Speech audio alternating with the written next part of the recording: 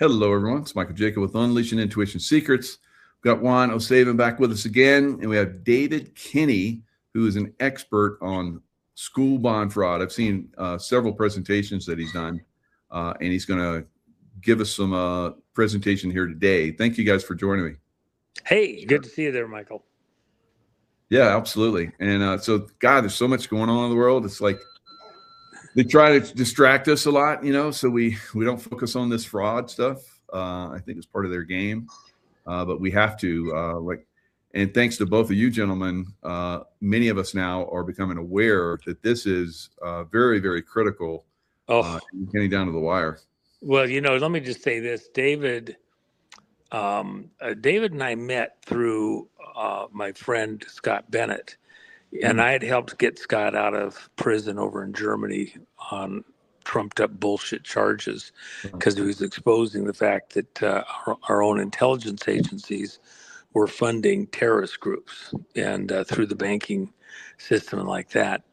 And so while he was free, and then he did stuff into Iran and into the Russian side of the Ukraine situation.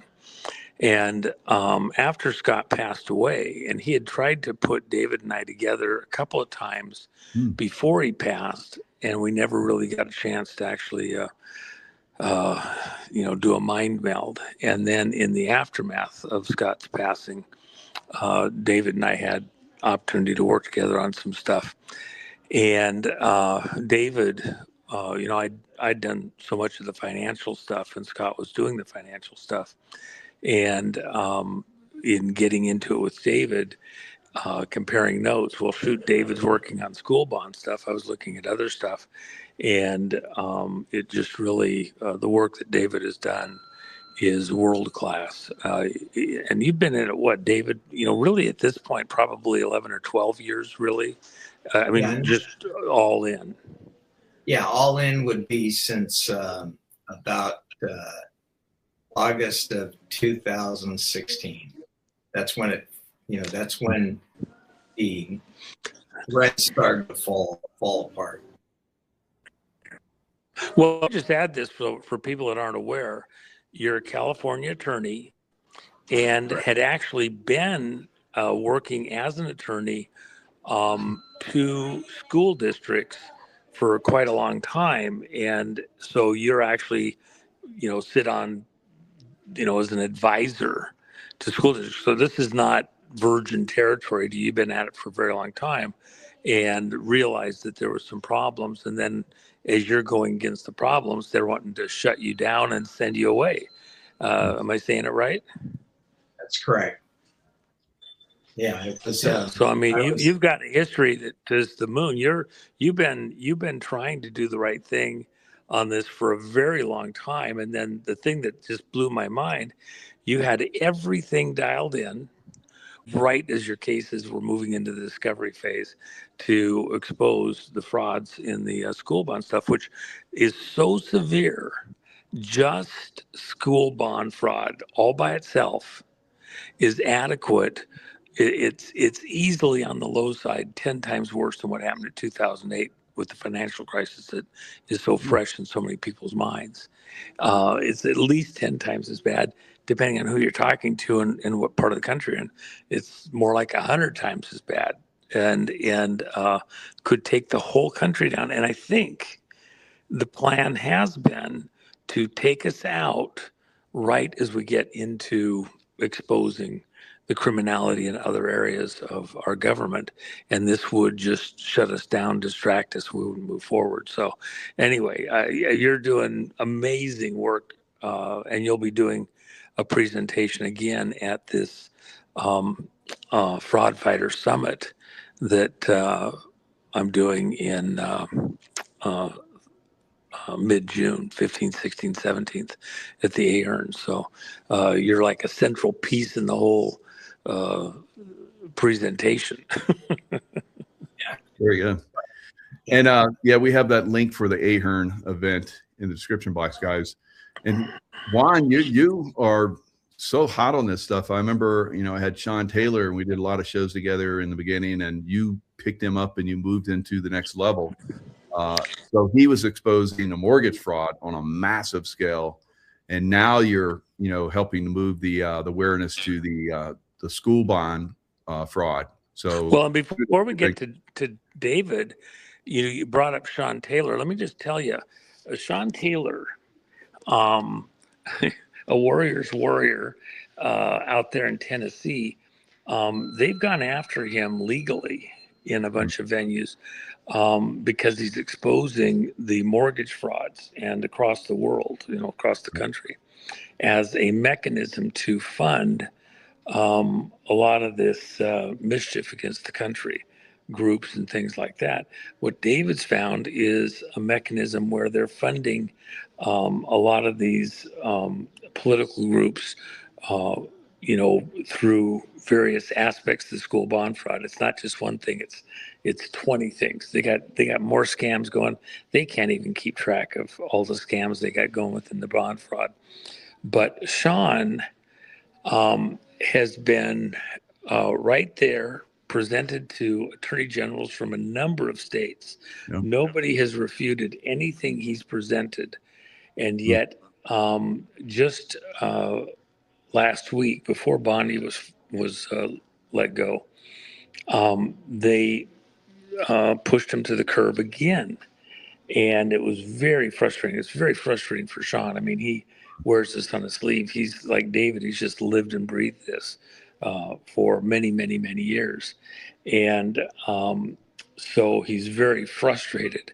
However, there's things that are happening even in the last few hours over at Department of Justice that are turning the corner again on new stuff, going after all these, you know, persons and operations that are fraudulent. In fact, here's how wild it's gotten over at Department of Justice.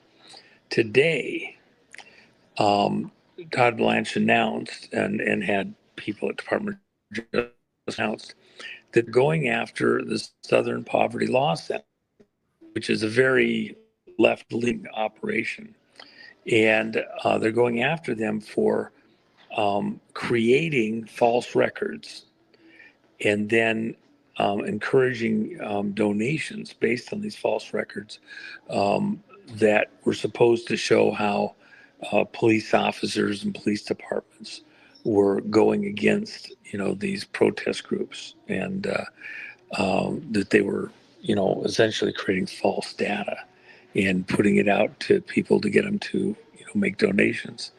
And so now they're going to go after them and prosecute them for essentially a type of racketeering where they were producing false histories and then promoting it to do their political stuff. So the tide's definitely turning over there since Bondi's left, and Todd Blanche is auditioning to try and be the permanent attorney general. I don't know if he can go far enough, hard enough, fast enough to make that happen. Peter Tickton wants the job too, but we'll see. Yeah. Yeah. So David, let's I'm gonna pull up that presentation, that information you sent me, and then we can go through that if you'd like. And folks need to understand. So David and I, because I have a very bizarre schedule, it doesn't follow any pattern. Even like this morning, I think it was 3:00 in the morning, David, and you had something new you uncovered. You're at this 24/7, just like the rest of us. You know, middle of the night, and I just found this. Wait! You're not going to believe it. Hold on. It's amazing. You're really in the thick of it, David. Yeah. So what you have up is the official statement for the Blue Lake Union Elementary School District, which is up in Humboldt County, California, up north, just south of Del Norte County. It's one of 32. I think it's about 32 districts in Humboldt County. So this is just a very small school district, and it's an elementary school district, so it has grades kindergarten through 6th grade. Could have them up to 8th, but I'm just giving you the basic background. So this is Blue And Lake by the way, Union David, just tell people, how many school districts are there in California? You have what, 54 or 58 counties, but how many school districts do you have in California? Yeah, there are 58 counties in California and approximately 940 different school districts. That includes elementary school districts, high school districts, and unified school districts, which are a combination of both. So there are 900. And you could have, and every one of them has the ability to try and float bonds, get taxpayers locked up into them. And you can have overlapping districts and bonds and everything. It's just insane. Yeah, so what's interesting about this, let me just kind of walk you through the basics. If you'll notice, it's almost a $2 million issuance. The second sentence on the first paragraph, not the upper paragraph, but under the date of delivery, it says the bonds were authorized at an election of the registered voters of the district held on June 8, 2010, which authorized the issuance of $2 million principal amount of general obligation bonds for the purpose of financing the addition and modernization of school facilities. So this is one issuance which has to be approved by voters. So what happens is basically a board of education gets together, produces a resolution. In that resolution, it proposes the measure that it's going to have the $2 million, and then that measure is put on the ballot, and then the voters get an opportunity to vote on it. If it passes, it gives the school board the authority to issue bonds up to $2 million. For example, this is Blue Lake Union Elementary School District for $2 million. The same process holds true for Los Angeles Unified School District when it runs a $9 million bond or a $9 billion bond, or for Long Beach Unified or for San Diego Unified. Bonds can be hugely, like 1.5 million to up to 9 billion. So this is a small district, but this is typical of some of the actions that have taken place in California. So they're issuing a $2 million bond. On the next page, you see the maturity schedule. You have the maturity schedule available? Yes. Okay. So you see here there are various components. You see there's $1,755,000 in current interest bonds. That's in the top section. And then the maturity schedule over the left from 2011, 2014, 15, 16, then go over to the right and you see 17, 18, 19, and 20. So there's about 130,000 of that 1,755,000, the current interest bond. On top of that, you have 1,625,000 in term bonds due out in 2047. So the serial bonds are the ones from 2011 through 2020, and the term bonds are those that are accruing interest and accruing value until August 1 of 2047. Now, underneath that, if you go back to the first page for a second,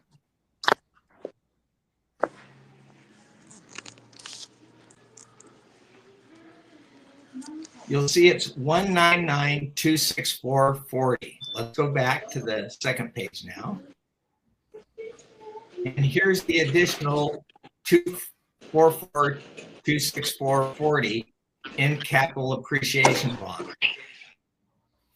Now, these capital appreciation bonds are going to be issued right after the official statement is published. The capital appreciation bonds were issued, and they're issued from 2021 through 2040. You'll see that on the left. Those are the maturity dates. It's going to be maturing. So we basically know that the bonds are running and accreting interest for 10 years before they even start maturing. The first one maturing in 2021.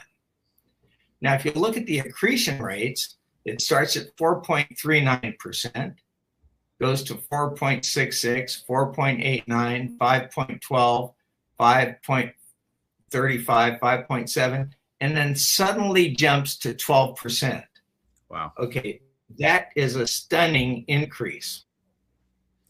So what happens is for $250,000, basically $244,000, $244,000, the district has to pay back over $1,820,000 30 years later, because this bond is taking place. I forget the date of it, but it's around 2009, 2010. And here it is coming due in 2040. The total amount would be $1,820,000, which is basically you're paying back the full amount that you borrowed at the beginning as a maturity value, not counting all the other money that's been paid back under the current interest bonds and the term bonds. So that means that the capital appreciation bonds are at a charge nearly 7 times more than the initial amount. And this is going all over the state of California. So this is where the fraud is, where they're upping the accretion rate, because normally a bondholder is going to get a certain amount. Who's getting all this other money?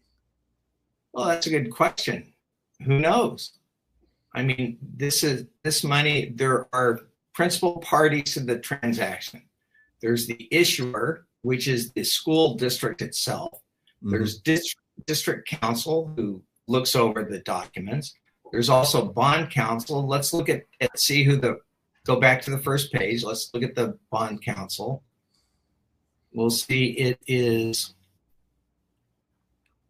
a little more up. It is, well, it doesn't, that's strange. It doesn't have bond counsel in here. It says San Diego, California Bond Counsel.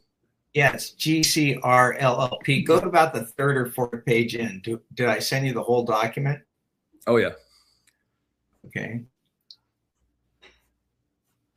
One more page. The masthead. Here it'll have the financial advisor, bond counsel and disclosure counsel, which is GCR LLP. I've never even seen that as a firm before for as a bond counsel or disclosure counsel. So the financial advisor is Caldwell Flores Winters Inc. and the treasurer tax collector is a paying agent. So whoever GCR LLP is, that's your bond counsel. So they're taking a look at it as bond counsel and disclosure counsel. And then you have the underwriter who's doing the deal, which is Stone and Youngberg in this instance. So that question should be directed to those entities, GCR LLC and Stone and Youngberg. Yeah, I was reading through this and I thought it was very interesting. The assured guarantee municipal corp makes no representation regarding the bonds or the advisability of investing in the bonds. In addition, AGM has not independently verified, makes no representation regarding, and does not accept any responsibility for the accuracy or completeness of this official statement or any information or disclosure contained herein or omitted herefrom, other than with respect to the accuracy of the information regarding AGM supplied by AGM and presented under the heading bond insurance. So it's basically they're disqualifying themselves for any accountability. Errors, errors, omissions, misrepresentations, correct. Yep, crazy. So this is a classic example of $254,000 purchasing bonds and getting paid back $1,820,000 30 years later. An unbelievable investment. It's crazy. And and this is going on all over California. They'll reissue them and add on to them and make more money come into them and all kind of crazy stuff, right? Yeah, there's I'm not going to speak for what the districts do. They know that better than I do. I mean, I know where to look, and I know what to examine and what to check on, but frequently, the money under Proposition 39 is required to be spent solely on capital projects, financing. The funds are for financing capital projects, buildings, facilities, and the like. So it's basically for infrastructure for the school districts, the housing of children. And the money is restricted for those uses. It's crazy. Yeah, I remember going to school, and we went to school in old buildings that had been there for decades and decades. Like some of them, like my parents went to. So it's kind of these buildings can last a long time, obviously, but they keep rebuilding and building on more. But the birth rate in America is way down, and there's basically a lot of people, especially in California, that are leaving California. So you don't have as many students as you used to. Yeah, you have a lot of declining enrollment taking place throughout the state. You also have an influx of new immigrants from all sorts of countries that have made their way into California, and you have a lot of expenses associated with teaching them English and basic skills, reading, mathematics, etc. So there are a lot of demands placed on the school districts, and I don't think all of this money is being directed toward facilities. No, definitely not. And new computer systems and all that, because they say that in the outline, what they're going to be spending it on. I'm like, okay, and you have like 287 students. You need $2 million for all these computers and everything. It's like, that's pretty suspect. Yeah, they had, in fact, LA Unified had a problem where they spent bond funds on computers. Bond funds are supposed to finance projects over 25 years at least. Under government code, bonds are issued with a lifetime expected or for up to 40 years. So whenever these bond funds are being used, the idea is the project's going to be 25-year project, 40-year project, or even longer. It could be, a stadium that could last for hundreds of years. But as the facilities are constructed, there need to be complete and accurate records. There needs to be a bond oversight committee. There should be auditing, performance and financial auditing taking place on an annual basis as required under Proposition 39. And I just don't think all of the districts are thoroughly familiar with the requirements of the Strict Accountability and Local School Bonds Construction Act of 2000. They're pervasive requirements. You have to be in compliance.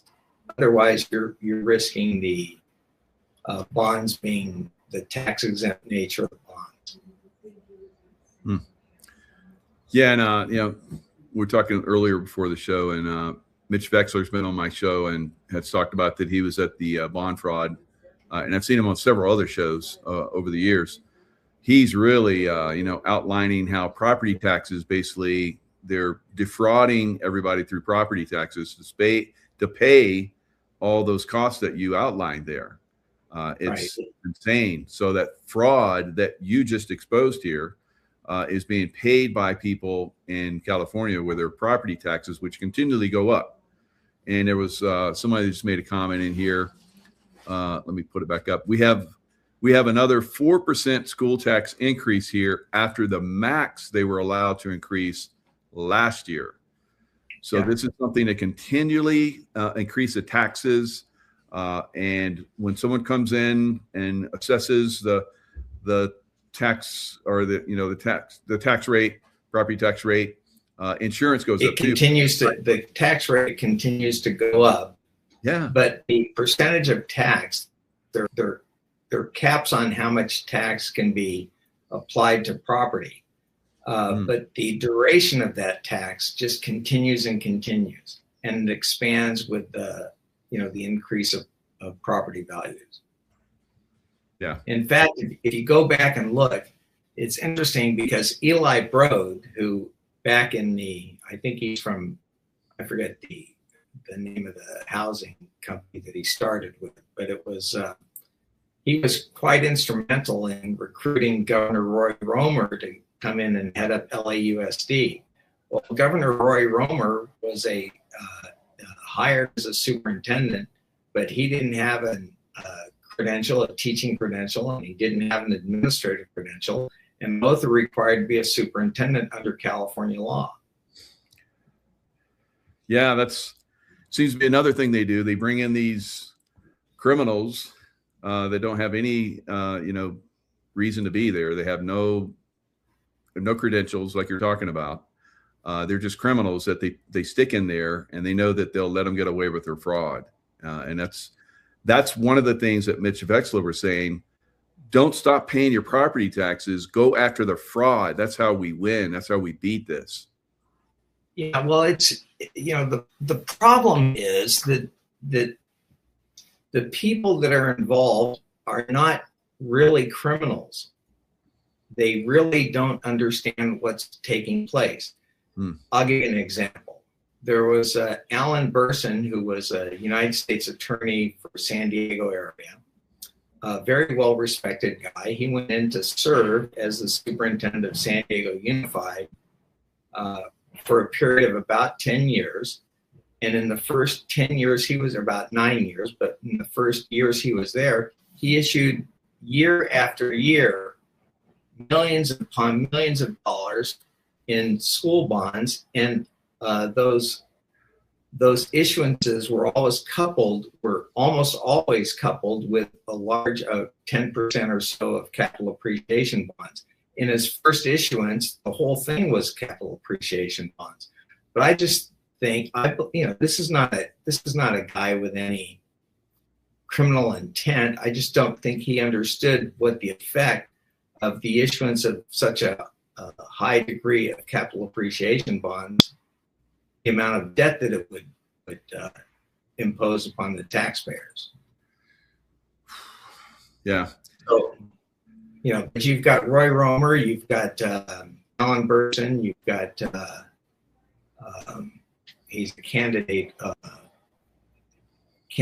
for Los Angeles mayor. Oh, Austin Butner, who's a billionaire who came in to head up LA Unified School District. He was in from, I think, 2018 through 2021, passed a $7.5 billion bond, approximately that number. And he didn't have a teaching credential. He didn't have an administrative credential. And he's in there running the district like it's a business. Wow. Crazy. And you were talking before the show, you were involved in this a little bit, but you had to get out because it was just so corrupt. You couldn't stand it. So that's kind of the way it is. So Juan, do you have any other, if you're still there, do you have any other thoughts on this? I guess we might have lost him. Looks like he dropped the phone. Yeah. So David, any other thoughts on this? Well, the only thing I would stress is that Proposition 39 requires a Citizens Bond Oversight Committee, which is supposed to be in place. They're supposed to be well trained. They're supposed to be educated on performance audits, on financial audits, so that that group can report anything that goes wrong in the expenditures of bond proceeds, so they can report it to the public. But in my experience, the citizens bond oversight committees are just filled with friendly appointees who just accept and sign off on the documents put in front of them. So it's very disturbing, because I don't think they're performing the duties that they're supposed to execute while in the position. So how do we defeat this? I mean, you had some ideas, but you weren't sure that you wanted to share those yet. What any thoughts? Citizen activity. What do you think? Well, the first thing, I mean, there's number one, the counties, I think, the 58 counties of the state of California have to be very adept at looking over the credentials of the people that are running the school districts. They should be experienced in education. They should have they should have earned a teaching credential. They should have also earned an administrative credential. They should have been in the process of administration of the school district for 5 to 10 to 15 years before they move into the positions where they can affect and impact the expenditures of the school district and the direction of the school district.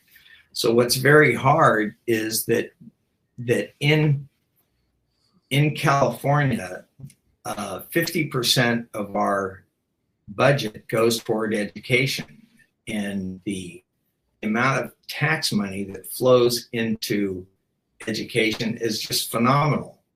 The most interesting aspect of this, from my perspective, is that people are forced to pay taxes to support education.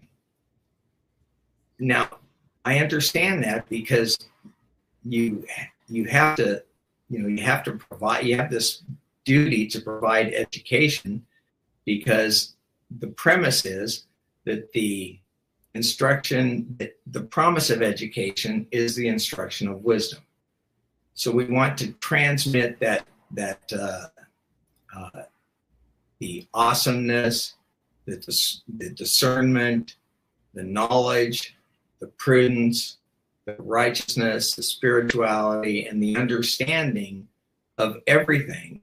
And if you advance reading, if you advance mathematics, if you have mentoring, then you're helping the students out there learn about their ethical values and about their personal obligations and about their personal conduct. And I just see the direction of education in the state of California going off the rails. I mean, it's just, it's just off the rails entirely. And it's very disturbing. It's very upsetting. And, the impact it has on people's lives is truly disruptive. I mean, I think it's just a shame. Yeah, definitely. So what do you think the end date for this is? Because a lot of people are saying we're close to the end now. What are your thoughts? Well, for California. Well, if Vice President Vance and his team get into California, I think they're going to be shocked at the nature and extent of the school bond fraud that has taken place. I believe that we're looking, the 2030s are going to be very difficult, because this window for the bonds was between 1993, when capital appreciation bonds were permitted, through 2014, January of 2014, where they were restricted. But the impact of those bonds issued between 1993 and 2014 involves just billions of dollars. And that's going to start hitting, and starting to hit now in the 2020s and the 2030s, because those bonds can be issued for between 1993 and 1998. They could be issued for as far out as 40 years. And from 1998 forward, for education bonds, they can be issued for up to 25 years. But in some exceptions, you can still go out 40 years. So the games that occurred between 1993 and 2013 are going to start hitting hard in the mid 30s and mid 40s, and it's just going to be, there's going to be hell to pay, to be honest with you. And I think it's just going to be it's going to make education a real luxury when it should be available to everyone for free. Yeah, definitely. All right. So Juanito, come in, Juanito. We'll just I don't know what happened to him, but we'll call it here. All right, David, any last thoughts on the bond fraud, school bond fraud? I know you've done several presentations. You've done it for Lewis Herm at Lewis Herm's event. That was fantastic, and you did it at the bond fraud in Vegas. Right. You're going to be there for the next one in June, mid-June. You're going to come in and bring in some more information. I mean, you just found this latest one. You're like, oh my God, here's another one. So, yeah. How many more before people wake up, do you think? I think it's going to come at a great personal cost. I believe that I have a friend of mine. I refer to him as Oppenheimer because he knows more about bonds than anybody on the planet, in my opinion. And we're both shocked at what we're finding. I mean, on a daily, weekly basis, we just keep finding more and more and more. And it's so disturbing because there are, like I said, there are 58 counties, 937 districts in the state of California. And we're not even talking about the community college districts, that operate under the same rules. So this is very alarming. It's very disturbing, and it's an opportunity to have our county office holders take hold of the problem and make sure that our superintendents have degrees, make sure they have credentials, make sure our teachers have degrees, make sure they have credentials, and let's keep education pointed in the right direction, transferring knowledge, wisdom, and understanding. Very good. All right, David. Thanks so much for coming in and sharing. Wish we had wanted to give a little bit more insight on this, but that's where we're at right now. So yeah, good. Thanks, everybody, and we'll see you guys next time. Thank you very much. Hello, Patriots. I'm at Restored Republic via a GCR update compiled by Judy Byington. U.S. military on high alert.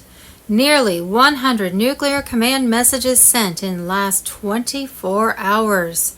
A doomsday plane patrols the Atlantic. EBS 10 days of darkness imminent. Worldwide blackout and lockdown. Stay indoors during 5-hour period each day.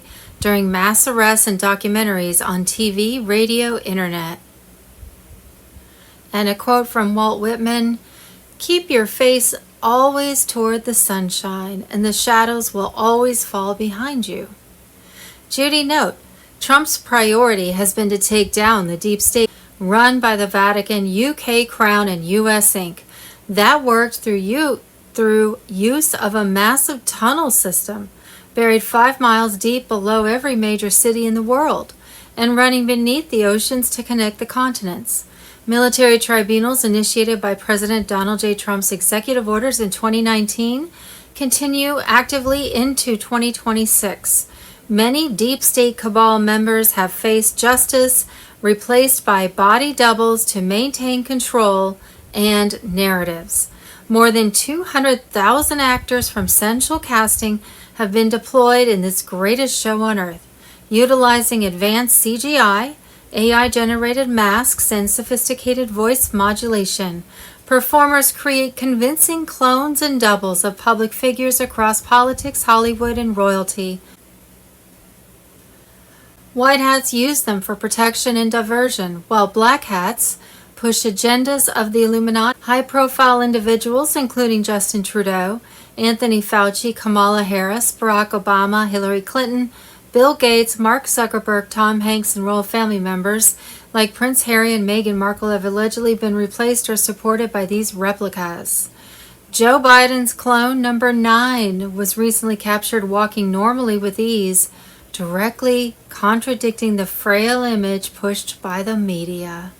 Recent EVS ever.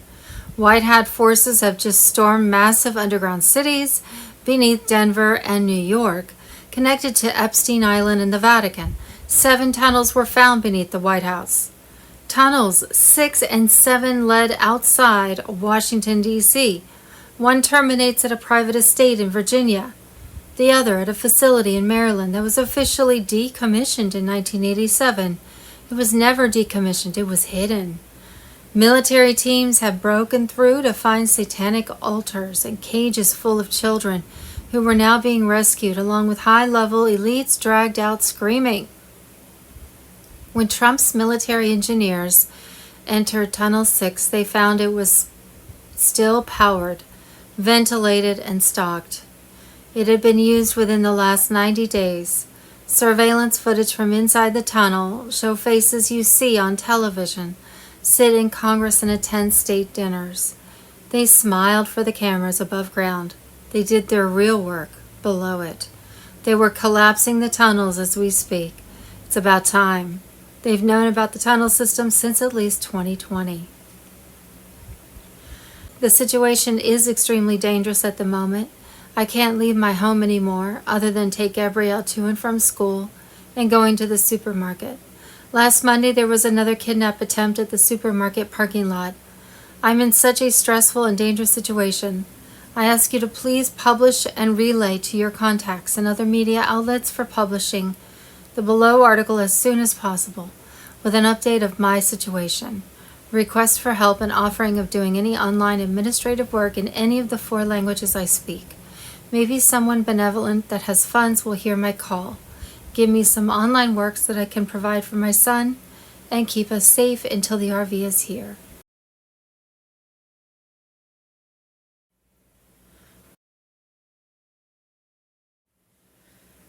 Epstein hearings, Gates testimony, June 10th, subpoenas issued before April 11th. Gold, $4,879, heading to $5,000. The old dollar's flatlining. QFS, 209 nations synced, waiting for the trigger date. Iran fired on ships today. The strait is closed again.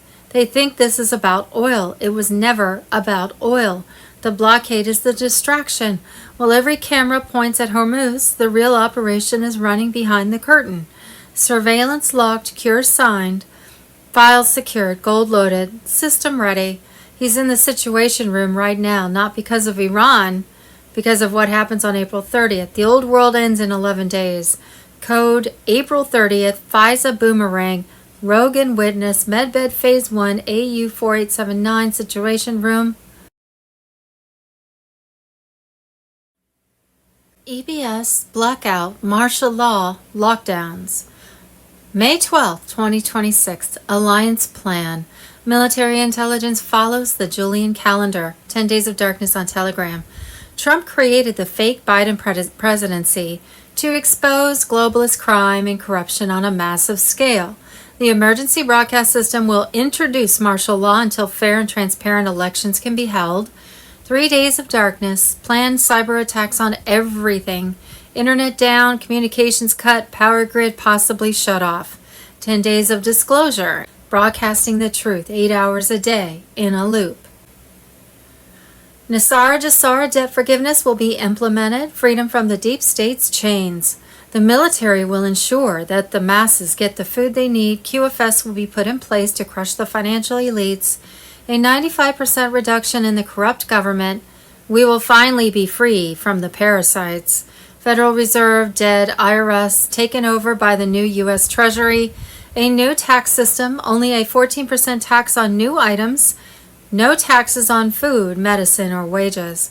Finally, real relief for the people. Maritime law will be thrown out, replaced by common law.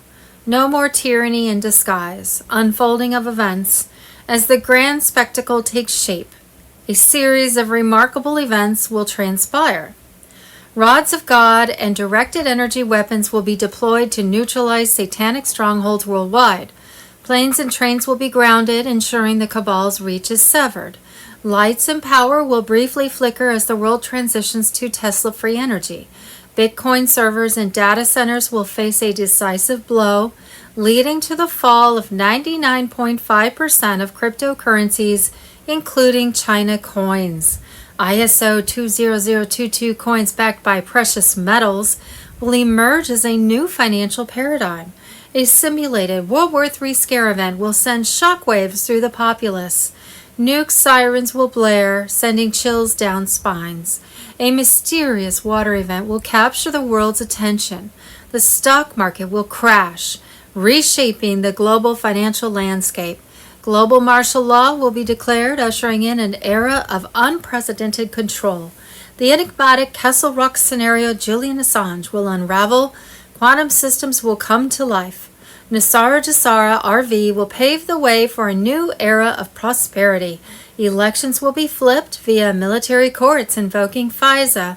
Military tribunals and confessions will broadcast over 10 intense 8-hour sessions. 10 countries will unite to activate the emergency broadcast system, covering the entire globe. A cascade of shocking truths will be unveiled. The long-awaited inauguration of Trump and Kennedy will be celebrated.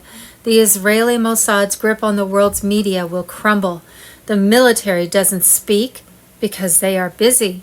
Their actions are determined by a quantum computer that takes into account all aspects of the international situation. No one really speaks except to encourage. Troops will be stationed in every country. Then comes the internet shutdown and 10 days of communication darkness. The military will then arrest everyone who has cooperated with the New World Order. In these days and nights, the deep state cabal will fall. We need 100% of the people indoors to see what the U.S. Army will broadcast to everyone in the world. It will be very painful, but we can no longer separate people. Pain is happening now. It had to happen. Sleeping sheep must also experience the pain. Now is the Great Awakening. Civilization will never be the same again. After the Great Fall, those who have not noticed the global collapse will wake up. It's time to wake up the sheep. It's actually far worse than you think.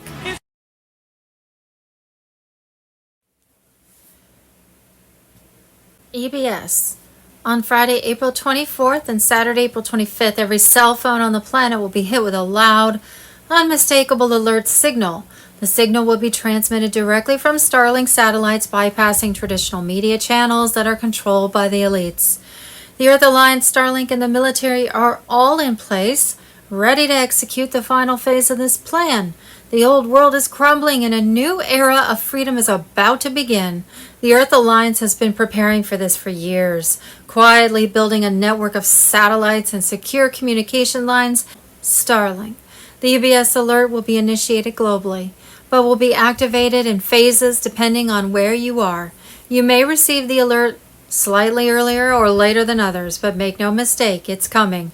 The goal of the phased rollout is to prevent the deep state from reacting too quickly and to catch them off guard. By the time the full alert is hit, every device on the planet, the Earth Alliance, will already be executing the next stages of their plan. The signal will be followed by a broadcast, an unfiltered message from the Earth Alliance led by Trump and the key military leaders. This broadcast will bypass the corrupt media, delivering real-time updates about the takedown of the deep state, the mass arrest, and the collapse of the corrupt financial system.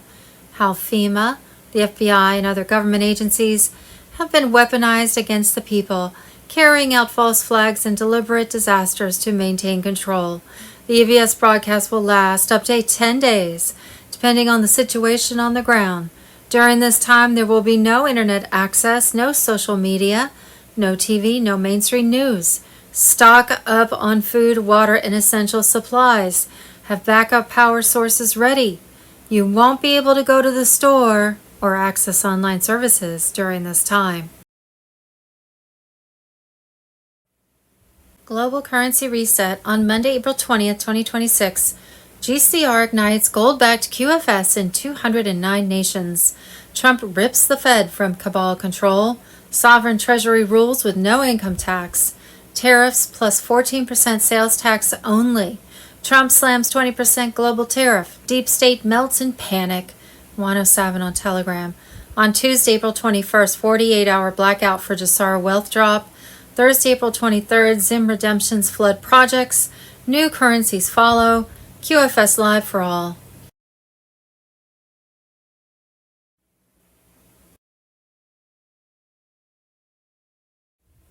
Monday, April 20th, Trump found 7 tunnels under the White House. For 200 years, every president was told the same thing. There are 2 emergency tunnels beneath the East Wing. Standard protocol, Mr. Poole 2.0 on Telegram. The first 2 were built in 1942 under Roosevelt. The other 5 were never on any blueprint, never in any briefing, never disclosed to any sitting president since their construction. Tunnel 3 connects to the White House to the Capitol, connects the White House to the Capitol building, 1.6 miles underground, built in 1953. Eisenhower didn't know about it, neither did Kennedy.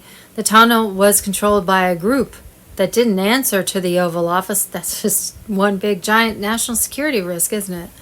Tunnel 4 runs directly to the Federal Reserve building, 0.8 miles, private rail system, still operational. That moved gold, documents, and people between the 2 buildings without surface detection. Tunnel 5 leads to an underground facility beneath the Smithsonian that has never appeared on any public record. What's stored there has been classified above top secret since 1961. Hey, maybe it's the giants they've been trying to hide, the skeletal giants that people found buried, and the Smithsonian scooped them up and they were never to be seen. Tunnel 6 and 7, the ones that made Trump's team go silent for 48 hours, led outside Washington, D.C. One terminates at a private estate in Virginia, the other at a facility in Maryland that was officially decommissioned in 1987. It was never decommissioned, it was hidden. When Trump's military engineers entered Tunnel 6, they found it was still powered, still ventilated, still locked. Someone had been using it within the last 90 days. The surveillance footage from inside the tunnel is now in the hands of military intelligence. The faces on that footage are faces you see on television, faces that sit in Congress, faces that attend state dinners. They smiled for the cameras above ground. They did their real work below it.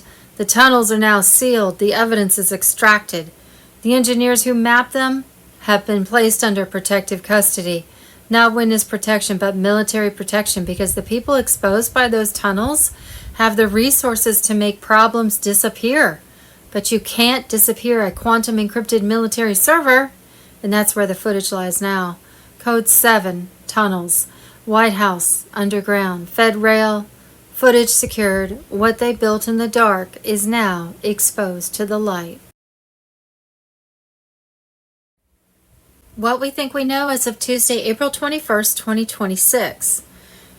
Monday, April 20th, Iran agreed to let the U.S. come in and take the nuclear dust, which is the enriched uranium.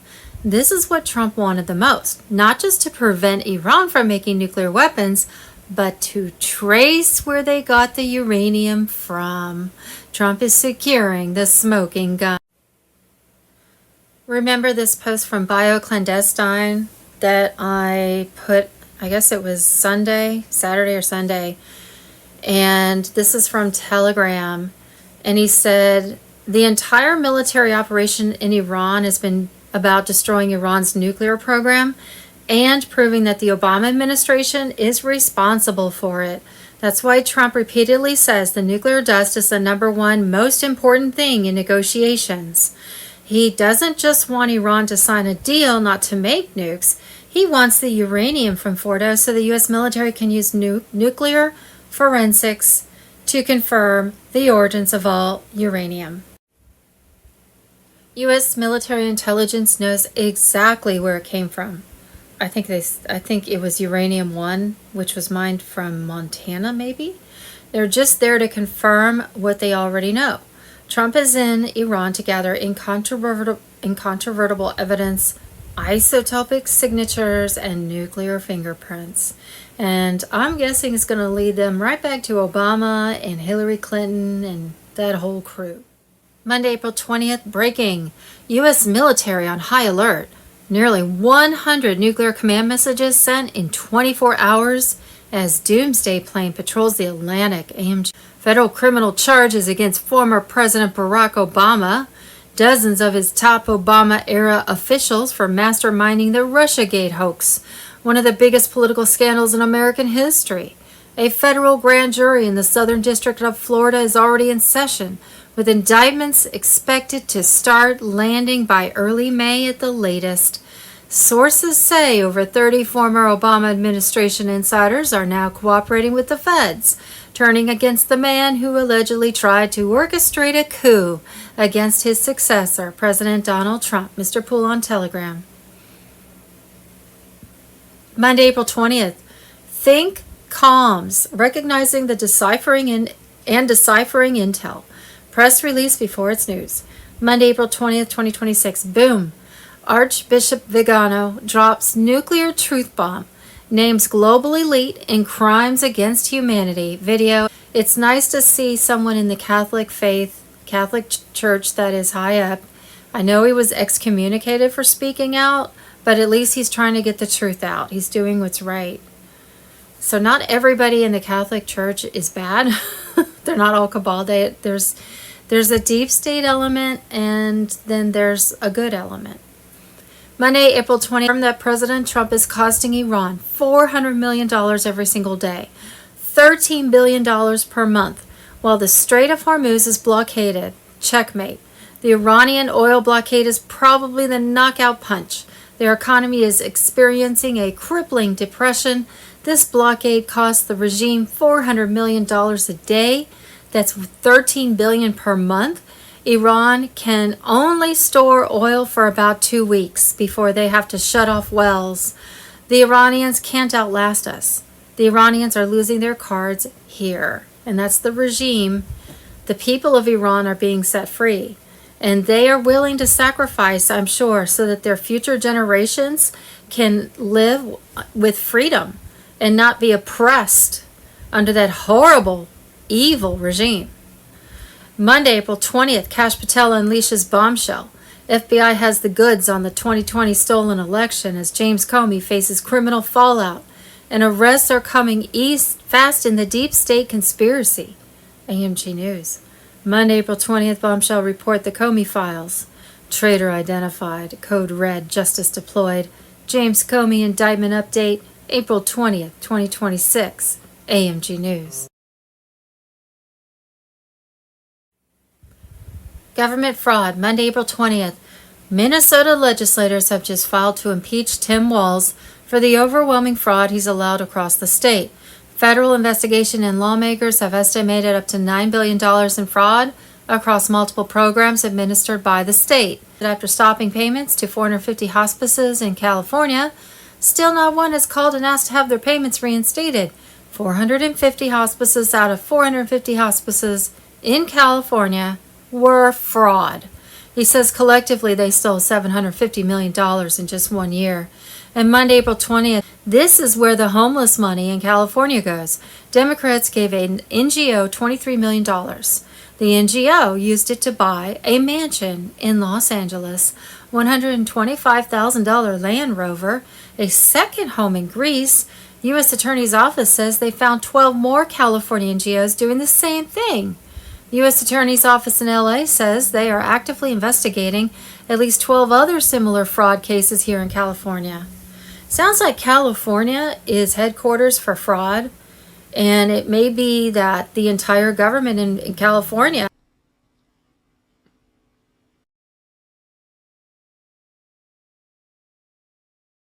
State's deception. Secretary Besson has made it clear that the scale of the fraud is enormous, pointing to systemic failures deliberately created during the previous Biden administration to allow billions to flow into the wrong hands. Fraud protections were stripped away, opening the floodgates for fraudsters and high-level insiders to exploit emergency programs. The money disappeared into black holes of corruption, possibly funding shadowy operations against the American people. Now, the Trump administration is fighting back with a powerful incentive program, offering up to 30% rewards for information leading to the recovery of these misappropriated funds. This empowers everyday citizens and whistleblowers to step forward and reclaim what was stolen. It is an all-hands-on-deck effort to protect taxpayer money and restore accountability after years of unchecked abuse. This money was brazenly stolen from hard-working Americans and must be returned. This crackdown signals that the free ride for criminals in the system is over. The administration is tracking down every dollar and bringing those responsible to justice. For canons and truth seekers, this is a clear sign that the Great Awakening is accelerating, set to surface. Patriots are encouraged to come forward with information, knowing they can be rewarded while striking a blow against the cabal. The hunt for the stolen billions is underway, and truth and justice will prevail. Expect major revelations in the coming weeks that will shake the corrupt establishment. President Trump and his team are draining the swamp, making America great again by holding the thieves accountable. The American people deserve restitution, and this program delivers it. Elite impunity is ending as truth shines on these crimes. This goes beyond recovering money. It restores faith and prevents future thefts. Rewards will open floodgates of information, leading to a cascade of exposures. Stay vigilant, patriots, as the plan unfolds with more victories against the deep state. The best is yet to come in this battle for the nation.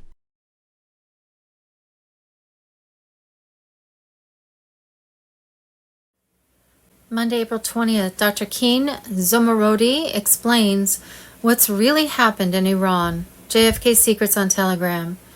You know, when you hear us Persians say that we've been foreign occupied by Islam, what we mean is genuinely the people that have taken us over. These guys are right here.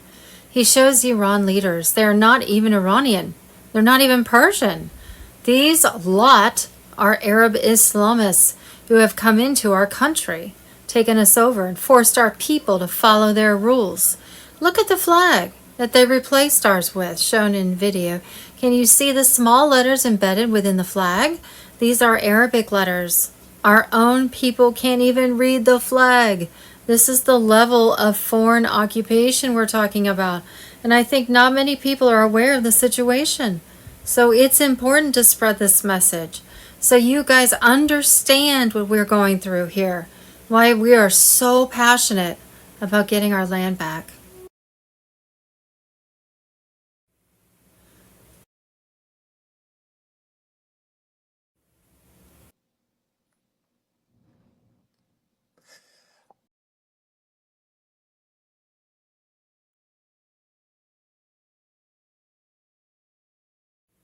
Monday, April 20th, his name was Nikola Tesla, the man who invented the future. Wireless energy, free power, technology that could not be metered, taxed, or sold. Mr. Poole, final chapter on Telegram. Tesla dies alone in room 3327 of the New Yorker hotel. Within 48 hours, the FBI seizes everything, every document, every blueprint, every notebook, every patent. They buried him. They stole his work. They erased his name from history. But they made one mistake. They called in one man to review the seized papers, a professor from MIT, an electrical engineer, the only person outside the government who saw what Tesla left behind. His name was Dr. John G. Trump, Donald Trump's uncle. The Trump family has held Tesla's secrets for 83 years. 3 generations, one bloodline, guarding the most dangerous knowledge on earth. Free energy, suppressed since 1943. Wireless power, patented and classified. Healing frequencies locked in black projects. Quantum technology. Monday, April 20th, the greatest show on earth. Alert, alert, alert. More than 200,000 actors from central casting using CGI, AI masks, and voice modulation were used in this movie. Emergency broadcast system on Telegram. In a stunning revelation shaking the foundations of perceived reality, more than 200,000 actors from central casting have been deployed in the greatest show on earth, utilizing advanced CGI, AI-generated masks, and sophisticated voice modulation. These performers create convincing clones and doubles of public figures across politics, Hollywood, and royalty. This massive deception blurs the lines between truth and illusion. fooling the public for far too long. Joe Biden's clone number 9 was recently captured walking normally with ease, directly contradicting the frail image pushed by the media.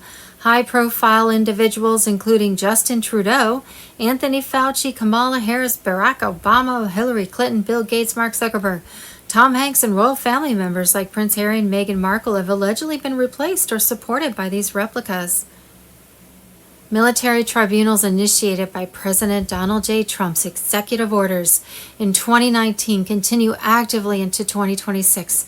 Many deep state cabal members have faced justice, replaced by body doubles to maintain control and narratives. White hats use them for protection and diversion, while black hats push agendas of the Illuminati and 13 bloodlines. Various types of entities are involved, from genetic clones developed in labs to synthetic beings made from organic materials, advanced organic robotoids, and skilled lookalikes enhanced with technology. Centralized operations, including those at Gitmo, show clones processed in identical environments, revealing a coordinated effort behind the scenes. Patriots and truth seekers must remain vigilant as the Great Awakening unfolds. Question the mainstream media and everything presented as fact.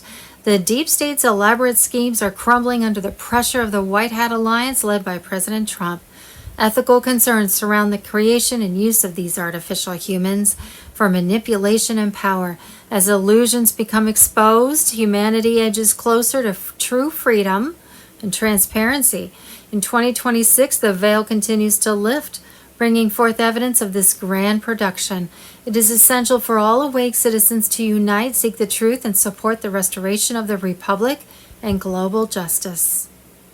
And just a side note, I hope going forward in the future, they will have ways for us to determine whether somebody's a clone or they are, in a mask or something, so that these kinds of things can't happen again. Satanic deep state banks and corporations failing, assets seized, fiat US dollar collapsing, global currency reset activated, and power shifting back to the people. Be prepared. Temporary martial law.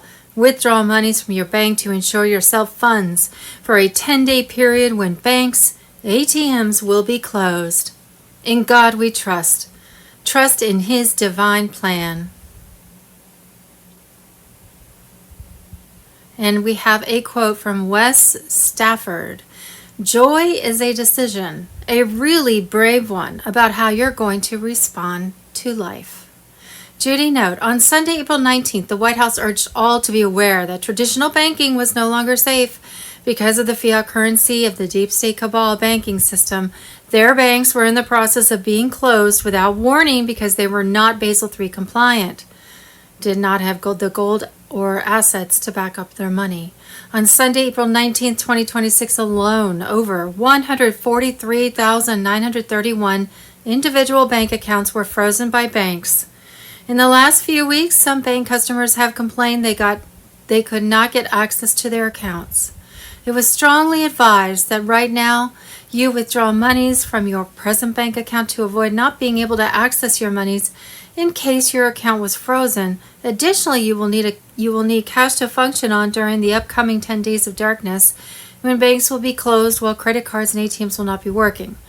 In a couple of weeks, citizens of all 209 countries that were part of the global currency reset would be called in to redemption centers in their country to set up their new money accounts, called wallets, on the new Starlink satellite system, where their present bank account balance has been mirrored.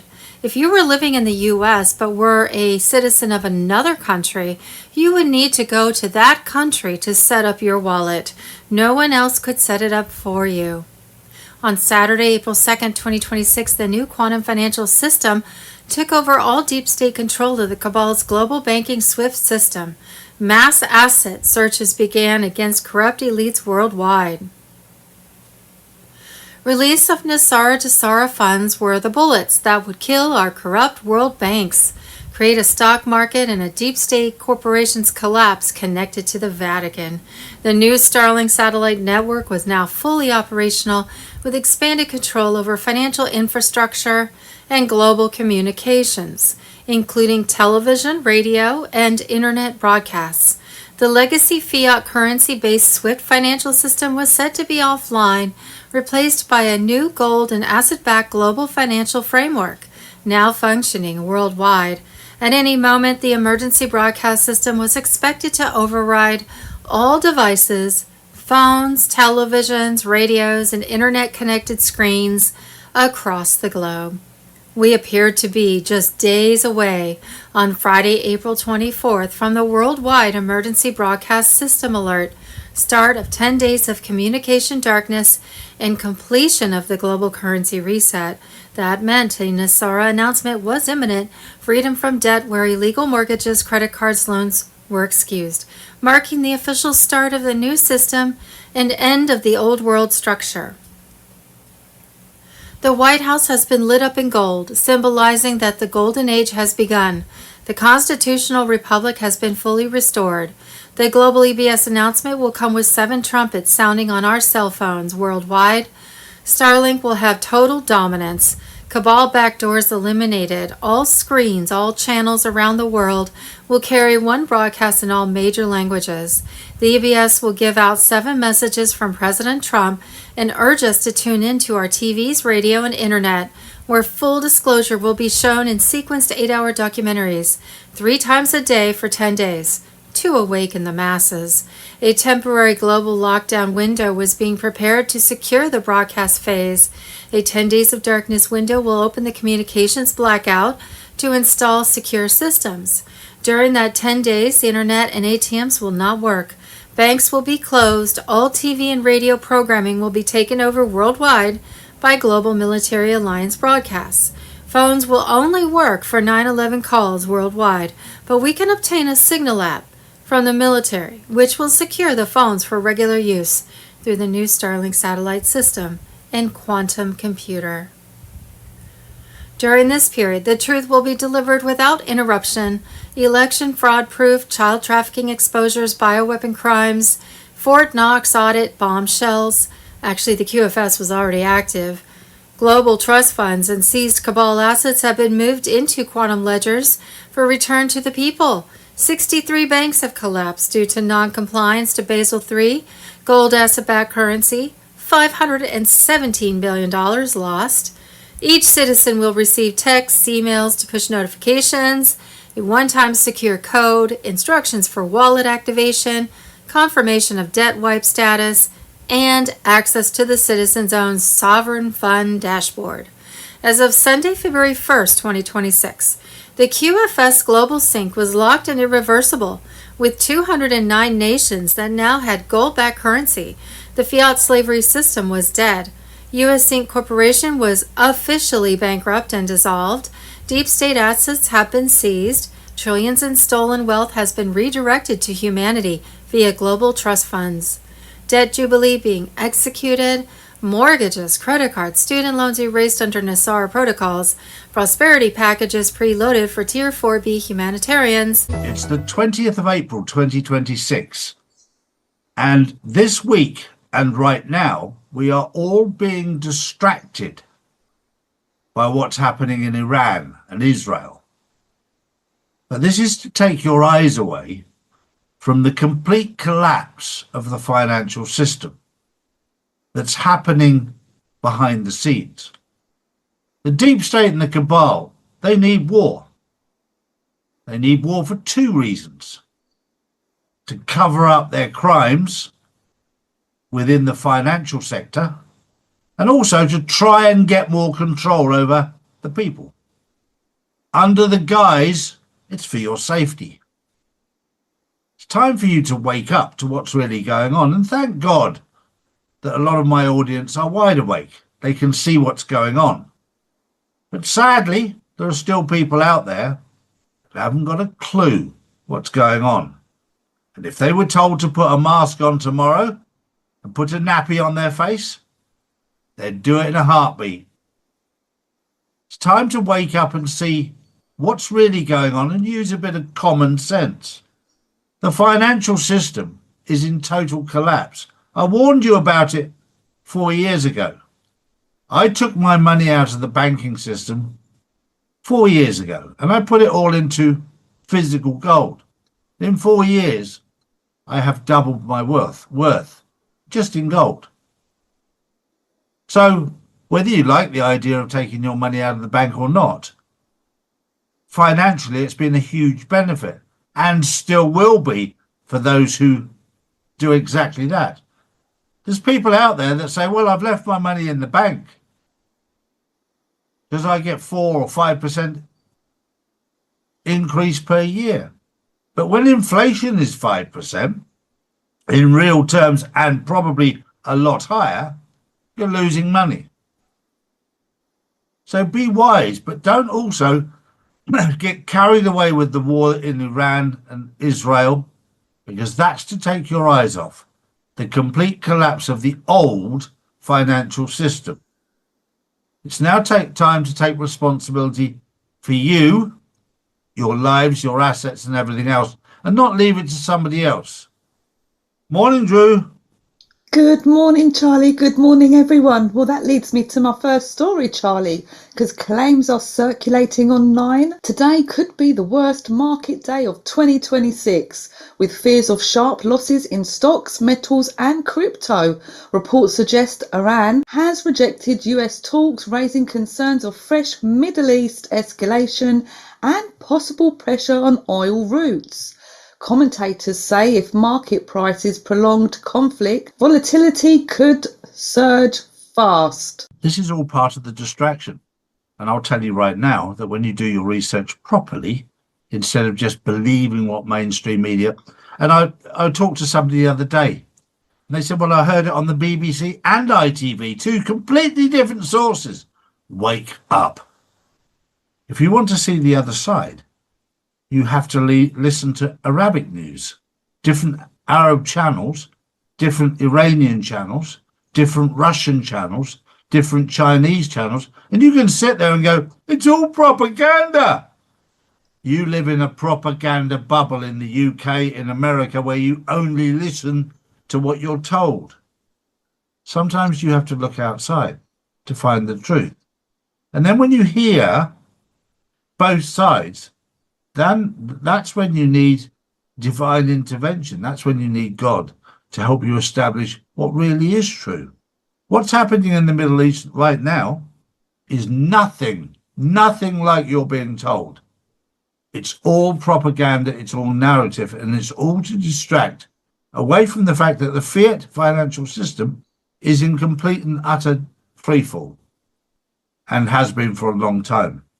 There's a lot of things that are changing. And remember, it doesn't change overnight, because this financial system has been in place since 1913. So it's going to take a lot of hard work to change it. Over 100 years of contamination and corruption is being exposed right now in plain sight. Drew. Claims are circulating that Keir Starmer will resign as UK Prime Minister today, with David Lammy as interim leader and a Labour contest to follow. Well, it would be a sharp reset for a government that promised stability. Britain's real problem, growth, migration, security. I don't think it's going to vanish with a new face. Do you, Charlie? No, it's certainly not. And this is all part of the exposure.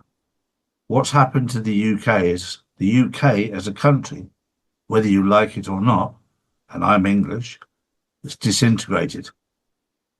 And that's because the people in control of it, doesn't matter if they're Labour or Conservative, they're all cheeks of the same backside. The whole country is in complete collapse. You're not safe anymore in the streets. It's a mess.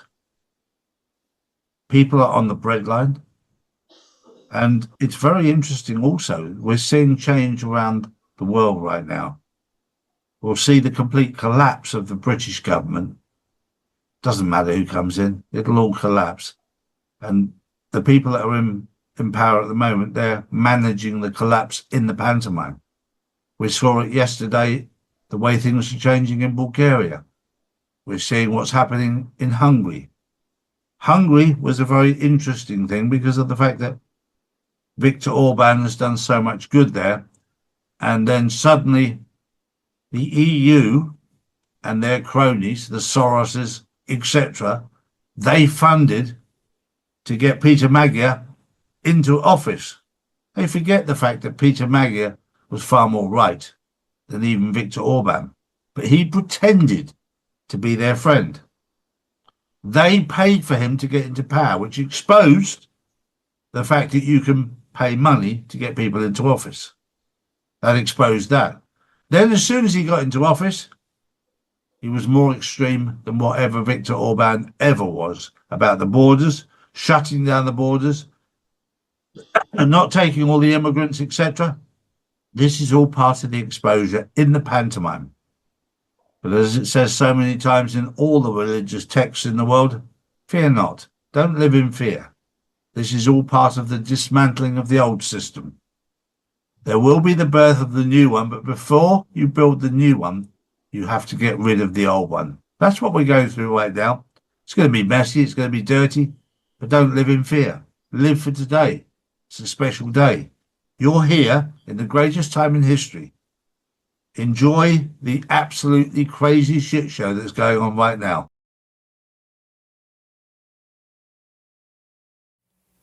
Global Currency Reset.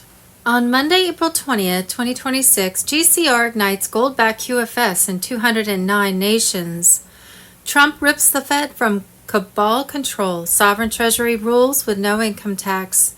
Tariffs plus 14% sales tax only. Trump slams 20% global tariff. Deep state melts in panic. 107 on Telegram. On Tuesday, April 21st, 2026, 48-hour blackout for Jasara Wealth drop. On Thursday, April 23rd, 2026, Zim redemptions flood projects. New currencies follow. QFS live for all.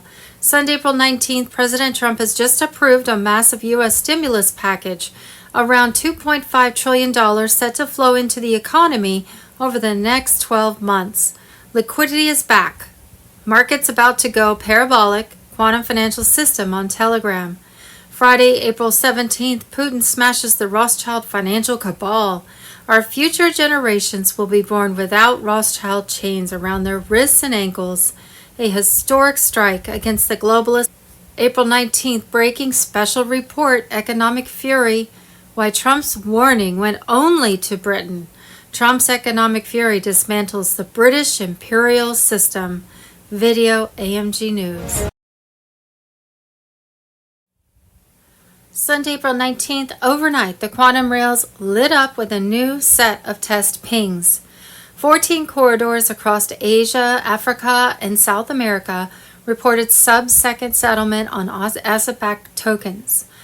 Independent auditors captured the ledger hash and confirmed it links to the same chain shown during last week's Paymaster demo. Nasara Jasara Trump on Telegram. Private inboxes are buzzing. If you received the green bar notification, that means your KYC file passed final reconciliation and your appointment slot will populate inside the SafeLink portal within 48 hours. Keep 2 devices charged and ready. The link opens only once per IP. Key signs the engine is warming up. Number 1, liquidity sink. Tier 1 banks just moved standby capital into mirrored escrow nodes. Backroom chatter says this is the go signal compliance teams have been waiting for.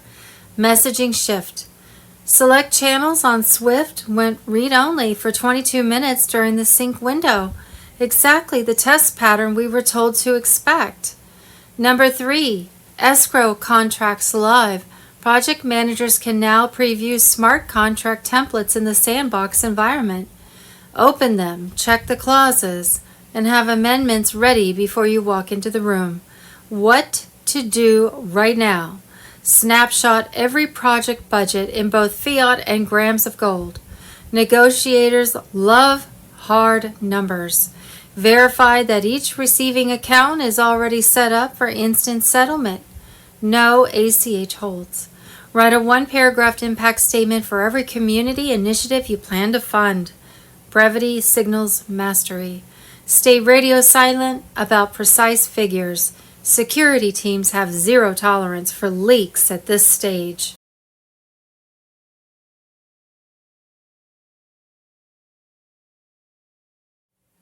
Guru Information and Intel, Sunday, April 19th. Well-known whistleblower Edward Snowden claimed the HAARP facility in Alaska that was said to be a scientific installation studying the ionosphere was really a device that could affect human systems on a level that leaves no trace, where outcomes appear natural and causes remain hidden, not chaos but precision, not noise but control. Ezra A. Cohen. Such systems would not just be used for physical outcomes, but for shaping thought, behavior, and credibility. Individuals could be influenced, discredited, or destabilized without ever understanding why. In such a world, truth becomes fragile and perception becomes weaponized. Snowden's name adds weight to these discussions because of his past revelations. The suggestion that classified documents exist, tied to high-level programs and defense networks, pushes this narrative into deeper territory, one where technology, secrecy, and power intersect. There are also claims that this system is not isolated, that it connects with broader infrastructure, communication networks, surveillance systems, and advanced research programs, forming a web that operates quietly in the background of everyday life.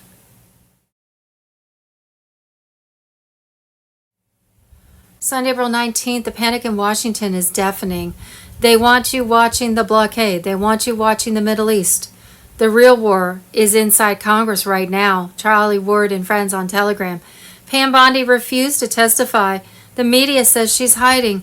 No, she's protecting the ledger. The Oversight Committee doesn't want truth. They want to know exactly what evidence the White House has so they can destroy it.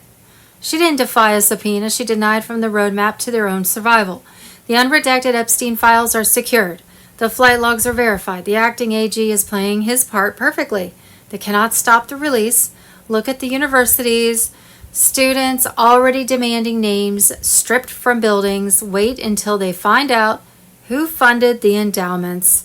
Watch the sudden resignations this week. Watch the private jets leaving D.C. The trap is fully closed. And remember, this is a side note. Juana Savin has always said that Pam Bondi was like a placeholder. She had to be put in that position. She had to get approved by, the cabal-owned Congress in order to get her in. And she would be a placeholder until later for the next phase of this operation.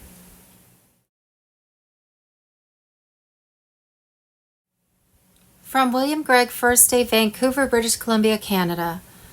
Veterans that know say that from April 2026 and beyond, Alliance military forces will be making arrests in 209 countries. In the U.S. election fraud, there were more than 1.5 million people involved. The little people at the polls get minimum of 10 years in jail. The leaders, 50 plus years, and if charged with treason against America, to remove a sitting president from office, the penalty is death. Gitmo is full, so we have to watch how this plays out here in Canada. It's hard to tell as the Alliance military makes the arrests at night. They've used 200,000 actors from central casting and clones. Since 2017, 7 to 8 million arrests. Many were executed before 2020. In 2021, there was a long list put out. Mostly European politicians and royalty arrested. Life in prison or death. It was the same thing for Hollywood. On January 21st, 2021, when VP Mike Pence did not hear the 50-plus complaints of U.S. 2020 election fraud and certified the vote, traitor, around 388 members of Congress were arrested. Remember, somebody handed him a gold coin? That's very telling. The green U.S. military prison buses were seen leaving the Capitol building. Three-star General Flynn knows where all the bodies are buried. You also have Admiral Rogers, who told President Trump that Obama and Hillary were spying on him. He is a major hero for doing that. JFK 35 is Q. President Trump is Q+, 45, 46, 47, with JFK Jr. as VP, a wartime president under the rules of war and continuity of government. In God we trust. We're still in a military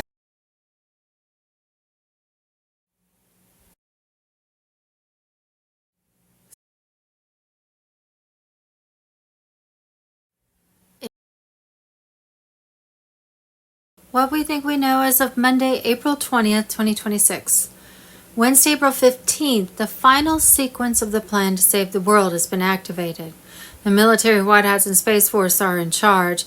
Expect EBS blackout, 10 days of darkness lockdowns. China and North Korea threaten to invade the U.S.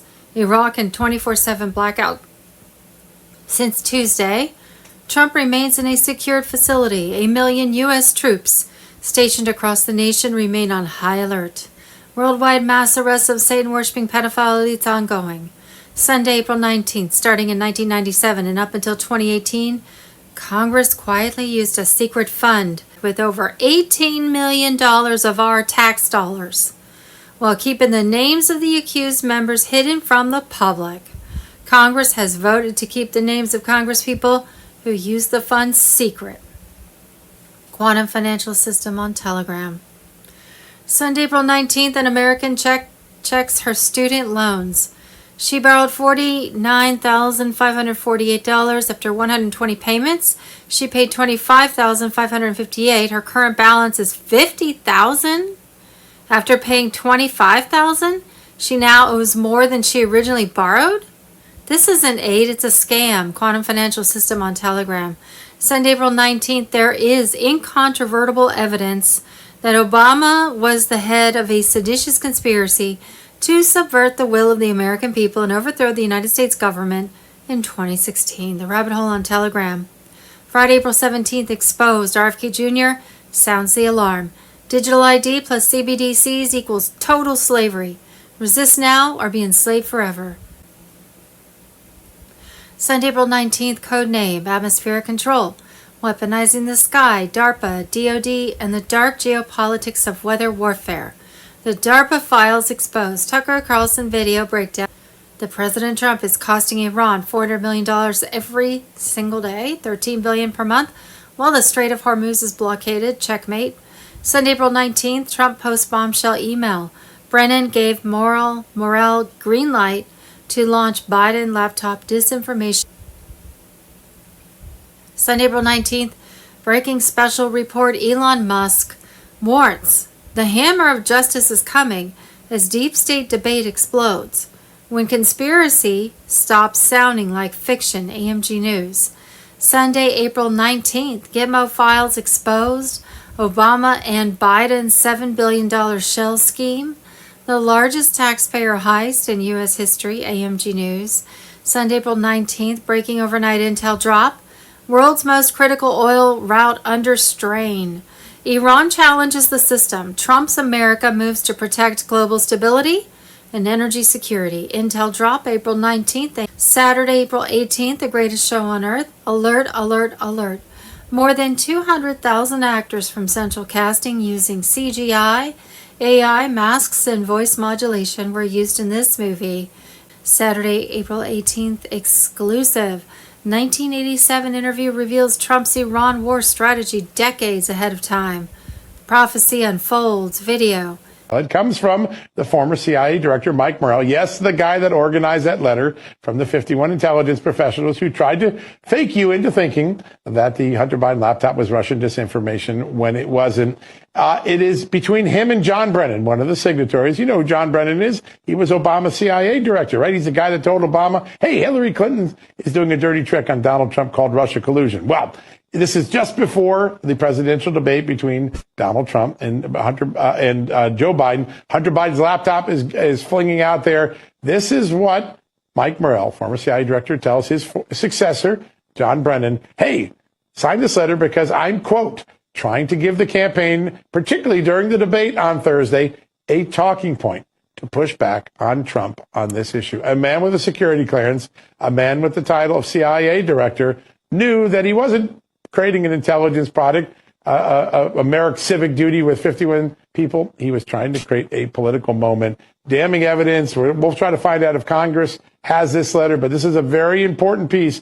It is the ultimate proof that what went out on that letter was a political dirty trick coordinated with the Biden campaign. I've got no evidence or facts to back that up. My feeling is, knowing what I know, because it has already collapsed and the speed we're moving at now, by comparison to 2021, 22, 23, I would suggest we're very, very close to seeing the public collapse. Jeffrey's asked, do you think the bond market will collapse too? Yeah, I do. I think it will all collapse. The bond market, the banking, the housing market, everything. And that's when I believe we'll get the 10 days of darkness to cover up the complete collapse of the banking. Wednesday the 15th, 2026. Watch the water. They sealed the strait, not for oil, not for war, for what is hidden beneath the water. Mr. Poole on Telegram. The gold reserves they moved in 2011, the servers they sank in 2019, the encrypted ledgers that hold every transaction the cabal ever made. The blockade is not keeping ships out, it's keeping evidence in. Sunday, April 19th, 2026, the retrieval begins. You were told to watch the water. The injustice of the justice system. Sunday, April 19th, Fox News. The Trump DOJ is dropping another bombshell. The Biden-Merrick Garland DOJ's weaponization more than doubled prison sentences for pro-life activists. It claims the Biden Justice Department, led by former Attorney General Merrick Garland, weaponized the law to target pro-life defendants and tried to give them longer prison sentences. And that includes the case of pro-life activist Mark Hook. The father of 7 was charged with obstructing access to an abortion clinic. A SWAT team of more than a dozen people raided his home, arresting him in front of his children. He faced up to 11 years in prison. A jury later acquitted him. Quantum Financial System on Telegram. Sunday, April 19th, guilty verdict. In Oregon, rainwater falling on your own land doesn't actually belong to you. Gary Harrington built 3 reservoirs on his 170-acre property to collect rainwater and snowmelt for fire protection. The state demanded he drain every drop. All water belongs to us. He refused. They hit him with 9 misdemeanors, jailed him for 30 days, fined him more than $15,000. This is government claiming ownership of the sky? What's next? Your air, your soil? Actually, yes. Quantum Financial System on Telegram. Breaking. Hillary Clinton in full panic as Weiner laptop files. Ready for public release secret emails, Obama contacts, payoff records, and dirty secrets exposed? Emergency broadcast system on Telegram. The Weiner laptop is the single most dangerous piece of evidence still in the shadows. Its full public release will end Hillary Clinton for good. As of April 2026, with President Trump back in the White House dismantling the old regime, the push to hide these files has become even more frantic. This device contains the full blueprint of the Clinton machine, including child trafficking networks, money laundering operations, Epstein, blackmail, and treason reaching the Obama Oval Office. It ties together every betrayal of the American people. Seized by the NYPD in 2016, investigators found thousands of Clinton emails, Huma Abedin's messages, and an insurance policy folder with compromise on politicians and elites. Comey and Lynch buried it to shield Clinton through the election. Trafficking evidence is central, with patterns matching Epstein activities and coordination through State Department channels during Clinton's time as Secretary of State and Foundation projects. Financial records detail pay-to-play with foreign funds routed through the Clinton Foundation and offshore accounts. Obama pseudonyms show his role in protecting the network from oversight. Huma Abedin served as the key note handling classified information and leverage strategies. The files expose efforts to undermine Trump via open borders, weak energy policies, and bad trade deals. References to cleanup protocol. Today in 2026, these files connect to the globalist fight against Trump's second term. The Epstein links fuel current lawfare and control pushes. Trump's DOJ stands ready to declassify the full archive. The documents link straight from 2016 scandals through Russia hoax impeachments 2020. Issues in all lawfare. The same networks still attack American sovereignty. Trump has always seen this fight as existential. His current administration is the cleanup phase. The Weiner laptop release will prove every America First policy counters the deep state betrayal. The archive was never meant to surface, serving as ultimate insurance for those viewing America as profit and citizens as expendable. The exposure draws near and cannot be stopped. Hillary Clinton, Huma Abedin, and all involved will finally face justice. The deep state racket collapses and the republic reclaims its sovereignty.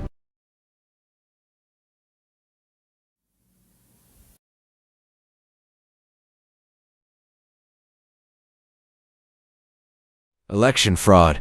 Sunday, the 19th of April, 2026. The most in-your-face evidence of election fraud caught at the State Farm Arena in GA.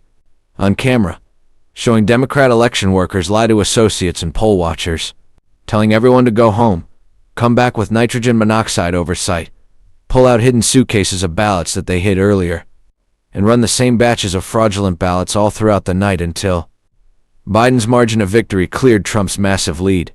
This same operation happened in numerous other swing states, some counting fraudulent ballots for days or weeks until Biden's lead was greater than Trump's. The 2020 election was stolen, and it was caught on camera. These cameras weren't for the election. They just happened to be there for security purposes from the State Farm Arena. Otherwise, we would have never caught this on camera. Gassara Nassara, on Telegram. Sunday, the 19th of April, 2026. CBS investigative journalist Catherine Harridge has gone public with explosive allegations. CBS executives deliberately buried the Hunter Biden laptop story and ordered her to wait until after the 2022 midterms to help the Democratic Party. Gassara Nassara on Telegram. Sun, the 19th of April, 2026. Before the 2020 election, USB keys and a laptop were stolen from a PA election warehouse, which grants full admin access and compromises the entire election. Trump led PA by 800K votes when counting stopped. Biden then won the state by 60K votes. Guess what county gave Biden the 60K vote win? The same PA county that the USB keys and a laptop were stolen from. There are no coincidences. Quantum Financial System on Telegram. Sunday, the 19th of April, 2026. After a 68% error rate with mail-in ballots was found in the Michigan 2020 election, a forensic audit of Dominion voting machines by election experts was performed.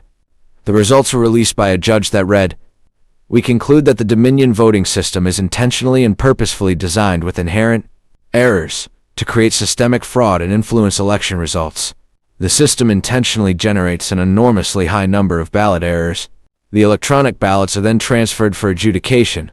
The intentional errors lead to bulk adjudication of ballots with no oversight, no transparency, and no audit trail. This leads to voter or election fraud. Based on our study, we conclude that the Dominion voting system should not be used in Michigan. We further conclude that the results of Antrim County should not have been certified." The rabbit hole on Telegram. Sun, the 19th of April, 2026. Servers connected to SCYTL in foreign countries were seized in Germany, which contained U.S. voting data and raw data of algorithms that showed how thousands of votes were switched from Trump to Biden within seconds during the 2020 election. Why is U.S. election data leaving the country in the first place when they know for a fact that it can be altered as soon as it's connected to the internet? What we thought we knew, but it didn't really know, and now am supposed to know, but don't have a clue.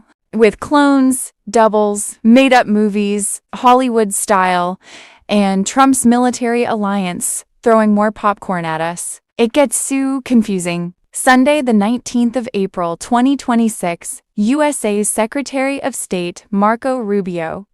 I don't care what the UN says. The UN is a corrupted disaster that puts third world dictators on human rights councils and promotes the replacement of white people. Sunday, the 19th of April, 2026. Obama dropped more bombs than any other president, a total of 92,000 plus from 2009 to 2016.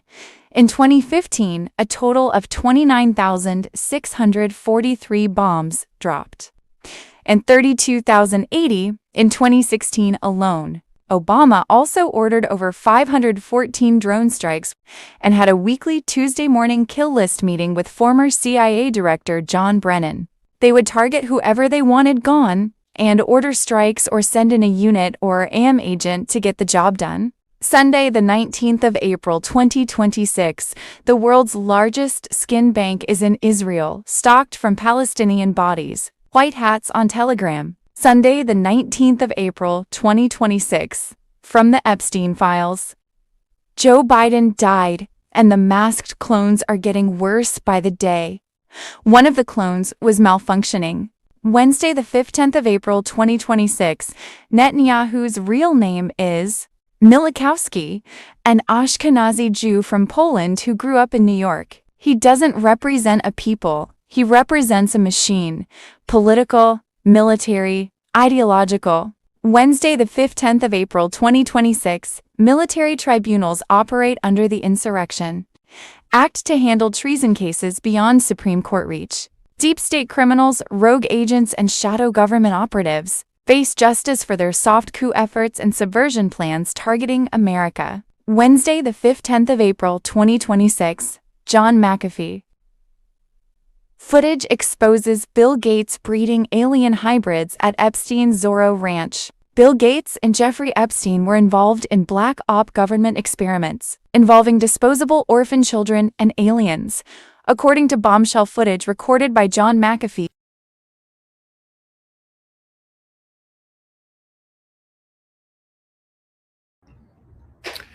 Hello, everyone. It's Michael Jacob with Unleashing Intuition Secrets. President Trump will be the first president to broadcast reading of the Bible from the White House. What is the intention here? So he's reading. I'll go over some of it here in a minute, but it sounds like he's bringing America back to God. All right, on the eve of taking down Iran, the corrupt government of Iran. So we have 3 carrier strike groups, 2 Marine expeditionary units, and a host of other aircraft from all over the area. All right. So Middle East, everyone, who knows how many special forces units are, combined there. Trump has talked about bringing out Italian troops that we have in Italy and Spain and France. Is he going to send them home, or is he going to send them to the Middle East? All right. So this is a pretty monumental, event in history. One of the things that is biblical, going all the way back to biblical times, because Solomon was talking about how he had rebuilt the temple. And that was, or had built the temple. That was the first temple to God. And then the second temple was basically came about because of Cyrus the Great, who was Persian, who basically freed the Israelites from Babylon and helped them rebuild the second temple. So will there be a third temple? Why not? Right? So why not? And if we're going to make a third temple, I want to go visit it. So because I think it's part of the reason, some of the stuff that we've been putting out is going to be the reason why. But there's going to be a lot of people going to get all in a huff that we're just a puppet of Israel and blah blah blah. Right? So critical thinking is great. Basically questioning everything is great. So I don't have a problem with people that, are saying that they can't, go along with this, can't go along with the Artemis 2 and all the stuff.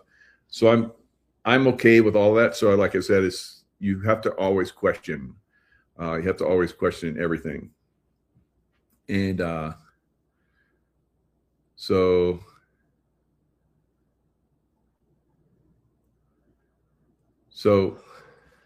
look more into that. Yeah. Because we're looking at a suicide at David Wilcox's house. So that would be very sad if David Wilcox is gone or was taken out. So we're looking into that. Breaking news, I guess. So to be heads up, because a lot of people during this time frame are not going to go all the way, and we're not. And who knows? Maybe David Wilcock decided, yeah, I'm done here on Earth. Send me to another planet, right? And just fake my death. I don't care. So I don't know, or even if he's deceased. So we're just getting that. So don't jump to conclusions yet. So very, very crazy times. He's part of the disclosure, truth movement, and so forth. We know that a lot of it, well, I can tell you that a lot of us in this movement have been, targeted. A lot of people aren't here on Earth anymore, or wherever they're at, not here on Earth in this vibrational frequency, but maybe on another planet. I don't know. So it is pretty crazy out there. All right. So Trump, is he or is he not going to start this war? All right.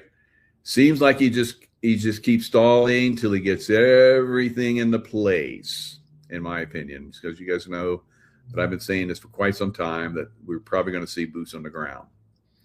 All right. So Trump earlier said that he expects to be bombing Iran if no deal is reached. So then there's a ceasefire update. Right. So ceasefire update. We're basically moving. So Trump has just came out just before David Wilcock suicided his place, but just before that, he came out and said, we're going to extend the deadline. It's like, why? Right. So he can have his reading today. And I guess there's 7 days of readings, 7 days of biblical readings. I saw something about that. So Vice President Vance was supposed to travel to the Middle East, to Islamabad again, and do some more negotiating. And he was held back. Right. He decided not to go. So that was making everybody think that, this thing's deteriorating. And then Trump throws out there, well, we're extending the deadline because there's so many crazy things are going on right now. And we can't find any leadership in Iran to make a decision. So that's just pretty crazy. So Vance, like I said, was supposed to travel to Islamabad, Pakistan. Spent a lot of time there. It's the Pakis, right? They basically are, running the military of Saudi Arabia. And Saudi Arabia has an agreement, and Pakistan have an agreement together that they would support each other militarily. Well, Saudi Arabia is not really supporting Pakistan because the Pakistanis run their military, right? Because they're all a bunch of rich boys, and they don't work. They bring in Filipinos to build their buildings and towers and roads and whatever, and they bring in Pakistanis to run their military, right? So they're rich. We made them rich, right? The world made them rich through buying their oil, and now it's turning around because America is the #1 oil exporter. Does that mean that I won't have to work anymore? Or any more Americans, we won't have to work anymore? That sounds pretty cool. Not really. I like working, actually. I like to, achieve my success through merit, not through sitting around and having somebody just feed me grapes and, fan me. All right. I don't like that. Get out of here. So, all right. So it's kind of up in the air. It's kind of up in the air, what's going to happen here. With all of the military that's there now. It's, we did the same thing in Venezuela. We just put all those forces down there and squeeze and squeeze and squeeze, and bam, hit them. Right. So that's probably what's going to happen here. We're just going to squeeze, squeeze, squeeze, and then slam them. All right. So whatever happens, that group that's running Iran, they can't stay there, right? They're not going to be able to stay there. They're deep state puppets. The deep state's being defeated all over the world. You look at France. France really, they haven't had any fighters since Napoleon. Right? The Germans came in and spanked them in 2 world wars. They don't have any military now. Their people, basically, if they're 13 years old, they want the state to take care of them. Right? So they don't work anymore. They have more holidays, more time off, more retirement pay than anybody else in the world by far. And they're bringing in all these illegal aliens, and their cathedrals are being burned all over the place, and mosques are going up. it's like we're seeing, the replacement of the French. So that they're, no military, the people don't work, and they're bringing in, illegal aliens. So bye-bye France. Now, Donald Trump has talked about, bringing out military forces from Europe, from NATO, because they won't even let us do the work that they need us to do, as far as like freeing them from, the freeing up the oil, because they need it. We don't need it, and they're buying our oil, and we're getting rich, and they aren't, right? And in fact, they're buying Russian oil. And Russian oil is basically funding the Russian military, right? And they've been sending all this money, billions and billions of euros, and military equipment. They don't have any military equipment left because they sent it all to Ukraine, and Russia blew it all up. So there's nothing left of the military forces in Europe. So when Russia's done with Ukraine, they're just going to just keep going, take down the rest of Europe. I'm just kidding, but maybe not. Right. So if you're in Europe, now I put this out like 6 years ago for people in Canada. I said, you better get out of Canada. Right now, I'm saying the same thing now for Europe. If you're in Europe and you can get the hell out of Europe, you better get the hell out of Europe. Right. They're going to try and start a war with Russia. They're gearing up for it. They don't, like I said, they don't have any military equipment. They don't have any military fighting men anymore. They're all like, running away. If you're in Germany, they're requiring you, if you're going to leave for 3 months, to let them know, because if you're a military aged male, they want to know if you're leaving, and they're keeping tabs on you when you're coming back. Now, in all across Europe, Ukrainians fled Ukraine, conscientious objectors, kind of like the Vietnam War, where Americans fled to Canada, right? And lived out. I probably still living up there, probably second generation Americans that didn't want to fight in the Vietnam War, are still living up there. I remember there was a time where a lot of those people wanted to come back, and they're trying to get, don't throw us in jail. What is that when you get they won't throw you in jail? It's like some kind of not compensation, but compens that you won't be jailed. I think that's what they did. They tried to get that. I think they may have gotten that. So maybe a lot of those guys that had went up there and hid out in Canada did come back, but I don't know. All right. So now all the Ukrainians that fled are being sent back. I think I saw somewhere it was like 50 or 63,000 Ukrainians are being sent back to the Slaughterfest on the Russian front. Right? So the bad Germans during the Second World War, if they didn't follow orders, or if they got out of line, got too smart for their pants or whatever, they were sent to the Russian front, and that was the end of them. Right. So, and now Germany, I saw this one report where this guy was talking about how since for the last 6 years, their Social Security and their entitlements, as far as like, healthcare and so forth, has gone up, like doubled or tripled, and they're having to pay upwards of 75% of their earnings to tax. Right. It's like you're not even earning anything at that point, because to run your business, it takes money. If you have employees, you got to pay them. And then if you earn any money, you got to pay 75% of that goes to Germany. People are leaving Europe. Right. And they left Canada. So I guess some people listen to me.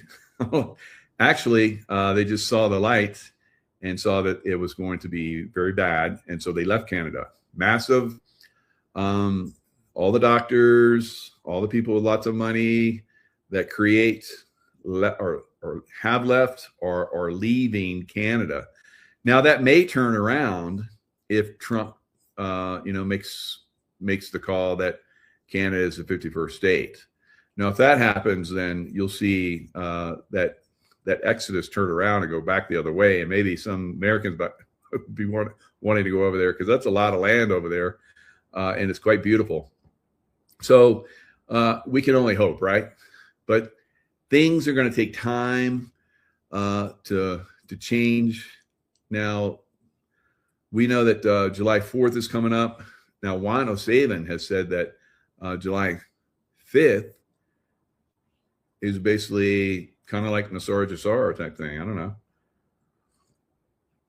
He's coming on today at 6 or 5 in a couple of hours, so we'll talk to him about that. And I want to jump on here and do this show a little early so we could go over and see President Trump read from the Bible from the White House. It's gonna be kind of cool. All right, so Trump says he extends the ceasefire in Iran, citing seriously fractured Iranian government. Seriously fractured, right? It's like no one can make a decision. And when Trump was like, going off, and he was like, praise be to Allah in one of his posts or something crazy. And you're all going to hell, and, F you guys, and all kind of, it was just like, what? And of course, all of the Tucker Carlson and all the crazies just lost their minds on all of that. And that was to expose them, because they're infiltrators. And now that they're being exposed, we can basically, not follow them anymore, right? Candace Owens and just all those cray-crays, right? So no mas watching any of them ever again. The only time I would watch them is if someone's basically they're in front of a group that's basically asking them why they did that, and maybe sending them off to a little gulag somewhere. I don't know. So, all right, U.S. has deployed 2 Marine amphibious ready groups to the Middle East. USS Boxer, USS Tripoli, which carry thousands of Marines and support aircraft. So each one of those has upwards of 2,500 to 2,200. The Tripoli has 2,200. The Boxer has 2,500. That's a lot of kick-ass right there. I wouldn't want that near my shores, right? So just 1 Marine amphibious group is bad enough, but you got 2, what? And 3 aircraft carriers. Hello. So you guys still don't want to negotiate? But he's giving them every chance, and he's showing the world that he's giving them every chance.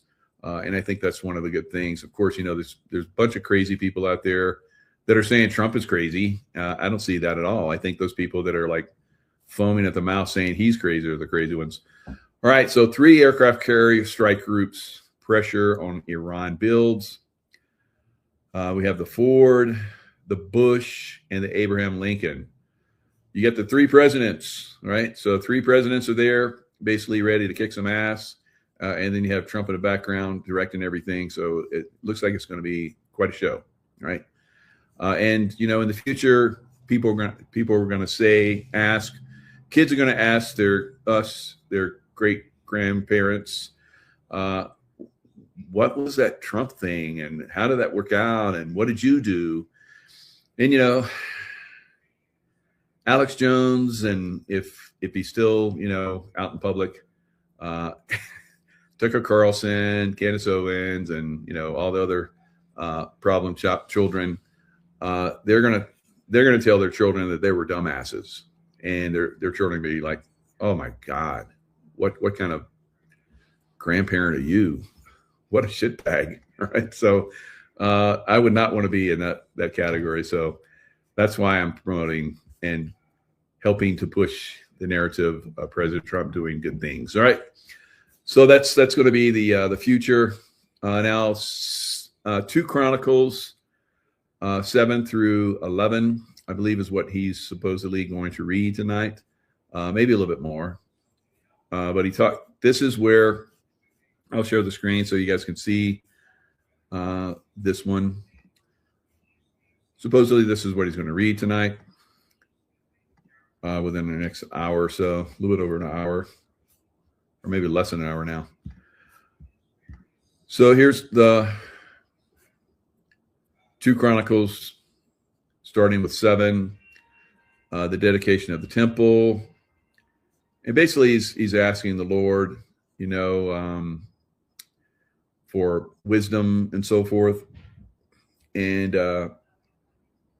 he's got the Levites and the priests blowing their trumpets, and they're doing 7 days of sacrifice. Right? So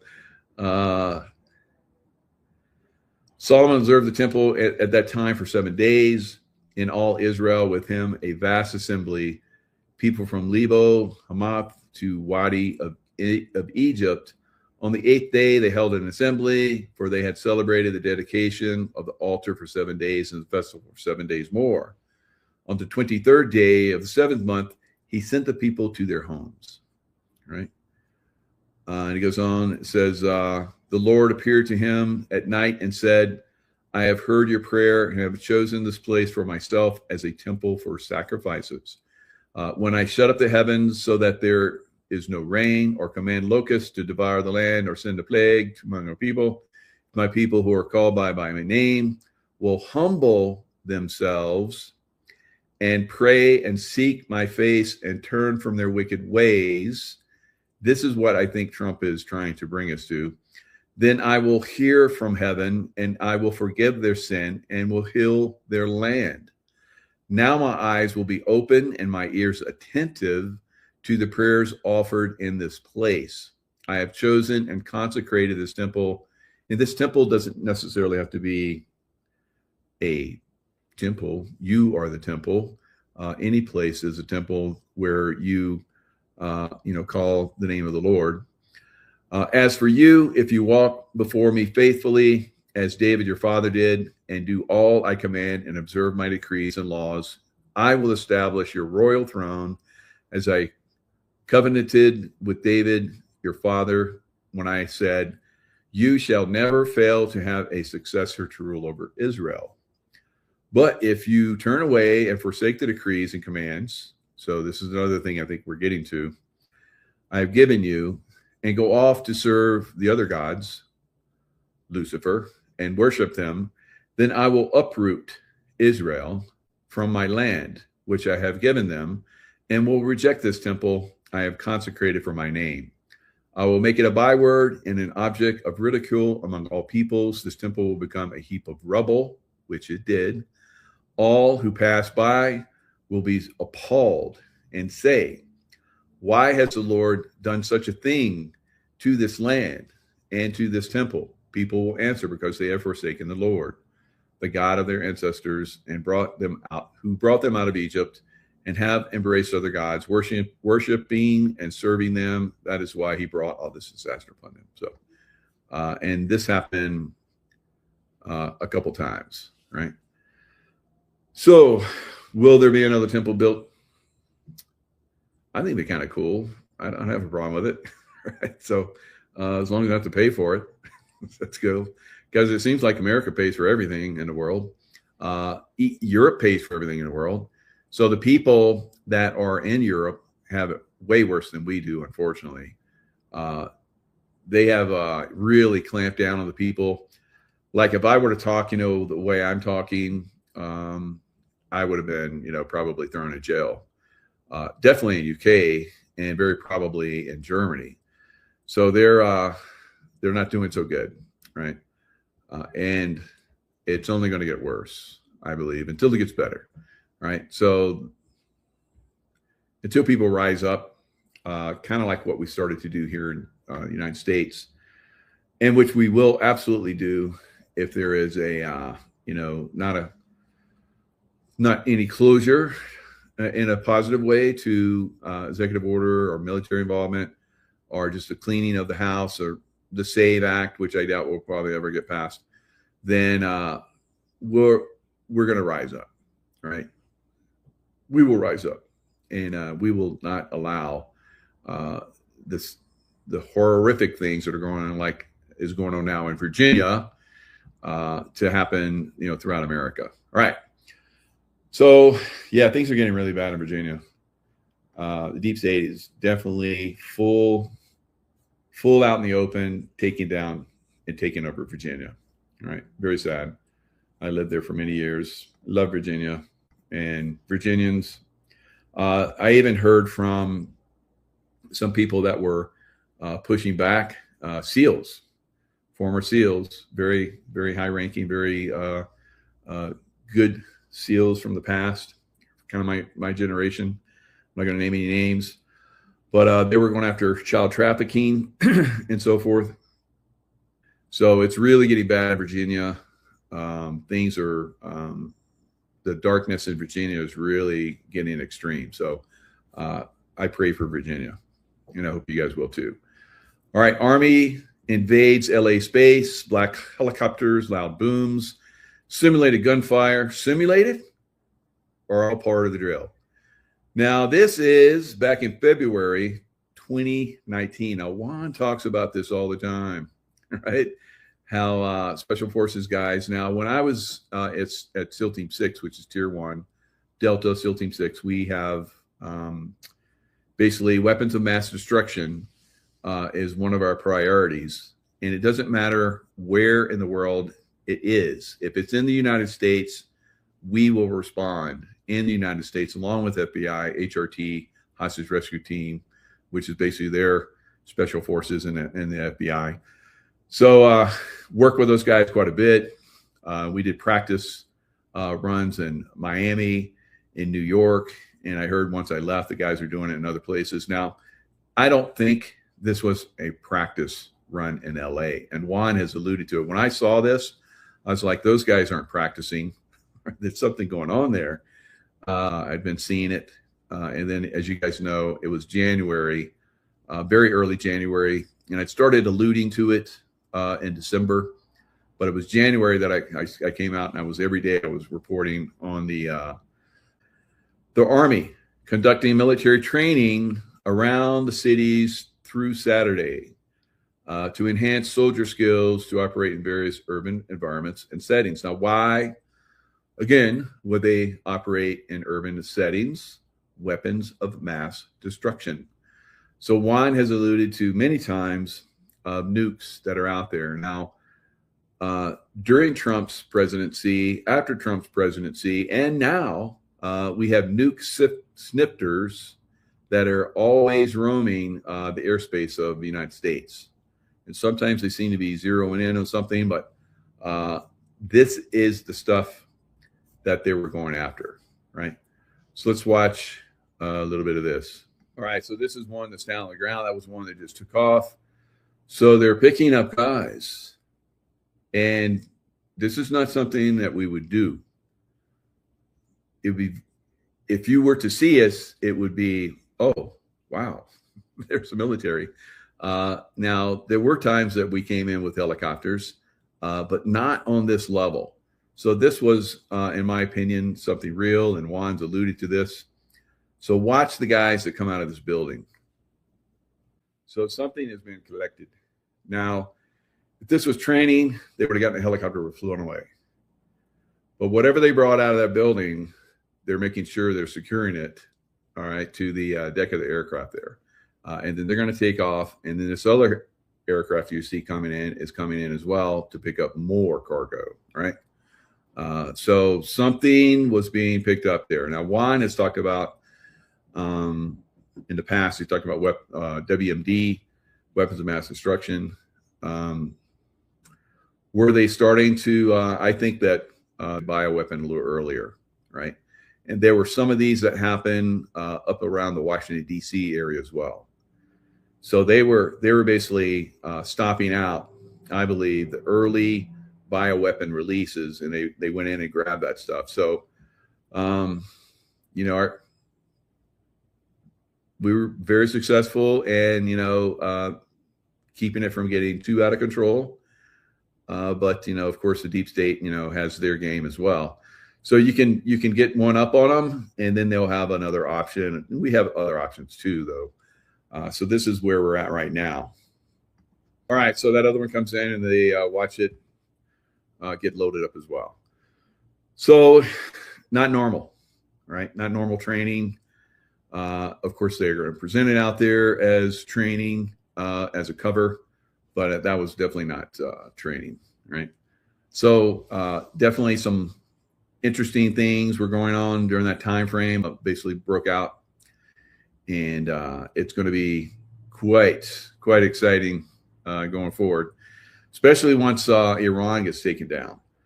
So Iran, once it gets taken down, it's really going to upset the deep state quite a bit. And so normally when their activities get compromised, like is happening right now in Iran, they want some revenge, right? So that's one of the reasons why there is a possibility that we could see a nuke, right? Now, a lot of people think that there's no way that galactics are going to allow nukes. Well, galactics are part of this problem, right? Reptilians, all right? So, you know, all those people that have the black eyes, that's part of the reptilian, culture thing, where they come in and they put a drill in the eye, and it causes the black eye, thing. From that point on, they're basically, we got to drink the adrenochrome and all that stuff. We think we're at the top of the food chain. We eat the cows, we eat the chickens, we eat the plants, and they eat the plants, and the fish, we eat the fish, and blah, blah, blah. Well, there's a group above us that eat us, right? So, and that's who we're up against. So that is the crazy thing that we're going through right now, the disclosure that's coming. Of course, many of us have been having this disclosure. Of course, David Wilcock was one of those people. I don't know why I'm saying was, but hopefully he still is. One of those is one of those people that discloses. But we've seen a lot of people that disclose. Unfortunately, James Rink was latest, really good guy. Brought in a lot of good information, exposing a lot of stuff. Secret space program, all kind of crazy stuff. Brilliant guy, and he was absolutely taken down, right? So that's and I remember I would go to his shows, I would speak at his shows, and he had a wall that he would put up. Like I said, brilliant guy, and he would have all the people that had basically been taken down that had disclosed over the last few decades, and it was quite a wall, right?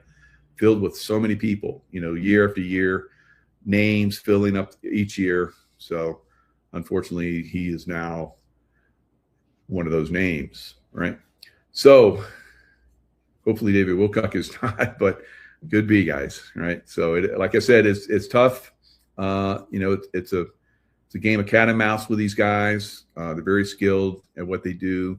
You have to be very, very sharp, very on your toes, several steps ahead of them. You have to have a lot of good friends that will back you. And then it doesn't hurt to have Archangel Michael on your side either. So. All right. So when is this thing going to kick off? Trump says he expects to be bombing Iran if no deal is reached. And the update, like I said, is ceasefire is extended.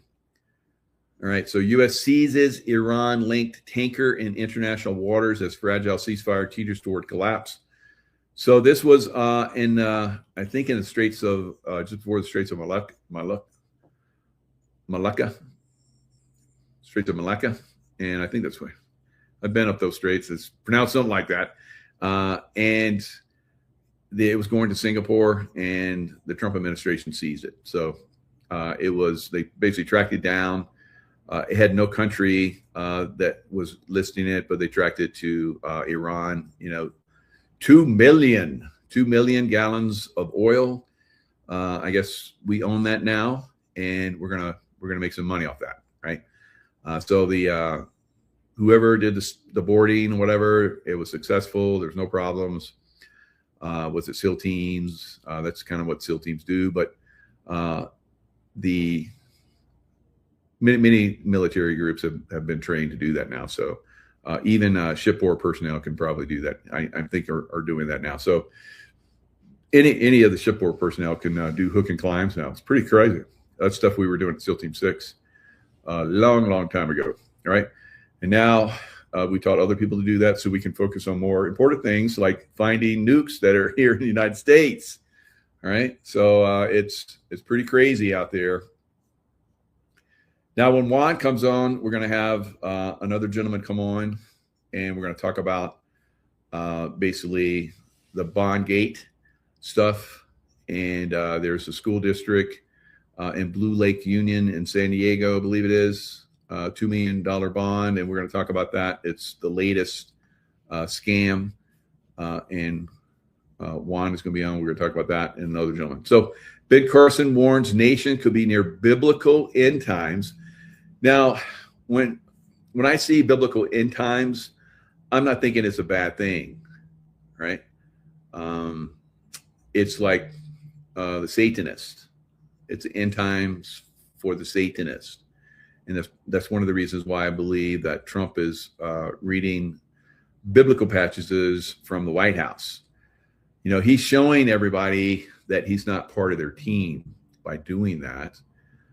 He's showing that he's not Masonic, and because the Masons can't be Christians, right? So, although they will show up at Christian church, I know because my dad did, right? So, but he didn't like it, right? And he didn't go for very long. And once he became a Shriner, he never went to church again.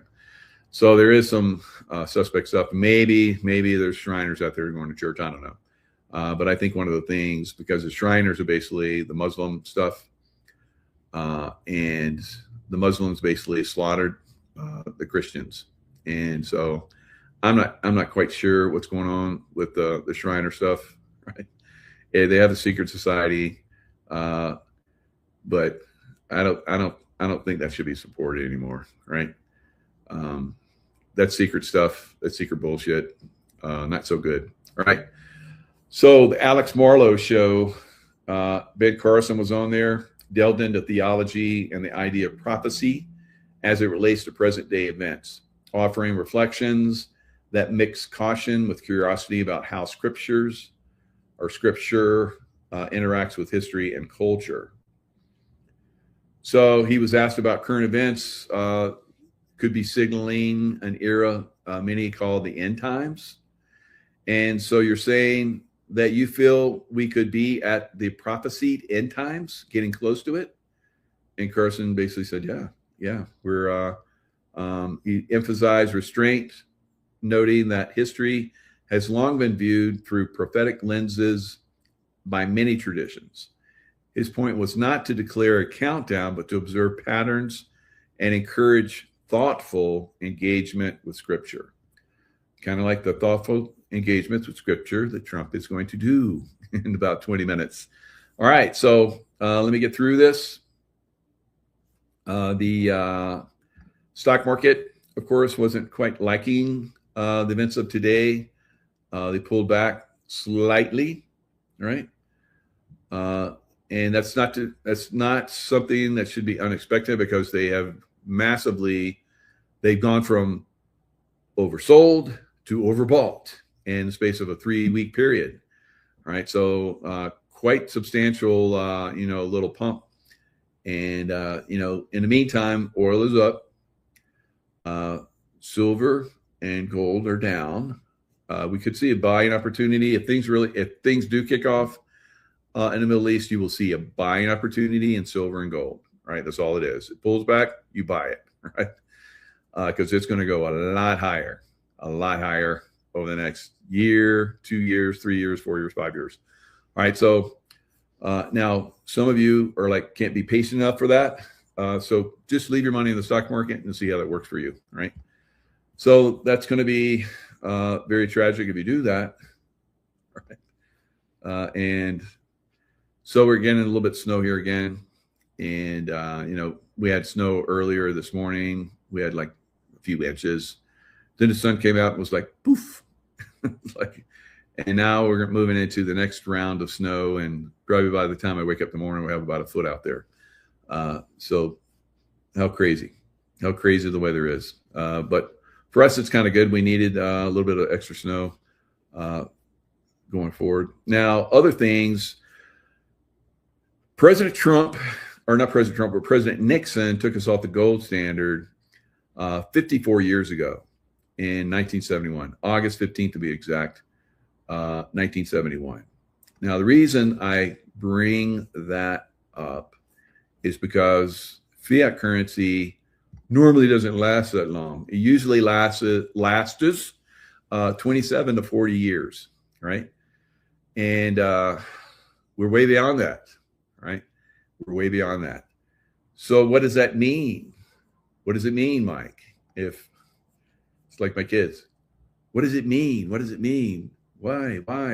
So what it means is that this fiat currency is going to go bye-bye, right? And we're going to go back to the gold standard. Now, what is this gold standard going to be linked to? Probably some kind of treasury security with kind of like, what we saw back in the olden times with, silver drachmas or whatever the Roman coin was with the bust of Caesar on it. Right? So this one will probably have the bust of President Trump on it. And it will be gold and silver. Now, there will be at some point, I believe, a digital gold and silver. And that's where crypto eventually will come in. But I think that crypto gets a real big pullback before that happens. And then once it happens, it'll probably pop pretty good. Now, money supply. Gold and silver's performance over the last decade, if we look back when they basically pumped money into the system, we can see that that's when gold and silver, because when they do that, the dollar loses value and people run to value, which is gold and silver, right? So we're getting closer to that point. And I saw, is it Waxner or something like that? Waxner, who's supposedly going to be the next Fed chair. He's talking really, really good. And I can see why President Trump wants to back him. He's probably going to lower interest rates, which will put more pressure on the dollar. But it will stimulate the economy when we need it the most. And he's talking about how the inflation, indicators that they're going by are outdated. They're wrong. And it's like, whoa. Because you look at the housing right now, housing is collapsing. If you don't do something to stimulate the economy, which we're going to see housing collapse, right? Short sales, which is basically the lead into foreclosures, the amount of homes that are on the market, the amount of people that are buying homes is at all-time lows. Not even at 2008, 2009 levels, right? Where we had the Great Recession, where the market crashed and then they pumped money into the system and kept it alive, right? So this time, this system will collapse, right? It will be worse. The systemic collapse will be worse than 1929, but it will be a positive thing in the long run. So you have to basically tear down and burn down the old sometimes to build the new, right? The new, I think, is standing ready to go to a certain extent. It will be a matter of people accepting it, kind of like, a lot of people don't accept that, we went to the moon. Right? So how we went to the moon is up for debate. I agree. But the fact that we did go to the moon, there are moon bases, there's moon structures, there's all kind of stuff on the moon, guys. Right. So to play into the hands of people that are just like basically bashing it, it's not smart. All right. But, free will is one of the things that we have here. You can run, right, which is a very bad thing, still is a bad thing, unfortunately. Or you can, choose not to. And even though that you've chosen not to, We'll see a peak. We'll see a collapse. We're close to the peak now, I think. And when the collapse comes, it's always devastating, right? Because there's a lot of people that don't understand, haven't prepared, and they're out there, shooting the messengers like myself and so forth. So it's tough to get through this. It's going to be tough to get through this, right? You're going to see a lot of people that won't make it, right? And you need to brace yourself for that. All right, so let's look at a little bit of this silver and gold. So the Fed, the money supply bottomed out in October of 2023 and has since surged by nearly 2 trillion or 10%. So this is what's pushed silver and gold up. So you see that little mark right there? Here's where the money supply bottomed, and this is where they started pumping it again, right? And that's where you saw silver and gold take off again, right?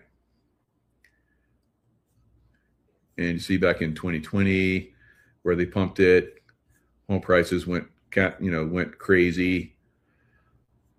So, and that was after everything basically recovered from, the last, 2020 and then 2020 or 2008, 09. So things were still recovering to that point. People were getting out from under or seeing, that they're what they had bought back in, before 08, during that big push had finally reached a point where it was like almost the same in 2019. And then it got, hammered again for like that 1-2 years. And then it got pumped up to all-time highs, just crazy highs, right?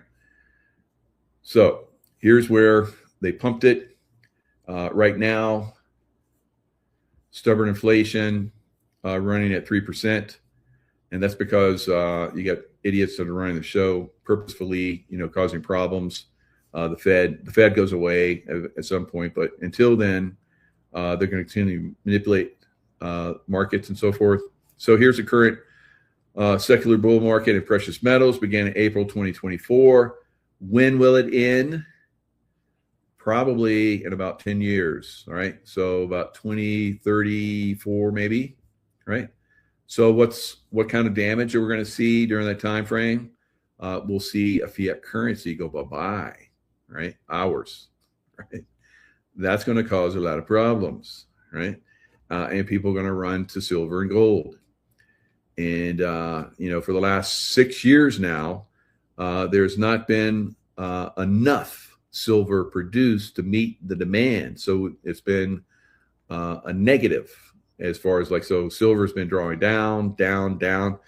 And, when there's one good looking woman in a bar and you got 100 men there, that's tough. It's going to be, you better be a good bouncer, right?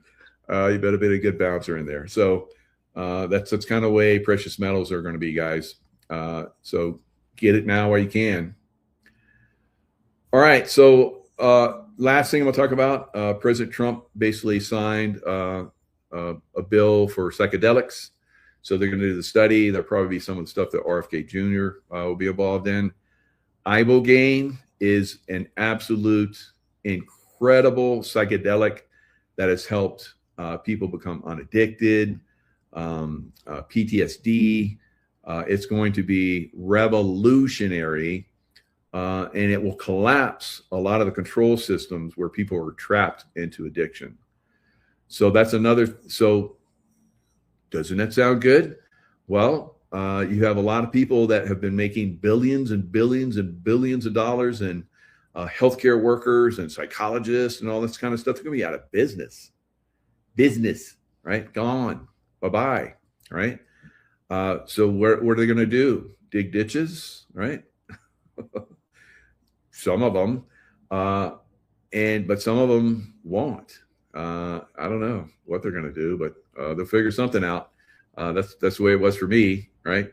I got pushed out of the CIA, and I was like, okay, that you guys tried to kill me, but I'll be back, right?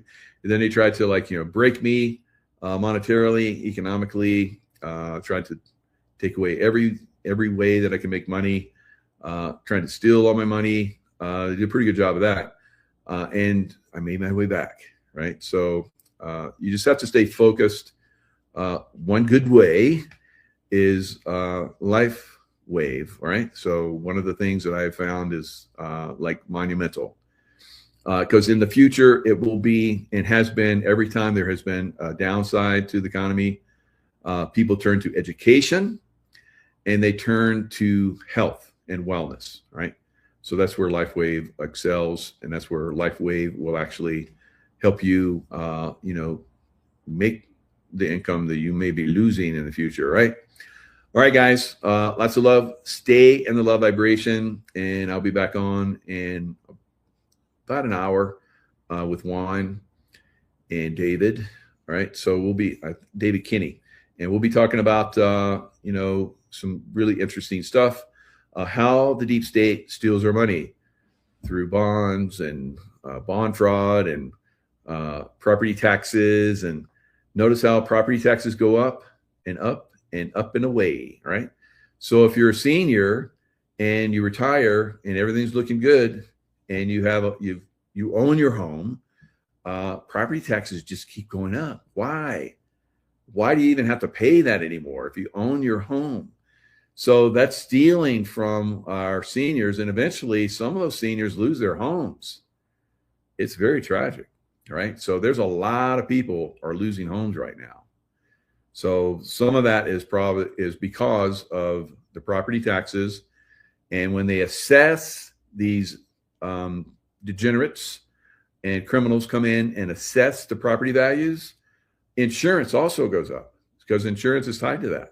So your property taxes go up, your insurance goes up, and you worked your whole life and you got $1 million in the bank, and it gets just eaten away, right? So not so good.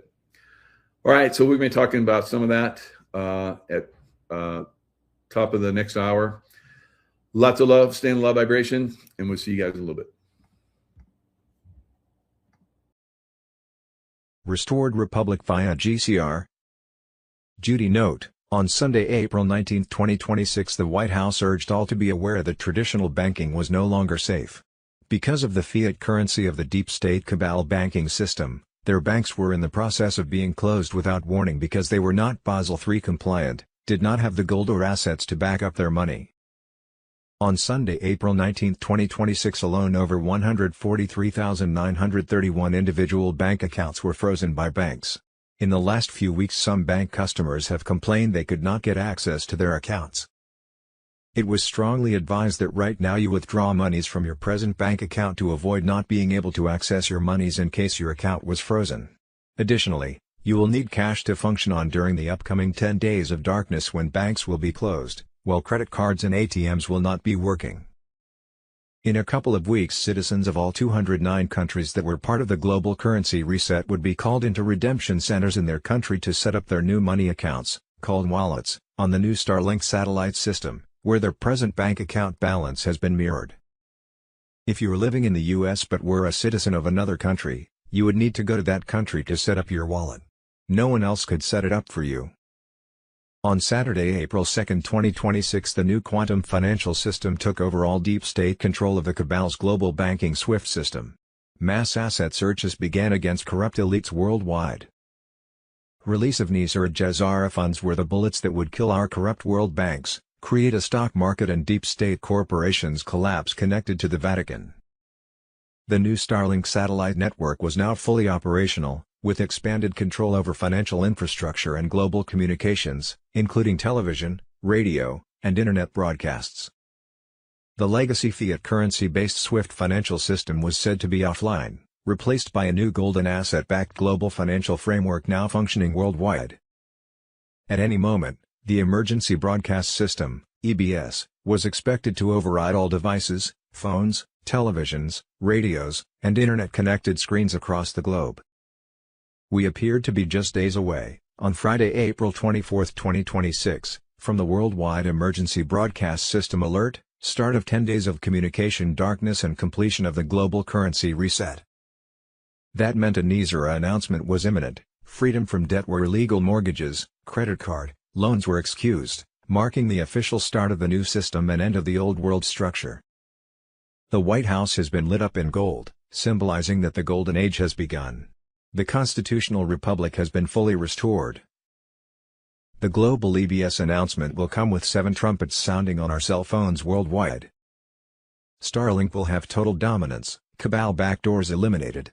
All screens, all channels around the world will carry one broadcast in all major languages. The EBS will give out 7 messages from President Trump and urge us to tune into our TVs, radio and internet, where full disclosure will be shown in sequenced 8-hour documentaries, 3 times a day for 10 days, to awaken the masses. A temporary global lockdown window was being prepared to secure the broadcast phase. A 10 days of darkness window will open with the communications blackout to install secure systems. During that 10 days the internet and ATMs will not work. Banks will be closed. All TV and radio programming will be taken over worldwide by Global Military Alliance broadcasts. Phones will only work for 911 calls worldwide, but we can obtain a signal app from the military which will secure the phones for regular use through the new Starlink satellite system and quantum computer. During this period, the truth will be delivered without interruption, election fraud proof, child trafficking exposures, bioweapon crimes, Fort Knox audit bombshells. Actually, the QFS was already active. Global trust funds and seized cabal assets have been moved into quantum ledgers for a return to the people. 63 banks have collapsed due to non-compliance to Basel III, gold/asset-backed currency. $517 billion, lost.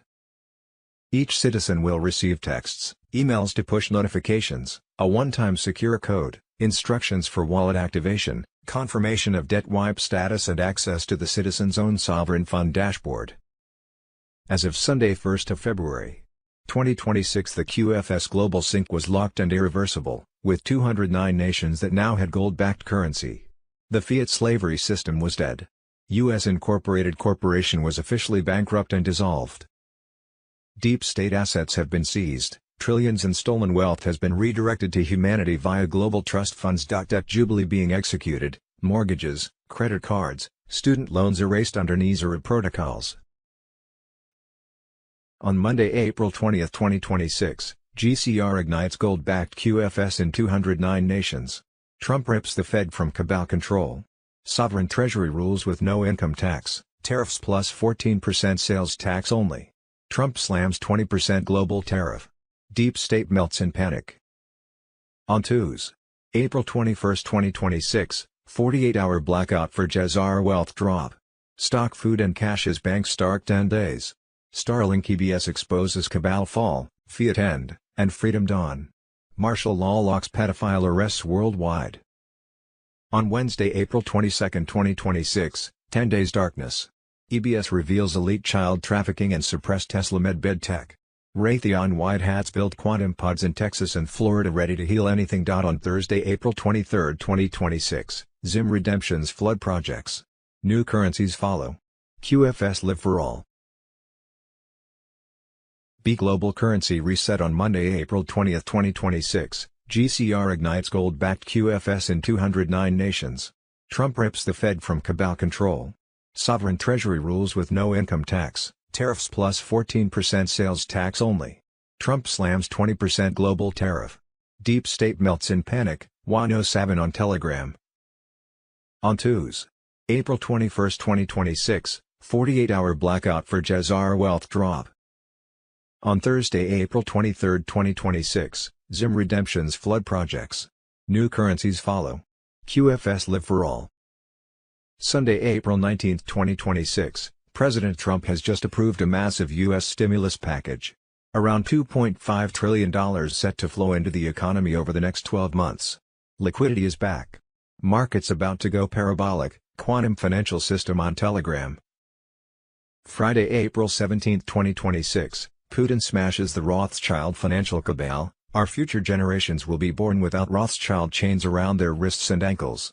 A historic strike against the globalist financial empire. Sunday, April 19, 2026, breaking special report, Economic Fury, why Trump's warning went only to Britain. Trump's economic fury dismantles the British imperial system. See Sunday, April 19, 2026. Overnight, the quantum rails lit up with a new set of test pings. 14 corridors across Asia, Africa, and South America reported sub-second settlement on asset-backed tokens. Independent auditors captured the ledger hash and confirmed it links to the same chain shown during last week's Paymaster demo. Nizar Jazara Trump on Telegram. Private inboxes are buzzing. If you received the green bar notification, that means your KYC file passed final reconciliation and your appointment slot will populate inside the SafeLink portal within 48 hours. Keep 2 devices charged and ready, the link opens only once per IP. Key signs the engine is warming up. 1. Liquidity sync. Tier 1 banks just moved standby capital into mirrored escrow nodes. Backroom chatter says this is the go signal compliance teams have been waiting for. 2. Messaging shift. Select channels on Swift went read-only for 22 minutes during the sync window, exactly the test pattern we were told to expect. 3. Escrow contracts live. Project managers can now preview smart contract templates in the sandbox environment. Open them, check the clauses, and have amendments ready before you walk into the room. What to do right now? Snapshot every project budget in both fiat and grams of gold. Negotiators love hard numbers. Verify that each receiving account is already set up for instant settlement, no ACH holds. Write a 1-paragraph impact statement for every community initiative you plan to fund. Brevity signals mastery. Stay radio silent about precise figures. Security teams have zero tolerance for leaks at this stage. Martial law F. Sunday, April 19, 2026. It's happening now. Here is the full list of Epstein pedophiles going to Gitmo. They will all be executed by the military on Trump's direct orders. Project Odin, martial law on Telegram. Deep state fought releases but act forced compliance. Purge restores American control. More names like Glenn Dubin, Tom Pritzker, Mort Zuckerman, bankers and fixers queue up. Pedophiles destroyed lives and America first. Military removes them with no mercy. All guilty transport to Gitmo for execution. Sovereignty demands this cleanup. Battle ends when last pedophile drops. Guru Information and Intel G. Sunday, April 19, 2026. Well-known whistleblower Edward Snowden claimed the HARP facility in Alaska that was said to be a scientific installation studying the ionosphere, was really a device that could affect human systems on a level that leaves no trace. Where outcomes appear natural, and causes remain hidden. Not chaos, but precision. Not noise, but control. Ezra A. Cohen.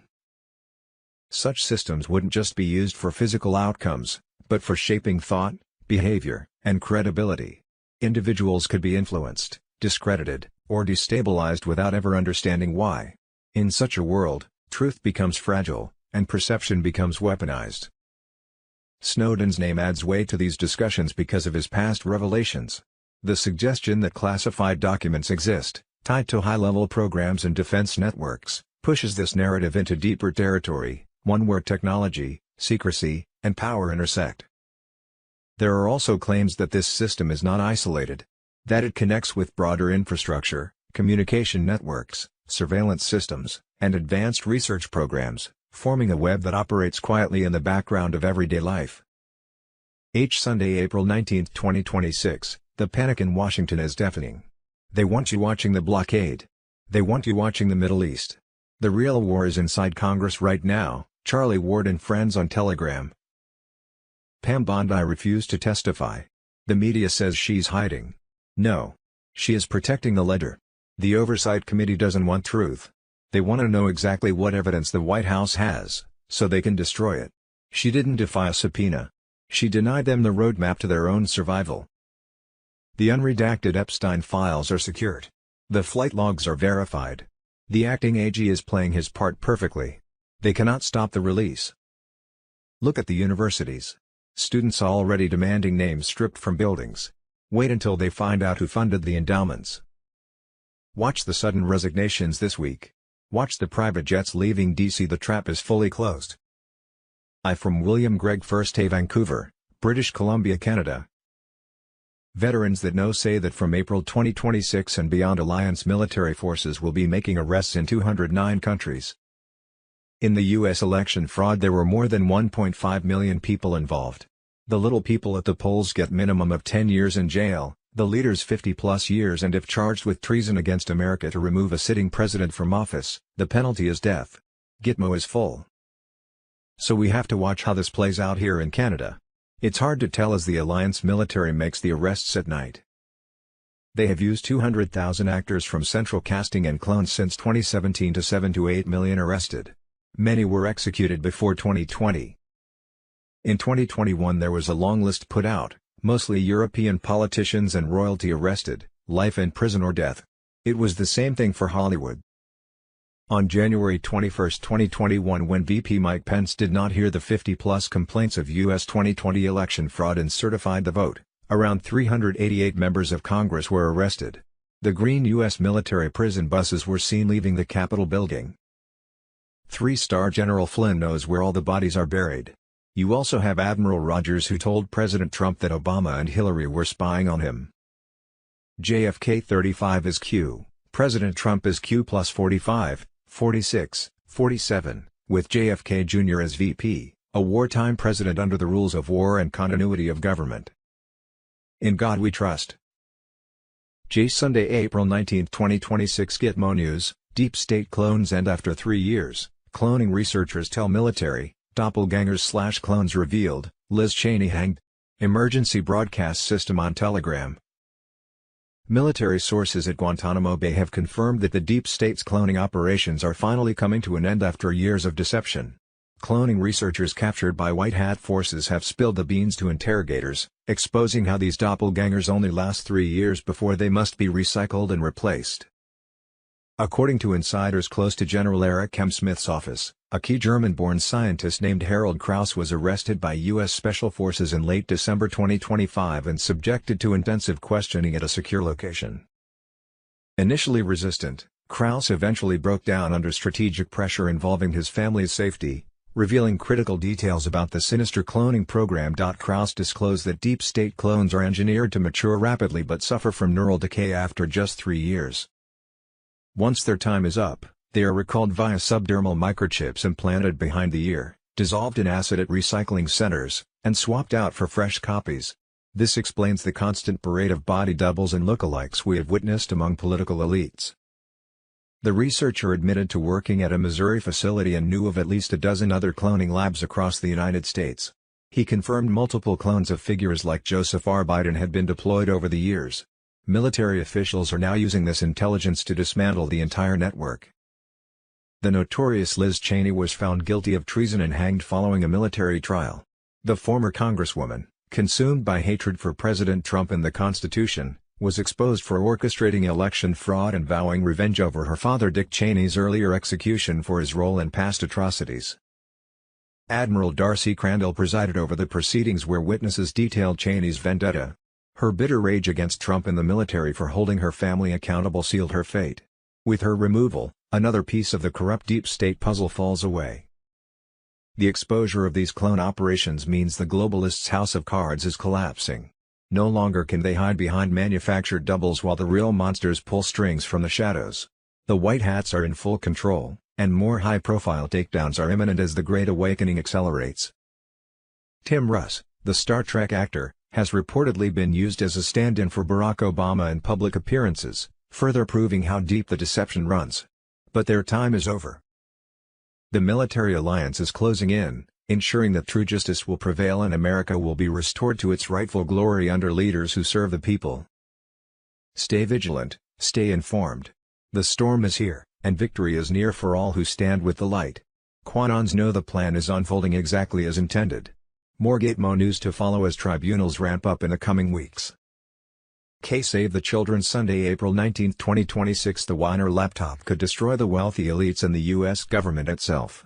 This is the child trafficking connection to the U.S. government and its dirty politicians that they've hidden from you.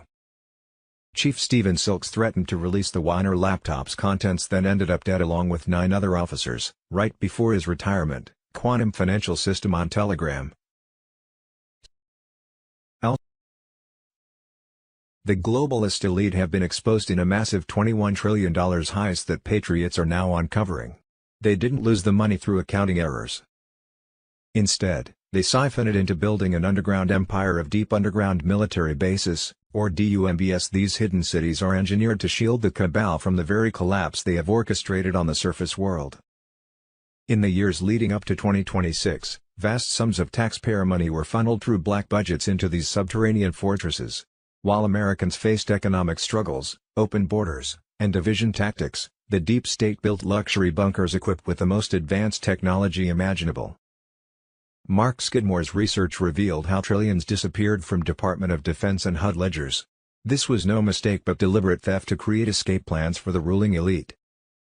Catherine Austin Fitts has confirmed on public platforms how these funds created a parallel world beneath our feet, inaccessible to the average citizen. The DUMB network includes extensive tunnel systems with maglev trains capable of high-speed travel between bases across the country and beyond. Powered by zero-point energy and featuring self-sustaining systems, genetic labs, and AI capabilities, these cities represent a breakaway civilization funded by the people they seek to control. This act of treason reveals the true nature of the globalist agenda. They plan to retreat underground during engineered crises, leaving the population above to fend for themselves in chaos. The tunnels connect their operations, potentially hiding even darker activities that QAnon researchers have suspected for years. The Great Awakening is gaining momentum as these truths surface in 2026. White hats within the military are exposing the network, aligning with the Q plan to dismantle the deep state. Patriots are fired up and ready to demand answers. Follow the money straight down the tunnels.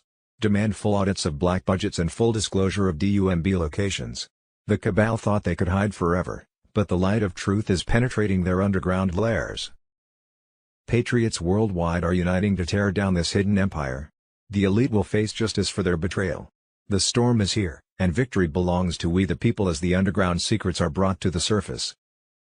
Oh, what we think we know as of Monday, April 20th, 2026 : Wednesday, April 15th, 2026, the final sequence of the plan to save the world has been activated. The military white hats and Space Force are in charge. Expect EBS, blackout, 10 days of darkness, lockdowns. Congress has voted to keep the names of Congress people who use the fund, secret, quantum financial system on Telegram. Sunday, April 19, 2026. An American checks her student loans. She borrowed $49,548.74. After 120 payments, she's paid $25,558.36. Her current balance: $50,121.33. After paying $25,000, she now owes more than she originally borrowed. This isn't aid, it's a scam. Quantum financial system on Telegram. Sunday, April 19, 2026. There is incontrovertible evidence that Obama was the head of a seditious conspiracy to subvert the will of the American people and overthrow the United States government in 2016. The rabbit hole on Telegram. Friday, April 17, 2026. Exposed. RFK Jr. sounds the alarm. Digital ID plus CBDCs equals total slavery. Resist now or be enslaved forever.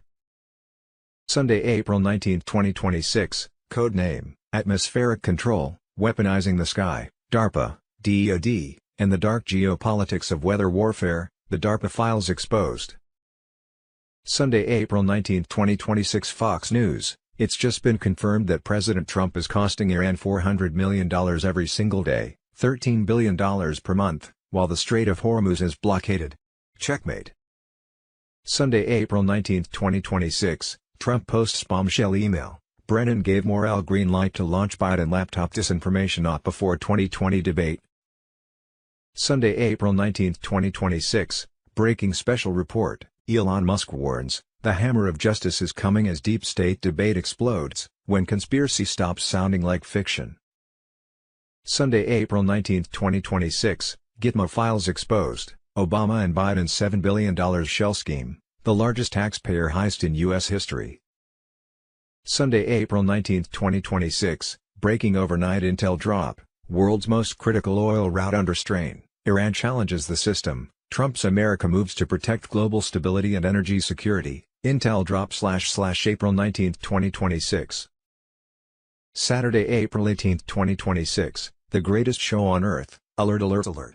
More than 200,000 actors from central casting using CGI, AI, masks, and voice modulation were used in this movie. Q. Wed. 15-20-26 Watch the water, they sealed the strait. Not for oil. Not for war. For what is hidden beneath the water, Mr. Poole on Telegram. The gold reserves they moved in 2011. The servers they sank in 2019. The encrypted ledgers that hold every transaction the cabal ever made. The blockade is not keeping ships out. It's keeping evidence in. Sunday, April 19, 2026 The retrieval begins. You were told to watch the water. R. The injustice of the justice system. Sunday, April 19, 2026 Fox News. The Trump DOJ is dropping another bombshell. The Biden-Merrick Garland DOJ's weaponization more than doubled prison sentences for pro-life activists compared to pro-abortion ones. It claims the Biden Justice Department, led by former Attorney General Merrick Garland, weaponized the law to target pro-life defendants and tried to give them longer prison sentences. And that includes the case of pro-life activist Mark Haug. The father of 7 was charged with obstructing access to an abortion clinic. A SWAT team of more than a dozen people raided his home, arresting him in front of his children. He faced up to 11 years in prison. A jury later acquitted him. Quantum Financial System on Telegram. Sunday, April 19, 2026 Guilty verdict. In Oregon, rainwater falling on your own land doesn't actually belong to you. Gary Harrington built 3 reservoirs on his 170-acre property to collect rainwater and snowmelt for fire protection. The state demanded he drain every drop. All water belongs to us. He refused. They hit him with 9 misdemeanors, jailed him for 30 days, and fined him more than $15,000. This is government claiming ownership of the sky. What's next? Your air. Your soil. Actually. Yes, Quantum Financial System on Telegram. Sunday, April 19, 2026 Breaking. Hillary Clinton in full panic as Weiner laptop files ready for public release, secret emails, Obama contacts, payoff records, and dirty secrets exposed. Emergency broadcast system on Telegram. The Weiner laptop is the single most dangerous piece of evidence still in the shadows. Its full public release will end Hillary Clinton for good. As of April 2026, with President Trump back in the White House, dismantling the old regime that pushed to hide these files has become even more frantic. This device contains the full blueprint of the Clinton machine, including child trafficking networks, money laundering operations, Epstein blackmail, and treason reaching the Obama Oval Office. It ties together every betrayal of the American people. Seized by the NYPD in 2016, investigators found thousands of Clinton emails, Huma Abedin's messages, and an insurance policy folder with compromise on politicians and elites. Comey and Lynch buried it to shield Clinton through the election. Trafficking evidence is central, with patterns matching Epstein activities and coordination through State Department channels during Clinton's time as Secretary of State and foundation projects. Financial records detail pay-to-play with foreign funds routed through the Clinton Foundation and offshore accounts. Obama pseudonyms show his role in protecting the network from oversight. Huma Abedin served as the keynote handling classified information and leverage strategies. The files expose efforts to undermine Trump via open borders, weak energy policies, and bad trade deals. References to clean-up protocols. Today in 2026, these files connect to the globalist fight against Trump's second term. The Epstein links fuel current lawfare and control pushes. Trump's DOJ stands ready to declassify the full archive. The documents link straight from 2016 scandals through Russia hoax, impeachments, 2020 issues, and all lawfare. The same networks still attack American sovereignty. Trump has always seen this fight as existential. His current administration is the cleanup phase. The Weiner laptop release will prove every America First policy counters the deep state betrayal. The archive was never meant to surface, serving as ultimate insurance for those viewing America as profit and citizens as expendable. The exposure draws near and cannot be stopped. Hillary Clinton, Huma Abedin, and all involved will finally face justice. The deep state racket collapses and the republic reclaims its sovereignty. Plain old fraud. Sunday, April 19, 2026 The White House Fraud Task Force just found that 400 businesses receiving billions in federal grants may be fraudulent, because the Democrats turned off fraud protections. The firms didn't even file an address. And they got $6B plus. We found that 400 businesses with contracts worth $6 billion, originally allocated by the Biden administration, didn't even file physical addresses at their businesses. That's a statutory requirement. You're not supposed to be able to get any money from the United States government unless you put down a physical mailing address, and they just didn't do it. Andrew Ferguson, WH Anti-Fraud Task Force Vice Chair. We demand a refund and prosecution of the politicians who allowed it. Sunday, April 19, 2026. Brooke Shirley, mother of Nick Shirley, reacts to California coming after her son's important investigative journalism. Isn't it mind-blowing to think that the biggest threat to the Democratic Party in the state of California is actually Nick Shirley? They're not worried about the crime. They're not worried about releasing criminals on the streets. They're not worried about the homeless encampments popping up everywhere in residential neighborhoods. They are worried about Nick Shirley, people like him. Nick Shirley, keep doing your thing, son. W. Healthcare fraud. Sunday, April 19, 2026. Dr. Oz reveals Democrats under Joe Biden signed hundreds of thousands of people up for $0 healthcare plans. Many didn't even know they were signed up. Big Pharma cashed in because they got paid for every one of these plans. Democrats literally laundered billions to Big Pharma. The Government Accountability Office just released a shocking interim report on widespread fraud within Obamacare. They eliminated common-sense income verifications, which are central to making sure people actually qualify for the program. They also expanded the number of people who got completely free health insurance via what are called $0 premium plans, which is a huge problem because if you don't pay anything for a plan, you might forget that you have it. Or you may be enrolled in it by an unscrupulous insurance broker without your knowledge. To date, we've received complaints from hundreds of thousands of Americans who didn't know they were enrolled in an Obamacare plan until they got paperwork from the IRS related to their tax credits. So why was this allowed to happen? Because the past administration prioritized achieving big program enrollment numbers over protecting program integrity. Sunday, April 19, 2026. Fox News. Gavin Newsom's $30 billion in-home care program in California is losing $6 billion to $12 billion a year to fraud. The truth is, Newsom is not losing anything. Newsom is laundering $6 to $12 billion taxpayer dollars a year into his political support base through fraud. Election fraud. Sunday, April 19, 2026. The most in-your-face evidence of election fraud caught at the State Farm Arena in GA, on camera, showing Democrat election workers lie to associates and poll watchers, telling everyone to go home. Come back with no oversight, pull out hidden suitcases of ballots that they hid earlier, and run the same batches of fraudulent ballots all throughout the night until Biden's margin of victory cleared Trump's massive lead. This same operation happened in numerous other swing states, some counting fraudulent ballots for days or weeks until Biden's lead was greater than Trump's. The 2020 election was stolen and it was caught on camera. These cameras weren't for the election, they just happened to be there for security purposes from the State Farm Arena, otherwise we would have never caught this on camera. Jazar Nizra on Telegram. Sunday, April 19, 2026. CBS investigative journalist Catherine Herridge has gone public with explosive allegations. CBS executives deliberately buried the Hunter Biden laptop story and ordered her to wait until after the 2022 midterms to help the Democratic Party. Jazar Nizra on Telegram. Sunday, April 19, 2026. Before the 2020 election, USB keys and a laptop were stolen from a PA election warehouse, which grants full admin access and compromises the entire election. Trump led PA by 800,000 votes when counting stopped. Biden then won the state by 60,000 votes. Guess what county gave Biden the 60,000 vote win? The same PA county that the USB keys and a laptop were stolen from. There are no coincidences. Quantum Financial System on Telegram.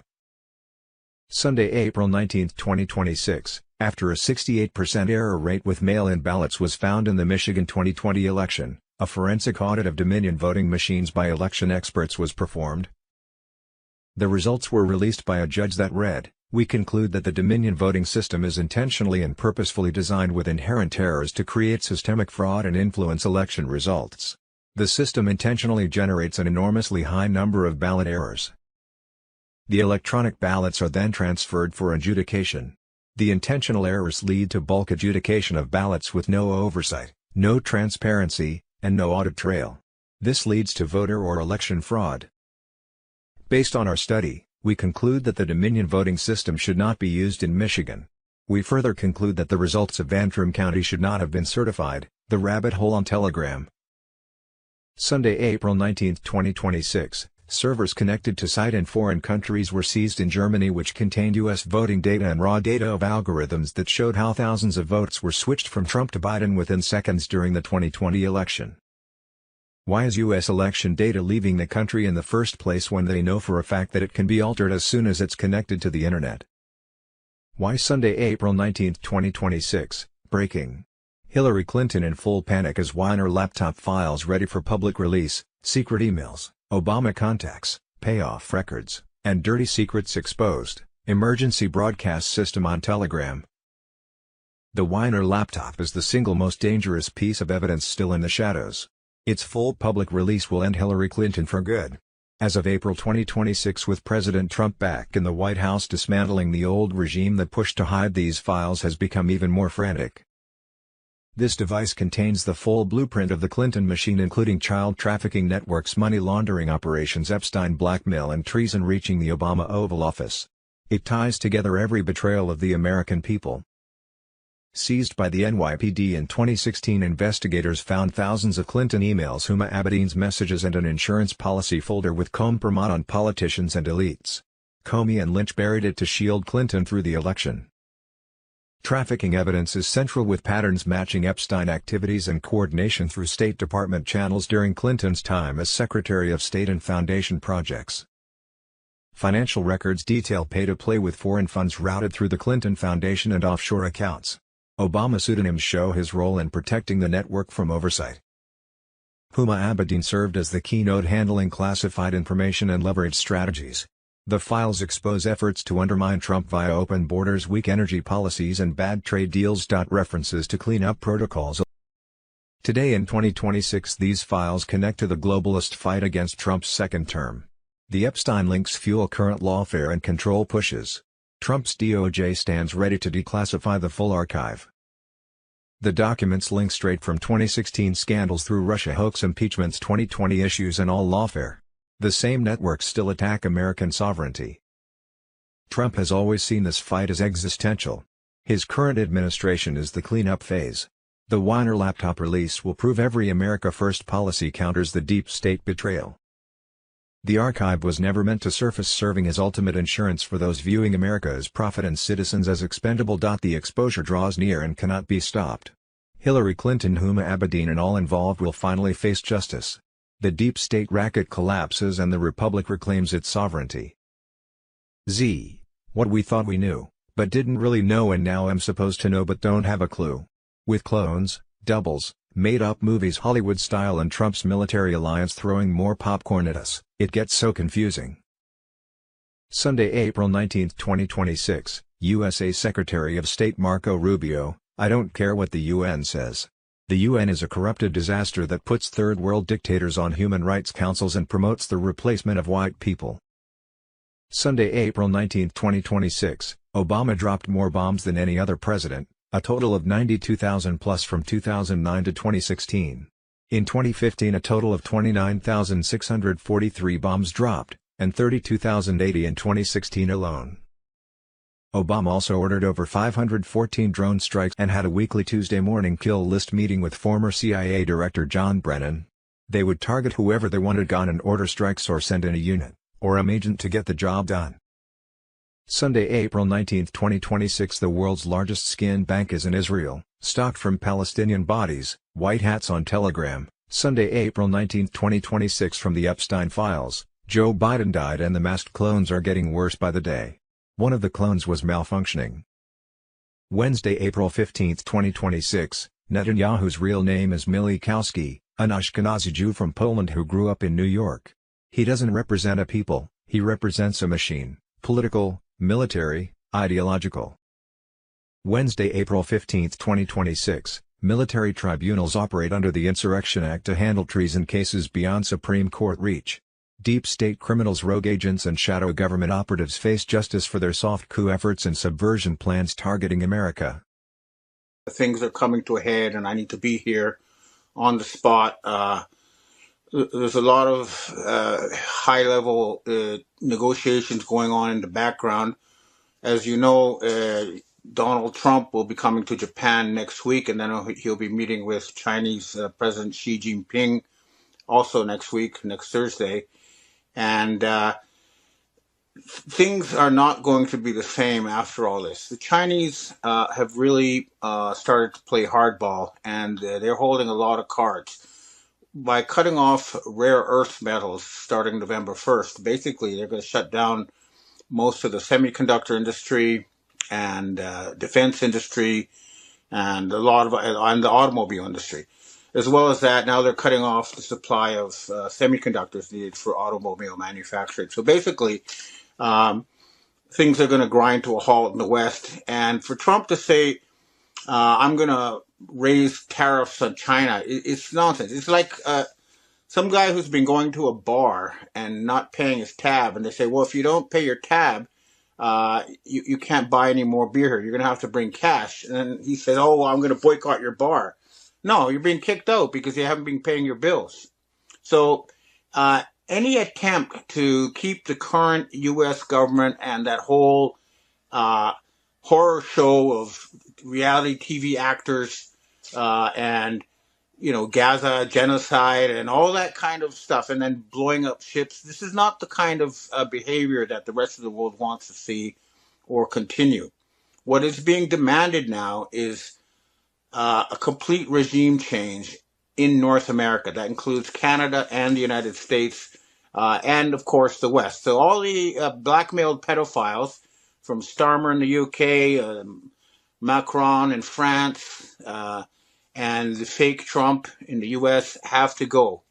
And the other thing we're demanding is a jubilee. That is a complete cancellation of all debts, public and private, and a redistribution of assets. Return the money that was stolen from the people through central bank fraud. This is the demands we'll be making, and the Asian societies support this, and they hold the cards. I just don't see what they expect to accomplish if they want to keep the current system going. Now, also, Japan's new prime minister, Sanae Takaichi, she's off to a good start. She's going to start deporting a lot of the criminal foreigners who were brought in as a part of a social destabilization project that's happening in all the G7 countries, Canada, United States, Europe. You're bringing in military age foreign males to cause trouble. It's just not it's not going to be tolerated anymore, and that's what I'm hearing. Now, I think the cabal voted against Takaichi, Prime Minister Takaichi, because she got into office and she has a 71% popular support, but the Nikkei stock market went down 666 points. So the Satanists voted against her. But, at the end of the day, they don't really control very much. So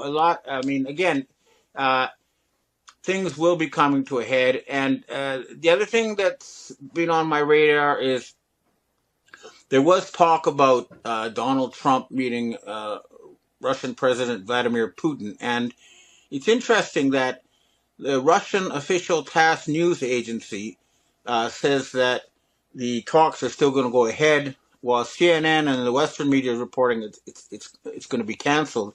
And it's clear the Russians are aware there was a fake Trump and a real Trump, and that they're still going to go ahead and have talks with the real Trump. However, I've been told by U.S. military intelligence sources that there was a plan to somehow arrest Vladimir Putin when he went to Hungary, even though the Hungarian government promised he won't be. So that's an unresolved issue. Again, we're dealing with very desperate, cornered rats, and they're going to pull out all the stops. But clearly, things are not going to be business as usual. I'll send you, or you'll see this video here of people demanding the arrest of Bill Gates, playing the role of Bill Gates. The point being that we should not have some Bill Gates type character controlling that huge medical poison industry, which is what the case is now. I mean, remember, he was the guy who financed the WHO and their attempt to turn this planet into a giant slave farm with their digital ID and with their, and have governments hand over all power to him. And this is not going to happen. So that's all coming apart as well. And I've been in touch also with British intelligence, and they're with us. They're on the program for the replacement of the BIS, the World Bank, the IMF, with new, healthier institutions that actually work for the people, that try to plan a better future, try to make this a better planet. Again, the other point is U.S. military salaries may or may not bounce today. So that's something we're going to keep an eye on. But my message to the U.S. military and the White Hats is that if you want to get your paychecks, you're going to have to get off your asses and seize all the corporations that are controlled by State Street and Banking, Vanguard, and BlackRock. Take control of the transnational corporations away from the inbred Swiss group that controls it, the pharaonic bloodlines who have been trying to turn this entire planet into a giant prison. This is not going to be allowed to continue. So again, things are going to be coming to a head between now and November 1st. I'll probably provide more updates if I get information, but right now we're all waiting for the big meetings next week. And if it's the fake Trump who shows up in Japan and to meet Xi Jinping, he'll return empty-handed. If it's the real Trump, he's going to have to agree to a jubilee and a complete revamp of the system. We don't want to continue the U.S. corporate government as it is. We don't want to have reality TV actors pretending to be our leaders while the true powers stay in the shadows. This is not going to be allowed anymore. And the other thing is, we're not going to let them start any more wars so they can harvest children for adrenochrome, enslave women, and for the organ trade, all that kind of stuff. They're quite desperate now because these people do require human sacrifice to get the energy they need to keep their systems going.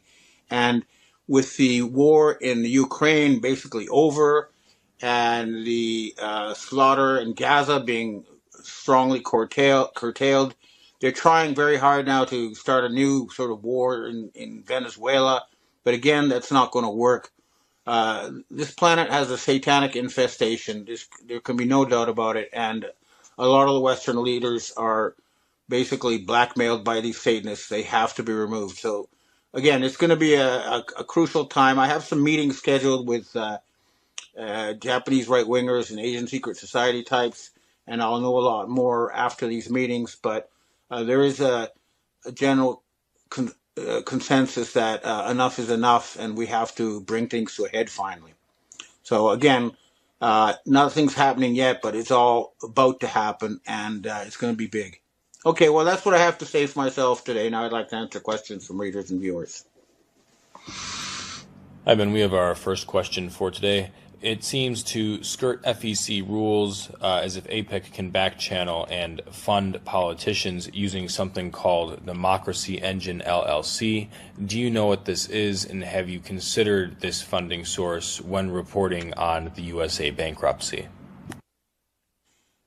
They have something like 70,000 different non-government organizations that they use to do all sorts of social manipulation. I'm sure that's one of them, although I don't know the details of that one.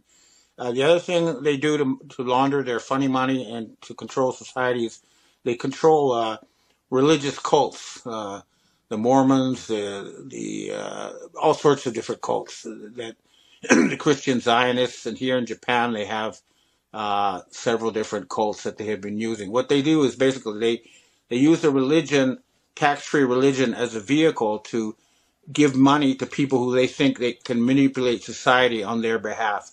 All of that needs to be shut down, including the one you just mentioned, although, again, I don't know the details. Okay, next question. Hi, Ben. What if the Kirk event was staged and he's not dead? Old Demogard has found it resembles too many other staged events. I agree there are too many Trumps. I don't understand why, if the fakes exist in real time, why surrounding staff and or the real Trump doesn't announce the issue the same way that Trump denounced the 2020 election steal. What are your thoughts on this?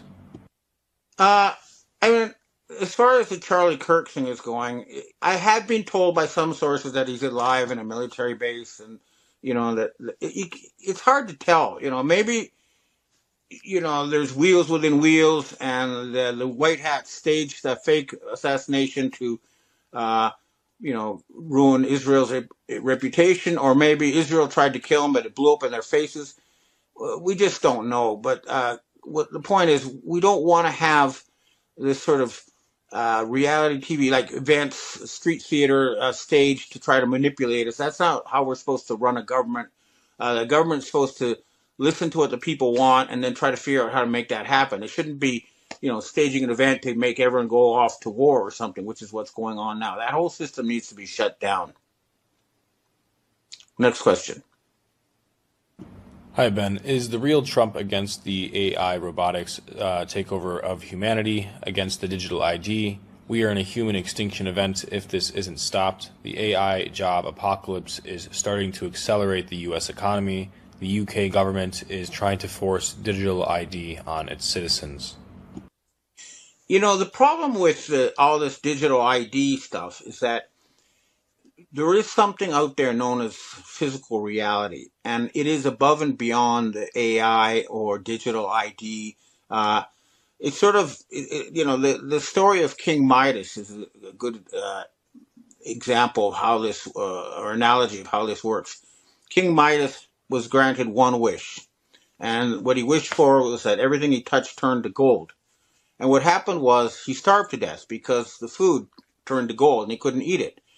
Digital ID, all that digital stuff, it's not real. You can't eat it. It's just numbers. And as long as the underlying reality, physical food, physical metal, all that kind of stuff exists, no matter what they try, it's not going to work. Basically, what's happened is the West has lost the material war. They don't produce. Their industry is hollowed out. They have to borrow from the rest of the world to get their foodstuffs or their material, and they can't pay for it. And they're trying to use digital as a way to, pretend they're not going to pay their debts. I've been told there's a plan to take all U.S. debt, put it in the cloud, and then disappear it. But that's not going to work. The Asians are saying, hand over physical gold and silver, and they don't have it. They've jacked up the price of gold desperately to try to get people to sell their jewelry so they can have enough gold to pay off the Chinese. It's not working, and it's but yeah, the fact that the current Western oligarchs are spending all future investments on building these giant data centers means that they are the enemies of the people, and they are trying to create a digital prison. But it's going to fail. AI isn't working. It can't fact check. It can't confirm the real world. Real companies in the real world can't use it. The thing's a giant hallucination, and it's going to fail. But they're desperately trying to do that. But again, I tell you, it's not going to work. And as far as the real Trump and the fake Trump are concerned, what I've been told is there's a very serious battle raging, and neither side is strong enough to put down the other side as of yet. But I think that will change once the Chinese really do cut off industry, and they will force the military to get rid of all these satanic oligarchs, or else they won't get their paychecks. If they do, arrest these people, then yeah, the U.S. military will be working to help save the planet, which is the job they were supposed to be doing in the first place. Next question. Hi, Ben. Another question in addition to digital ID.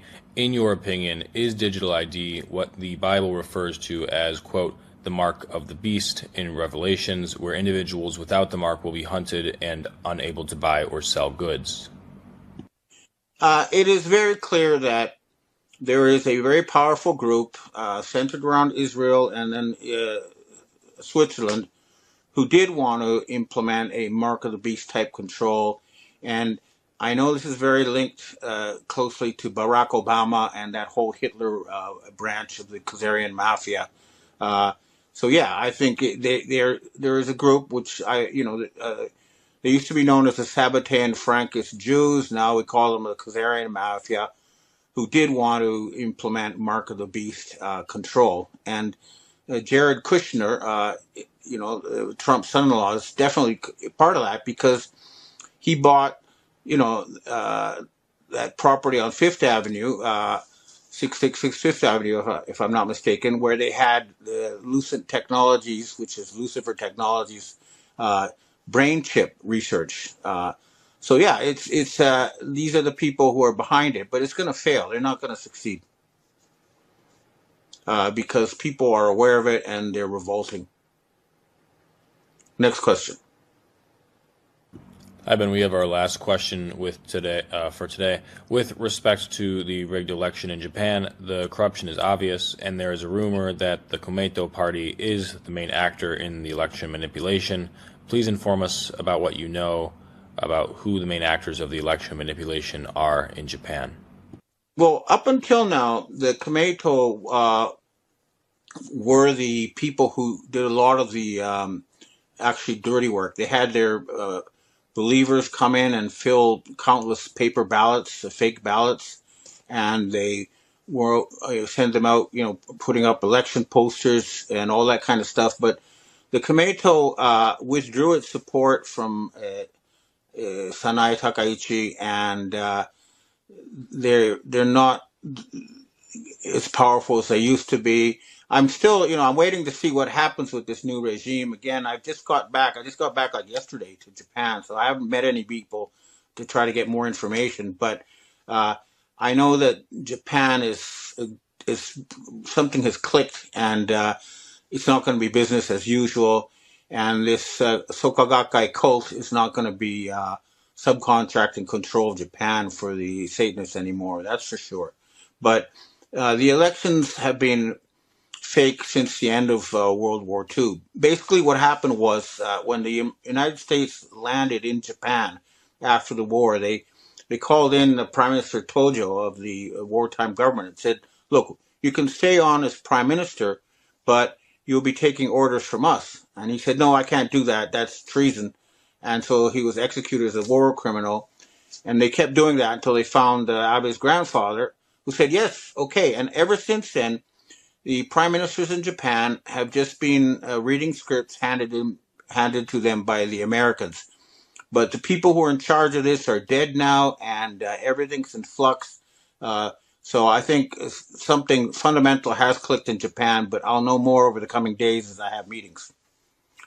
Okay, well, that's what I have to say for myself today, and I hope to see you again next week, and there should be a lot more to talk about then because Trump will be here, and we'll know more about if it's the real Trump or the fake Trump, and if the U.S. is going to have a hard landing or if they're going to announce a jubilee and a reboot.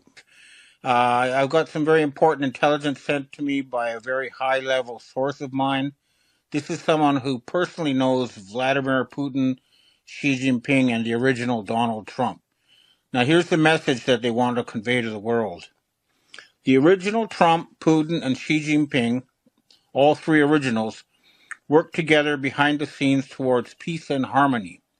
They all use doubles and avatars for security. Unfortunately, the deep state are using their own body doubles and avatars. The battle for control of the world is in the final stage now. This is the global alliance for the benefit of humanity versus the satanic dark side that wants to kill off as many living beings as possible, not just humans. You know the deep state fake Trump by his continual support of Israel, as well as his continued vacillating on almost every issue. You will know which Trump goes to Japan when you see him and his actions. Melania will join the real Trump.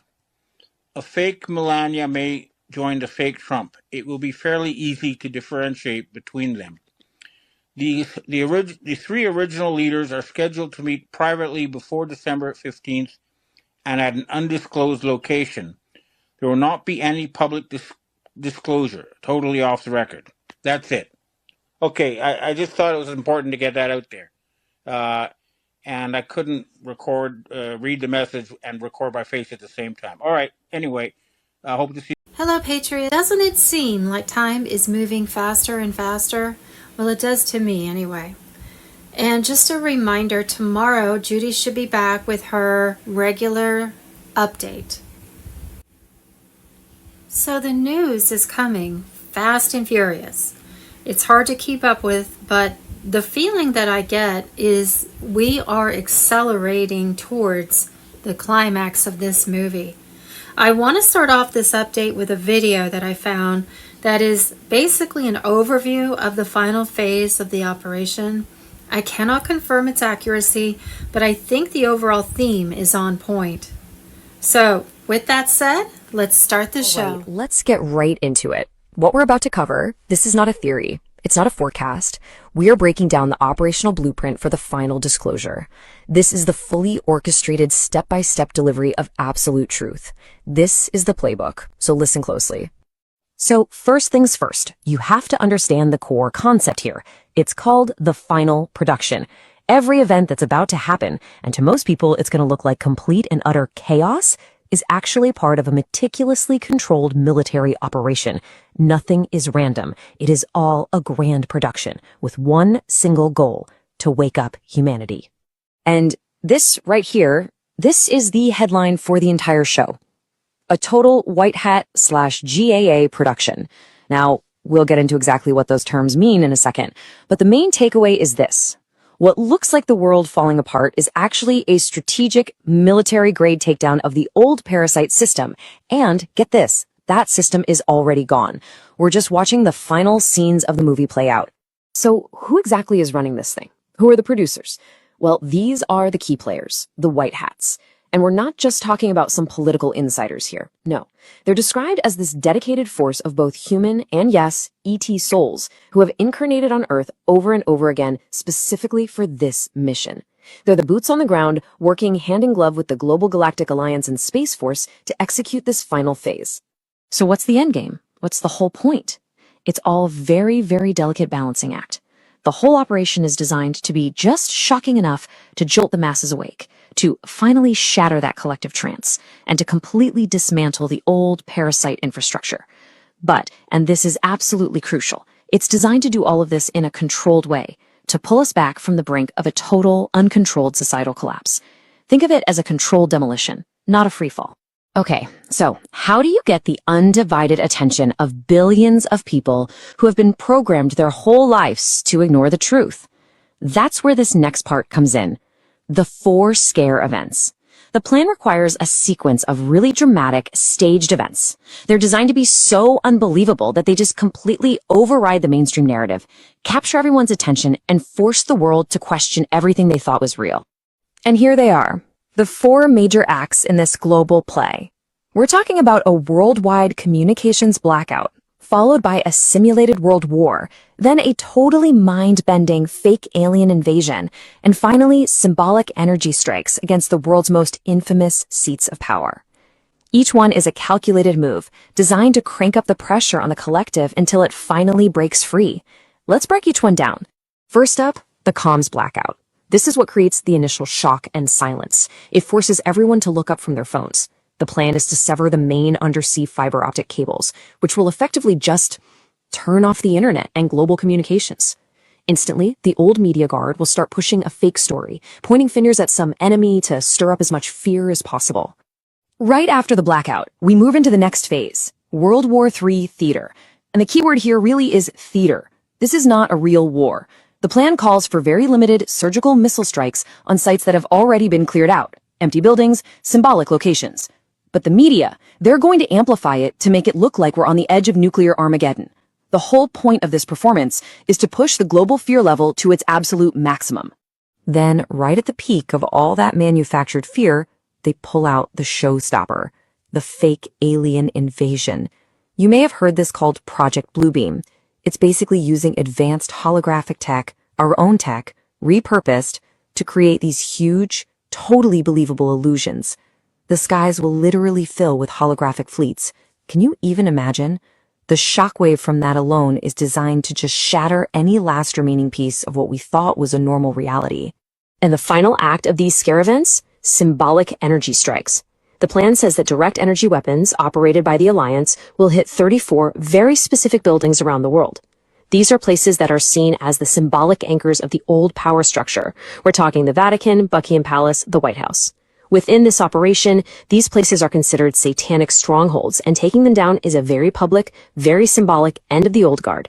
So after this series of escalating, engineered chaos, the whole plan shifts gears. The scare events are meant to create this global pause, this moment where the entire world is just in shock and finally ready to hear something new.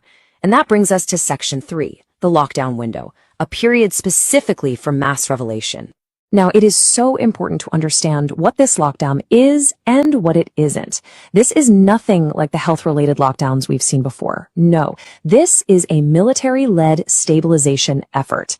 It's designed specifically to protect civilians and maintain order, to create a safe and calm environment for everyone to process the information that's about to be released. It's for protection, not control.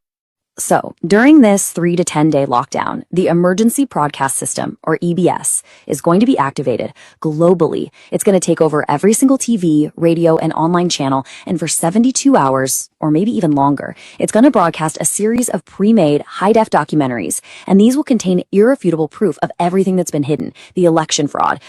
The whole purpose of the EBS is crystal clear, and this quote says it all. The goal is to deliver names, faces, and evidence so undeniable that it shatters the false reality of the sleepers in one single decisive blow.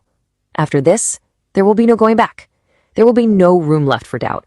You might be thinking, okay, but with these kinds of world-shattering truths being beamed into every home, how do you stop society from just completely flying apart? It's a natural question. And that brings us to our 4th section, securing the realm. This part of the plan is all about the logistics of keeping order. This slide shows a huge shift in public authority. According to the plan, all the existing police forces around the world will be officially stood down. They're out. In their place, the Earth Alliance military will become a visible presence on the streets. But here's the key difference. Their job isn't law enforcement. It's civilian protection during this transition. And let's be perfectly clear on this point. The plan is adamant. This is not oppressive martial law. Not even close. It's described as a temporary protective measure, purely to provide a secure and stable environment. The entire goal is to let people safely absorb the bombshells from the EBS broadcasts without society falling into widespread chaos and violence. And this quote right here is the ultimate reassurance. It confirms that the real battle, it's already been won. The old parasite network has been gone for years. What we are all about to witness is simply the final act of a scripted disclosure. It is not a last-ditch power grab. It's a victory lap. So we've walked through the whole global plan, from the scare events to the lockdown to the truth broadcasts. But that brings us to the final and honestly the most important part of this whole thing, your role. This is where the plan becomes personal. This is where you become a key player on the board. And so this slide asks the most important question for anyone who's hearing this. When the world is in shock, when that AI scaffolding, the automated social and media programs that run the old reality, when all of that starts to crumble, what are you supposed to do? What's your job? And here it is. This is your mission directive. Your role isn't to argue. It's not to try and preach into the noise. Your job is to be a lighthouse, a point of stability, calmly holding your ground, being that beacon of calm and clarity for everyone around you who will be totally lost in the storm as their entire world shatters. So, this is your final instruction, and it's the most powerful part of the entire plan. When the time comes, the most impactful thing you can possibly do is just stay calm. Anchor that frequency of truth. Be the lighthouse for your family, your friends, your community. This was the plan all along, and now you know your part to play. We have been for the last, since 71, when we did a reset and went out the gold standard, Yes. we've been dealing with this situation where there's been no reset in over 50 years. That is the longest period we've ever gone without a reset, because we had one in 1933, we had one in 45 with Bretton Woods, and we had one in 71. Mm-hmm. Good so point. That's allowed everything to build to epic levels in terms of debt level, and it's all got to be handled. So there's a lot of things to get sorted here, and it's going to really bring some things to a head. Now, Trump posted this week an interesting image, and it's a video from 1929. Mm. And I know a lot of people just looked at the video and thought, what does that mean? And if you see the video, you see people walking down the streets of New York, Mm-hmm. and they're all in their suits and dresses, and they're, They're Well just dressed. going about their business like everything is great. But if you remember, 1929 is when the market crashed, Oh, yes. right? We went into the Great Depression. Sure. Yes. And towards the end of the video, it shows them all lining up like they're getting into a soup line. Okay? Yep. He's giving you information. Signal. Yep. When he says this. These are the signals. And even Absolutely. right now, it looks like everything's okay. Everything's going to be fine. Let's not look at 38 trillion of debt. Let's not look at the bond crisis going on across America. There's billions and billions of bonds that can't be repaid. Let's not look at any of that. Everything's just fine. Wake up. We got to wake up. Absolutely. Because these things don't just evaporate. They don't just go away. The bond crisis is fascinating. What you've had is counties across the entire nation raising the valuation on homes, thereby raising the property taxes in each of those counties. And based upon the raising property taxes, they could take out additional bonds, which is debt, for the school, claiming it's for the school system. But if the question I have is this, and no one's been able to answer it. If the property taxes are being paid to fund the schools, why are the schools borrowing money against that tax? Income stream. Yeah. And who's getting the money? Where did it go? Mm-hmm. You see? Yes. There's a whole lot, and we've just started this whole fraud thing. You know, we had the vice president that was just appointed as the fraud czar, which I think he wears the title with great pride. And yes. We had the acting attorney general come out and talk about the launch of a special fraud unit that's going to be looking into this. And he's assigning 93 prosecutors in every district. Wow. Every district is getting 93 prosecutors to go after fraud. And they have 8,000 pending matters currently. Oh, man. So this is we're just barely getting started, right? With uncovering the fraud. It's kind of like the tip of the iceberg moment here. So it's very fascinating as we look at all these things going on. Whenever you get to the age of particularly a debt-based system like we have, where you cannot create an additional dollar in the Federal Reserve System without creating a corresponding debt that relates to that. And then what the Federal Reserve does is then they charge interest to repay that debt. But there's a qualification in there. The debt and the interest has to be repaid in the same money that it was borrowed in. Yes. So you can't use other assets. You can't use gold. You can't use silver. You can't use anything else. So if the government borrows $100 and has to pay back, say, $105, where does it get the extra $5 of currency? Well, it has to go borrow it again, right, in order to pay the 105 back. So what you have is you have the system that just elevates in debt levels, and unless there's a reset, the whole thing comes crumbling down. We have been for the last, since 71, when we did a reset and went out the gold standard, we've been dealing with this situation where there's been no reset in over 50 years. That is the longest period we've ever gone without a reset, because we had one in 1933, we had one in 45 with Bretton Woods, and we had one in 71. Good point. That's allowed everything to build to epic levels in terms of debt level, and it's all got to be handled. It all has to be taken care of. So people should be paying attention when the president puts out a message that's a video from 1929, showing the people all walking down the street like everything's happy and normal. Even in the beginning, when it first starts kind of crumbling, you still think, well, it'll be okay. It'll be all right. Until you're standing in the soup line, right? Or the bread line, because you don't even have food. This is a message for everybody to be prepared. You know, for years, and I know you've said this, John, I've heard you on your programs, have food, have water, have basic necessities stockpiled, you know. Pray, plan, and prepare. A little bit. Yeah, exactly.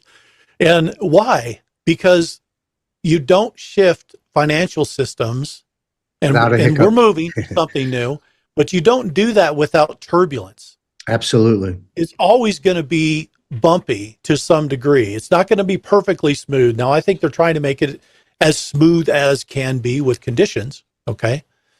But it's still going to be difficult. The Trump administration has done everything they can over the last year to really juice our economy, bring in trillions of investment from overseas, do all these things to really try to put some heat, some fire behind this economy. Mm-hmm. Why? Because that allows you to recover faster from the flip. Doesn't mean that it's not bumpy, but you can get through it much more quickly if you've got a raging economy going in the background. So I think that we're going to see that going forward as we get to this point of switch. Now, on the 26th of March, the Treasury put out a message on their website saying that on the 4th of July, that there would be new currency, that it would feature Donald Trump's signature and Scott Bessent's signature. Mm-hmm. And that the $100 bill could potentially come as early as June. Okay? Wow. If you read through the entirety of the statement that they made, I read it. They talked about the U.S. dollar, the U.S. economy, and the U.S. financial system, but nowhere in that document were the words Federal Reserve. Nowhere. Finally. So this is fascinating what we're watching, and we get a new Fed chairman on the 15th of May. Central casting. When Kevin Warsh is going to step in. Yeah.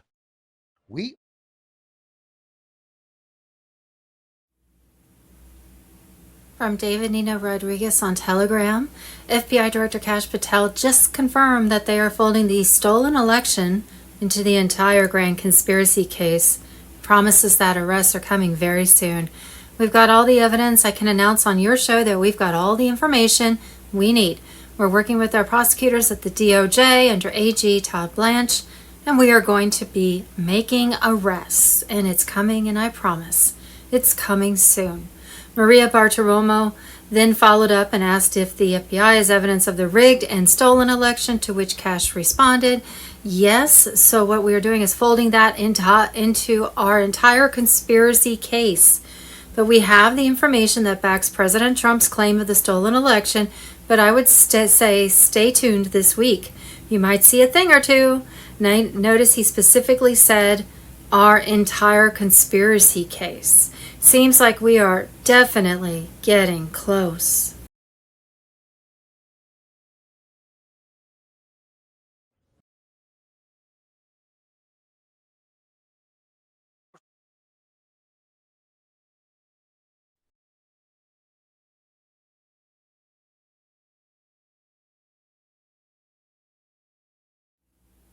This is from White Hats on Telegram. Iran nuclear operation, USA, Delta Force, World War III. Let's just say, behind the scenes, White Hats have already initiated covert Delta Force operations deep inside Iran nuclear facilities that the mainstream media will never show you. These operations have been running silently for the past 18 months. What you are watching on the surface is staged 6 levels below what CNN and Fox will ever tell you. Iran thought they had the upper hand. They were wrong. White Hat military intelligence had already mapped every single underground nuclear facility, every tunnel, every scientist, every handler. Why do you think Trump put specific people in specific positions? The deep state cabal needed World War III to happen. They needed the distraction. They needed the chaos to cover the Epstein files, the arrest, the exposure. But here's what they didn't count on. Delta Force operating with the United States Space Force and superintelligence technology that can see through walls, underground, through time and space. The same technology Tesla discovered. The same technology Trump's uncle John Trump studied and the military has been using in classified operations since the 1940s. The World War III narrative is controlled demolition of the deep state agenda. What looks like war is the operation. Iran leadership is currently in panic mode. Certain generals have already been flipped. White hats inside Iran military are communicating. Nothing can stop what is coming. The nuclear threat is being dismantled from the inside out. While the media sells you fear, You're watching 6th generation warfare in real time. Most people will never understand they are inside the operation. Somewhere, Trump, Cash, Ezra are watching every move. The clock is ticking. It had to be this way. Military is the only way. White Hats Q on Telegram.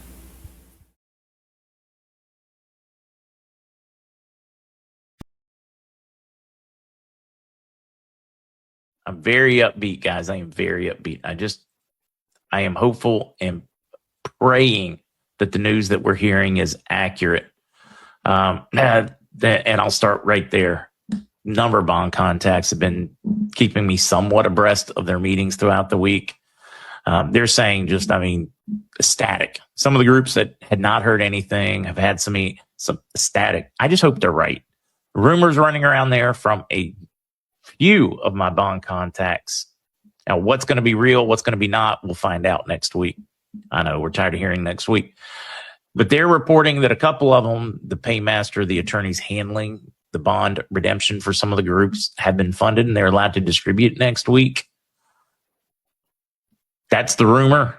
I'm going to treat it as total rumor until somebody I personally know at a real shake their hand, have sat over dinner with them and eaten, friends that have their bond money from their paymasters or their attorneys and group attorneys in their account spendable. That's when I'm going to lose it and come out and do a really fun podcast.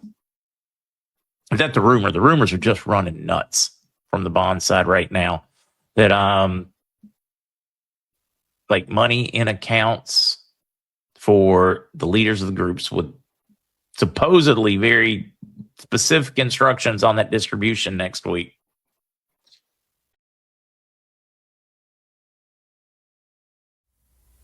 EBS, Emergency Broadcast System, on Telegram. And they have a date for what they think is the date of the emergency broadcast system. Whenever you see a date, remember, this is an event-driven war. We cannot ever really know the dates. The emergency broadcast system will introduce martial law until fair and transparent elections can be held. Now, that's part of NESARA. You can see to the right, I highlighted that part. Establishes new presidential and congressional elections. So all the House and then Senate people will get new elections within 120 days after NESARA's announcement. 3 days of darkness, planned cyber attacks on everything, internet down, communications cut, power grid possibly shut off. Hopefully we don't lose power, especially when we're coming up on summer and it's getting warmer. 10 days of disclosure, a single website, one web channel, broadcasting the truth 8 hours a day in a loop. The military will ensure that the masses get the food they need. Well, don't count on that. Just remember to stock your pantry and, get necessities, medications, just keep things on hand that you think you might need. Okay, so here is John Michael Chambers with Ricardo Bossi, and they are talking about the big event that might possibly trigger the EBS to go off, martial law, 10 days of darkness, and how to prepare for that. The big crash is closer than you may think. Trump will be universally blamed. Financial systems will implode. People will lose money. Corporations will go out of business.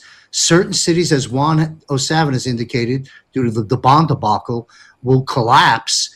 And some people may not get paid in pensions and perhaps other things. Stocks, investments, and pensions may be wiped out, varying degrees. Living standards for a period of time may plummet. Supply infrastructure will break down.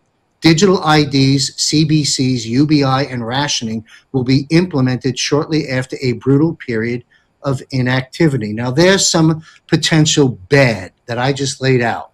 We're going to go into potential good that follows that. But I'd like you to weigh in on what I just commented upon, especially coming off the heels of a 1929 clear calm from President Trump by publishing that. That coupled with what I just said, what's your feedback on those subjects?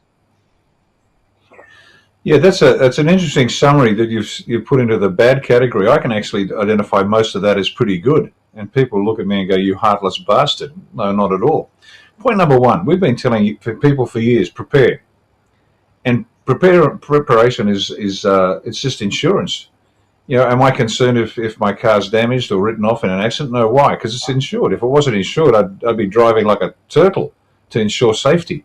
But I can live my life because, the car's insured. As a metaphor, so to speak, right?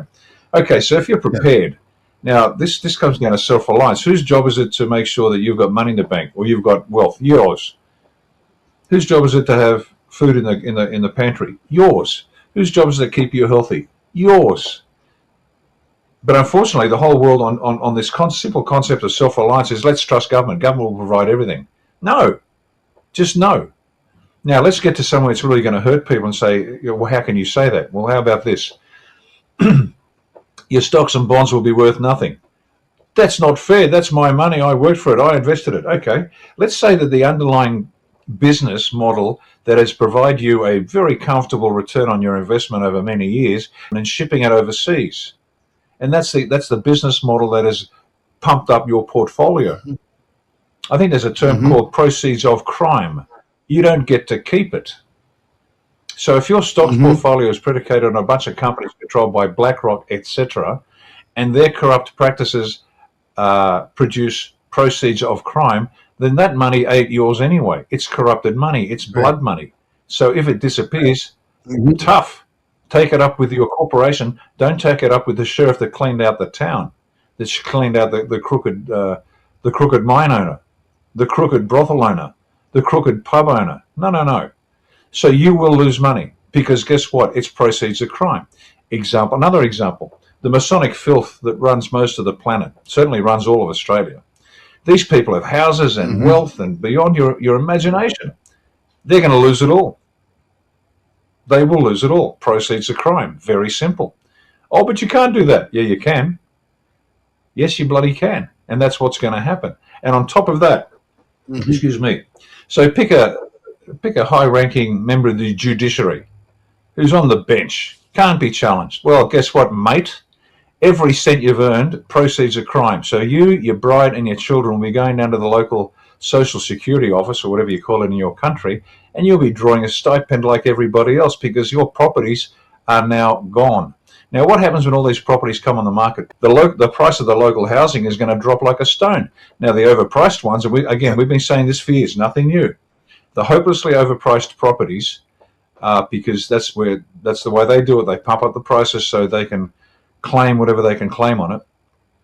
They'll drop simply because the real value will now be paramount. The housing prices that are not overly inflated, they won't drop by much. They'll hold their value. It's just the inflated prices of real estate, for example, that will crash. Are people going to be out of food? Yep.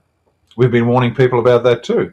For goodness sake, what you've got to do, ladies and gentlemen, and we've said this for years, and on the Green Room, my weekly show to the A1 people in Australia, we'll put up a little slide that says, here's how you prepare. This is the stuff you need in your cupboard. You need this, that, and the other. Put it in there, and we put it up. Do that. And then we also add, for goodness sake, put some aside for your idiot neighbour who isn't ready, and he comes to your door holding his 3 kids in his hand saying, do you have some milk so I can feed my family? So, of course, have some for them as well to look after your immediate neighbourhood. Now, it is, and we also say this, it is not your job to save the country. You don't have to empty your pantry and give everything to the idiot next door. No. You'll just give him what you can afford to give him because you've got to look after your family. And here's again what we've been saying, and I don't mean to harp on this, but it's the story of Nehemiah out of the Bible. The Persians threw out the Babylonians. The Babylonian exile is finished. The walls surrounding Jerusalem had been destroyed, and the walls in the old days protected the city. Without walls, the cities were vulnerable. The walls had been destroyed for decades. And Nehemiah, who was I think a cupbearer, whatever that means, for Artaxerxes, I think I think it's Artaxerxes.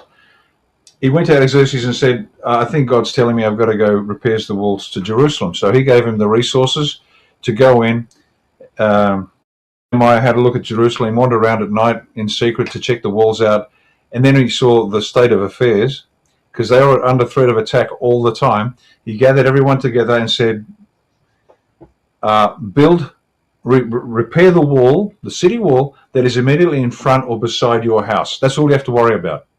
Because every man knows that he will build a wall for his children that is impenetrable. And if you're building a wall for somebody else, eventually you're going to be tired and go, oh, yeah, okay, look, how about you look after your family? I'll look after mine. And that was a theory. So I think it was 52 days, because every family was looking after the wall in front of or in adjacent to their own home.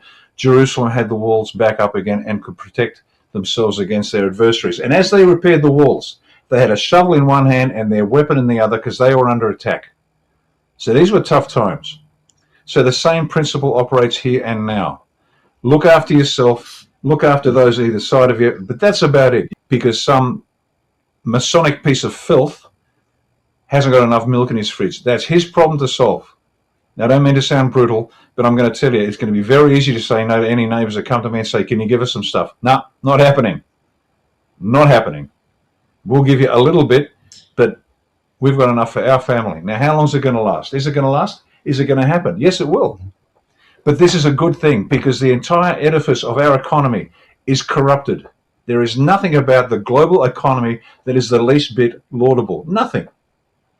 Above a certain level. And this applies in your town, in your state, in your country, and around the world. Above a certain level, you will not be allowed to succeed unless you sell your soul. And I mean that literally, not metaphorically. You can run the local corner store and have a comfortable living, but if you try to franchise that and get it out there and make a gazillion bucks, very quickly you'll meet the people who really run the economy. It is all proceeds of crime. The entire edifice must come down, it must crash, it will hurt. That's I'm not saying that with any sense of joy, it's just a necessity. It is just a necessity. There will be pain. Nobody, me and John included, ladies and gentlemen, we're not going to come out of this and go, oh my God, I didn't see that coming. We didn't see it all coming. All of us are going to get hurt one way or another. And it might be a physical shock, like you've lost your years of investment, or just the moral wound of the depravity of the people when some of the truly gruesome stuff comes out, and you're nearly sick to your stomach that people could do that to other people. And so in terms of just the depression and the food queues and the rest of it, yeah, buckle up. Buckle up. We've said it again and again and again and again. And if you didn't hear it, well, I'm sorry. But we have shouted this from the rooftops for a long time. A1's been specifically working very hard on this everywhere we go. You can only do your best. And when it all comes down, you're going to pay the price for not paying attention. Here is another post from Emergency Broadcast System on Telegram. And it says, important update confirmed. Nasara announcement is imminent. Now, I don't think Nasara will be announced until after the EBS. Until after all the stuff comes out. That's just my opinion. This is an event-driven war, and that makes sense to me as far as events. One thing has to preclude another. So I think we have to have the lockdown, and people need to be shown the evidence and the TV documentaries and everything first. And then Nasara announced officially, and all the other things that come after that. This marks the official start of the new system and the end of the old world structure. EBS will follow globally, all screens, all channels, one broadcast. Full disclosure will be shown in sequenced documentaries to awaken the masses. A temporary global lockdown window is being prepared to secure the broadcast phase. During this period, truth will be delivered without interruption. QFS is already active in the background. Global trust funds are seized. Cabal assets have been moved into quantum ledgers for return to the people. Central banks have been migrated. ISO 20022 is live. All transactions are traceable. Corruption has no place to hide. This is the final transition stage. The old market structure cannot survive what comes next. Stay calm, stay alert. Everything is about to change.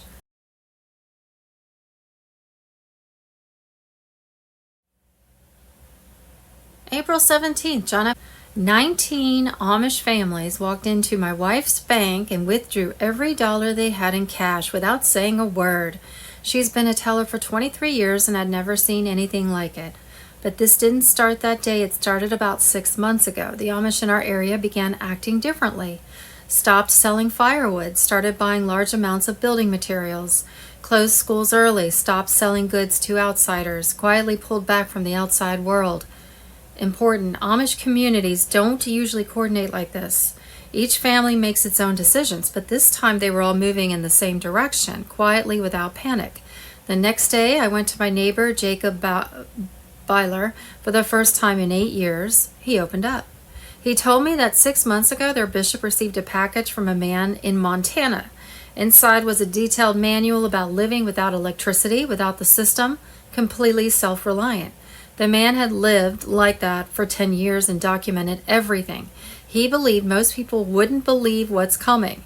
Those not dependent on the system will make it through, and that the Amish should share this knowledge while there's still time.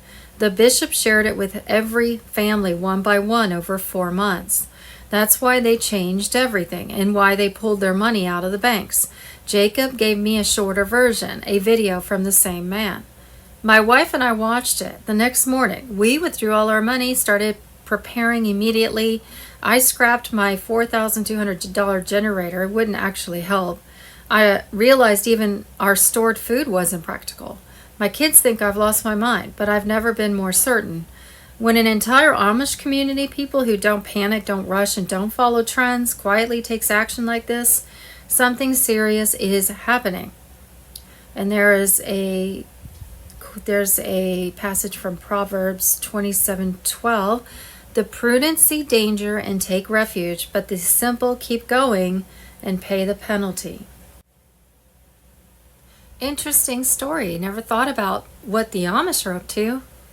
And they have their own way of finding out things. So personally, I don't think it's going to be that bad because I have a lot of faith that the White Hats have done as much as they can to prepare for the reset. But it's always good to be over-prepared. This is from a Telegram channel called Tribunals and Executions, and it's from today, April 18th. Former IRS Special Agent Joseph Bannister explains why he hasn't paid taxes since 1998, alleging that the IRS has been engaged in fraud for decades and needs to be investigated. So many of us are starting to learn that the income tax is unconstitutional.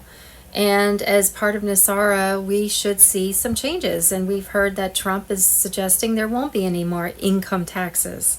And I really believe that. So that's good news. But here is the video clip of this IRS special agent, Joseph Bannister. You went to trial. You won that trial. Are you worried you'll be prosecuted again? No, actually, there were 2 criminal investigations against me over the years. One from 2001 to 2004, and then another one in 2010. And all the while, not filing a tax return, and not out of some sense of civil disobedience. Of course, my investigation indicated that I didn't have a filing requirement. I confronted my IRS supervisors about the evidence that I gathered, and they told me to hit the road, to leave and not discuss any of my questions. So all these years I've had to go with what I knew to be true as a certified public accountant and for my own life.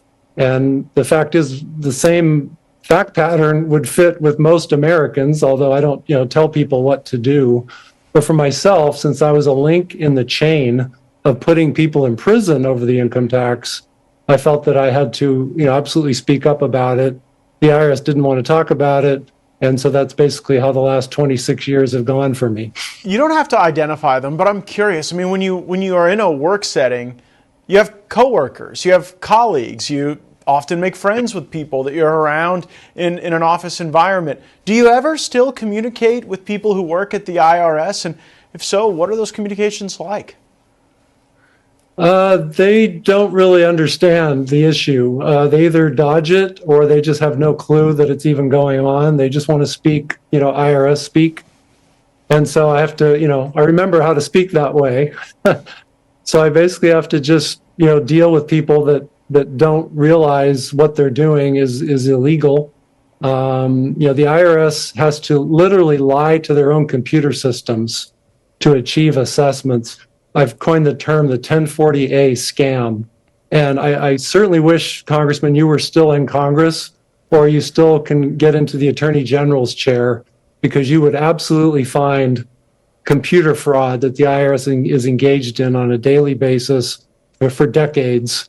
And it needs to be investigated and prosecuted. It's absolutely illegal. And that's why I didn't want to go along with it any longer. Trump ends tax on Social Security. America's seniors finally keep what they earned. There should never have been tax on Social Security. I mean, you can't, it's like double taxation. Eventually, I think we're going to have no income tax, period. So we'll see what happens. And it is part of NESARA, so.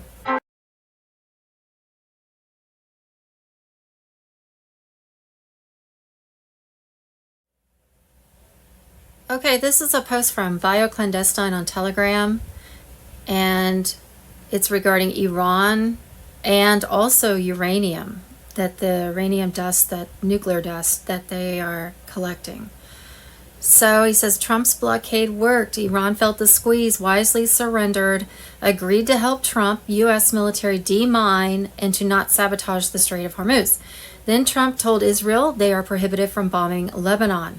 Now, I think they might be still bombing Lebanon. I don't know. They're crazy. Stock markets surging, oil prices falling. Turns out Trump knew exactly what he was doing, and every single anti-Trump narrative just went up in flames. Are you not entertained? And he says, take notice of who is quiet right now. Go look at the pages of Alex Jones, Dave Smith, Candace Owens, Ian Carroll, Megyn Kelly, Mike Flynn.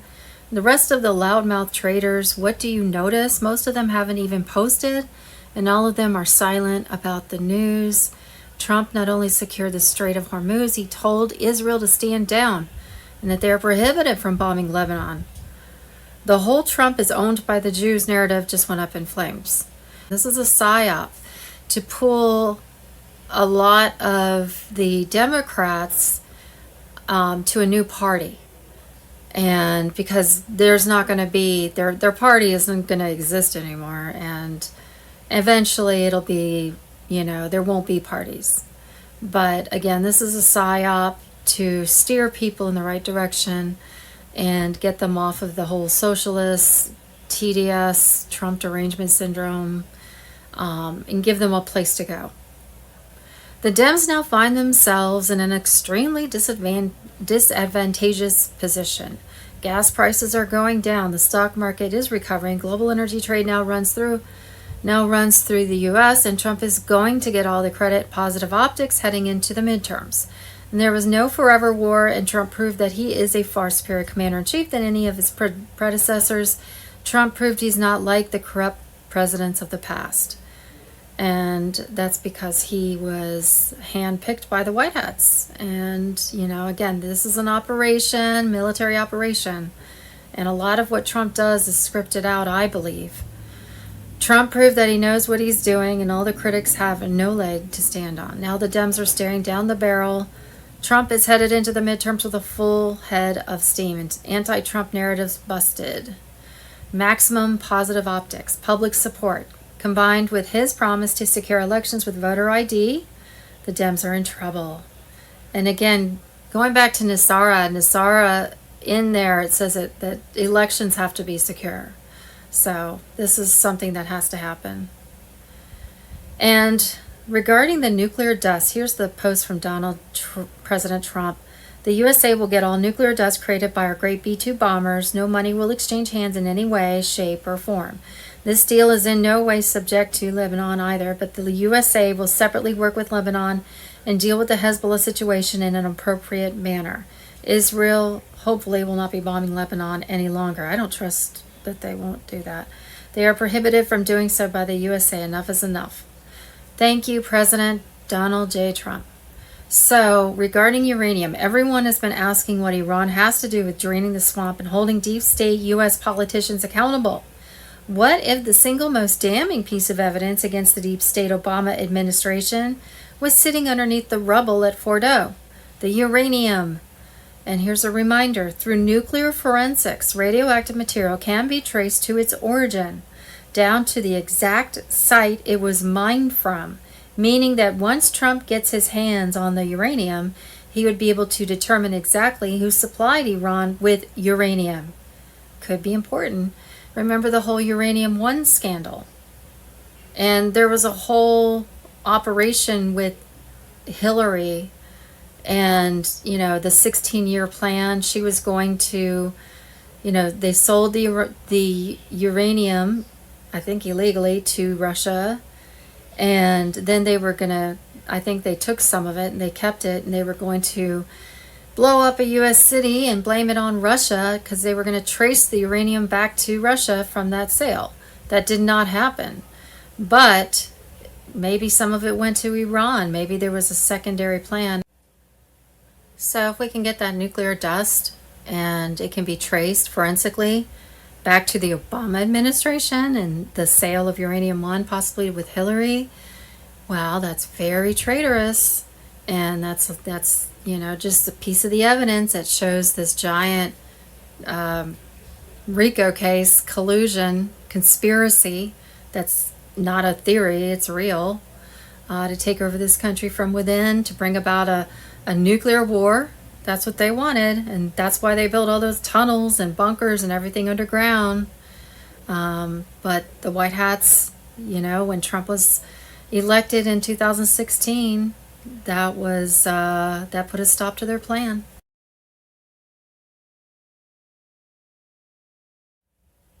Edward Snowden on Telegram exposed $127 billion in gold discovered inside Iran vaults. Documents show Obama and Clinton moved it there through Swiss and Chinese banks. Explosive documents reveal $127 billion in gold reserves hidden in hardened underground vaults beneath Tehran, Isfahan, Shiraz, and Mashhad in Iran. This hoard never belonged to the Iranian regime. Globalist operators moved it there. From 2009 to 2016 under Barack Obama, Swiss banks served as main transit hubs while Chinese institutions completed the legs. Shell companies like those in Clinton Foundation operations provided the cover. The timeline confirms the plot. Obama took office in 2009 and flows accelerated. By 2010, Iran shifted to physical gold. Volume exploded from 2012 to 2015 during JCPOA talks. Officially, the administration claimed to isolate Iran. Privately, the networks routed hundreds of tons through Zurich and Chinese desks into IRGC facilities. Vaults sit next to nuclear and missile sites. Isfahan combines uranium plants with gold storage. The chambers are deep underground, resistant to strikes and EMPs, guarded by Quds Force. Hidden reserves give the mullahs power beyond official figures. At April 2026 gold prices near 4,800 per ounce, this reflects the Obama-era transfers. The gold funds proxies and programs, terrorist programs, without traceable revenue. Clinton's Swiss links are clear, with intermediaries tied to foundation donors.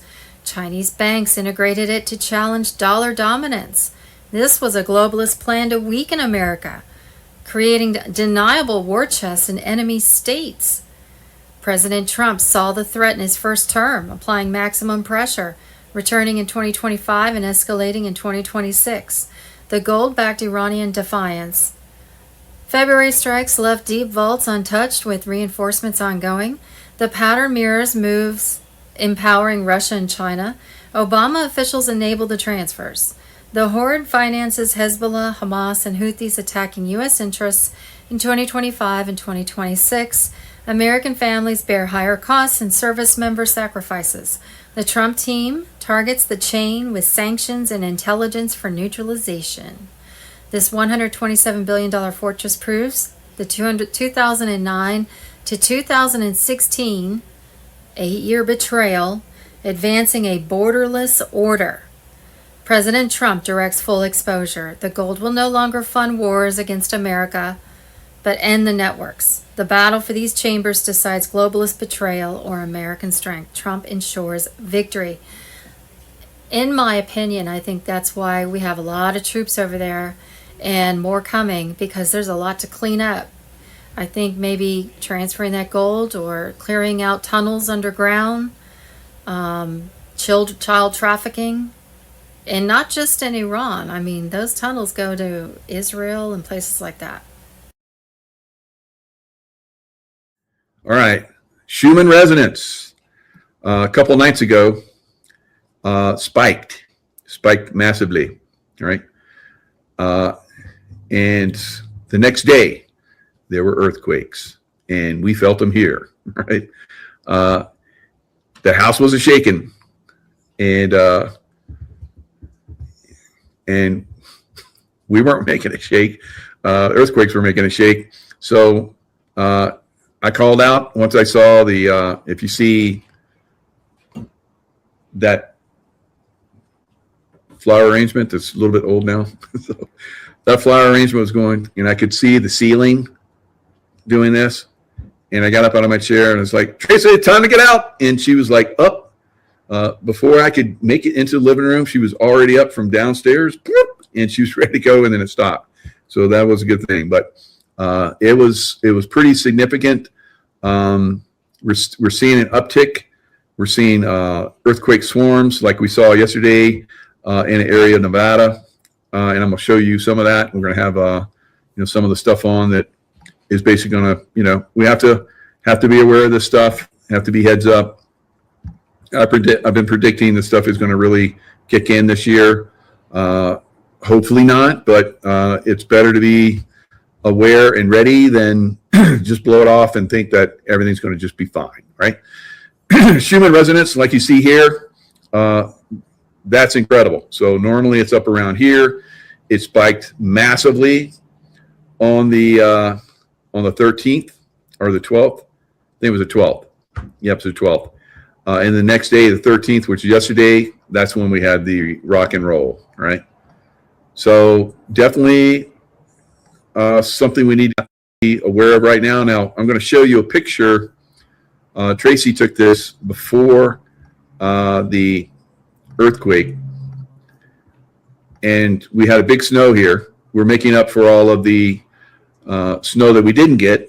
So we're getting, mid-March, because it can happen here. I've seen it, snow here in May. I've seen it snow here in June. But a good thing, we're getting much needed snow. And as you guys can see out the window, there's still a lot of it. So look at these icicles that Tracy. So this is on the second floor. Now all of those ice, I have a picture of it, but I don't have it loaded. But all of those icicles, when it started shaking, they came rocking down, right? Crazy times. You need to be heads up. Like I said, been saying this for all this year. And, I saw a vision of this home shaking pretty substantially. Was that it? I don't know. But I hope that was it. But, these are going to be times where you need to have a plan. And my plan is to try and get out to the garage and open the garage door before it gets locked from all the shaking and the power going out. And we have lots of stuff up there for survival, water and survival food and all that kind of stuff. So I just pile it in and just get earth-centric relationship. And every time we get this, we usually have an uptick in earthquake activity. So that big coronal hole that's caused earthquakes in the past, so it rotates around, then we get a little break, and it comes back again, and then we get a significant uptick in earthquakes. We're already getting an uptick in earthquakes, and there's a very great possibility that the juice from that is really going to make things get funky, right? So just be heads up. We just saw some serious activity here. I've been living on and off in this area for a long time, and I've never seen any earthquakes of that magnitude here. So, like I've said, things are going to start to uptick this year, right? Hello, everyone. It's Mike Jacob with Unleashing Intuition Secrets. So on the road here in Dallas, Texas, doing a LifeWave event and really good information. The Dallas group is like phenomenal. Everybody's like totally tapped in. People of Texas are amazing. So U.S. must have the elections this fall, or there will be a massive revolt. All right. So we're moving in the direction where we're going to get free elections, free and fair. But if they're not, there will be a revolt. All right. Conservatives have been very patient. We've been, working with other groups to move towards, resolving, issues that are happening in our country. The infiltration of the deep state is, everyone's pretty much aware of it now. You have 70 to 80% of people now want the SAVE Act to go through, but Congress is dragging its feet. You have probes that are supposed to be going at, after John Brennan. He should be, put away by now, but the Senate's dragging its feet on it. So we're not going to put up with this much longer. We're not going to put up with this much longer. All right. So there must be probably an executive order or a suspension of habeas corpus, like President Lincoln did. Something will happen, or the people will get involved, and that will be ugly. Right. We will not allow the Democrats to come back in. They've already said that they're going to come they're going to take everything back, and they're going to come after us in a way that's going to just shut everything down. We'll never, ever get back in power again. We, being conservative people that love our country, we will not let that happen, right? There will be an absolute revolt, right? It's not going to happen. All right, so this has to move forward. Now, President Trump and other people drop tidbits of info. They do information probes to see where the population is, to see how they respond to different things. A good example is where, they had the thing where President Trump went after the Pope. And we all know that the Pope in the Vatican and, the Catholic Church, for a great extent, is completely corrupt, right? This is not anything new to those of us that are awake. So he basically, poked that bear, and he wanted to see how people would respond. And I think for the most part, we're seeing a good response. All right. So these are things that happen. We saw the blast off of the spaceship that no one believes in. Whatever happened with that, if that was real. This whole technology, I heard Carrie Cassidy, she's an expert in this field. She's like, what? Who cares? It's old technology. We know that we have very, very advanced technology. And I'm of the same opinion. I'm part of the secret space program, have been since I was a kid, have memories of all that stuff. I've been talking about it. Hundreds of people have been talking about it for a long time. We have been to the moon, where it's a satellite. There's an empty, moon base there. There is, Mars, every Saturn, around the moons of Saturn. I've talked about all this, and so have a lot of people. So we have the technology, but they probe. They see where people are at, and there was a huge pushback from people that don't even believe we went to the moon. Right? We've been to the moon. There's moon base. There's surface dwelling. There's all kind of crazy stuff that's already going on the moon. So we do little probes. We, me, other, truthers. All the truthers are on board with all this. I look at some of the truthers put information out there, and I'm like, oh God.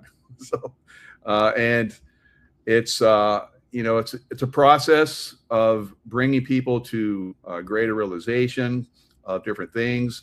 But if they do a probe and people are, massively against, something, and don't believe in something on a massive scale, they're just going to pull back. Right? We're not going to get full disclosure. We're not going to get, we're working with ETs. We're not going to get all the stuff that, and we have an ET race that's pretty much controlling the earth right now. A negative ET race controls the earth. So, of course, they control that information. They control the Vatican, and they control the city of London. And they, to a great extent, up until President Trump got in office, they controlled DC, the three city states, right? So President Trump has turned at least the city-state of Washington, D.C. around.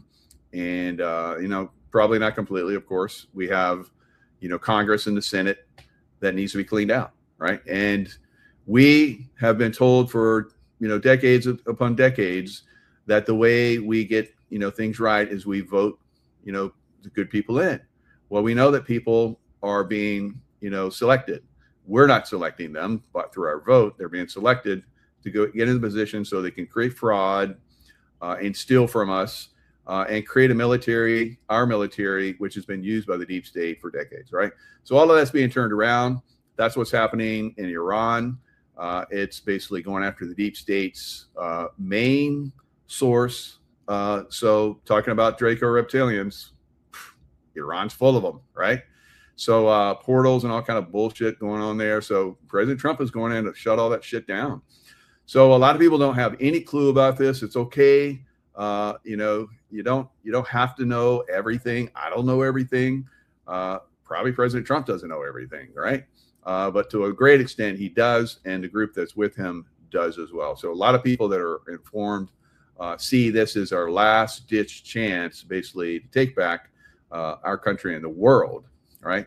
I believe it's going to happen, but I see little setbacks in the consciousness of humanity. So I have to point that out because it is very important that we as a whole, we the people as a whole, the world, start to push back on the evil controllers. All right. So Iran must fall.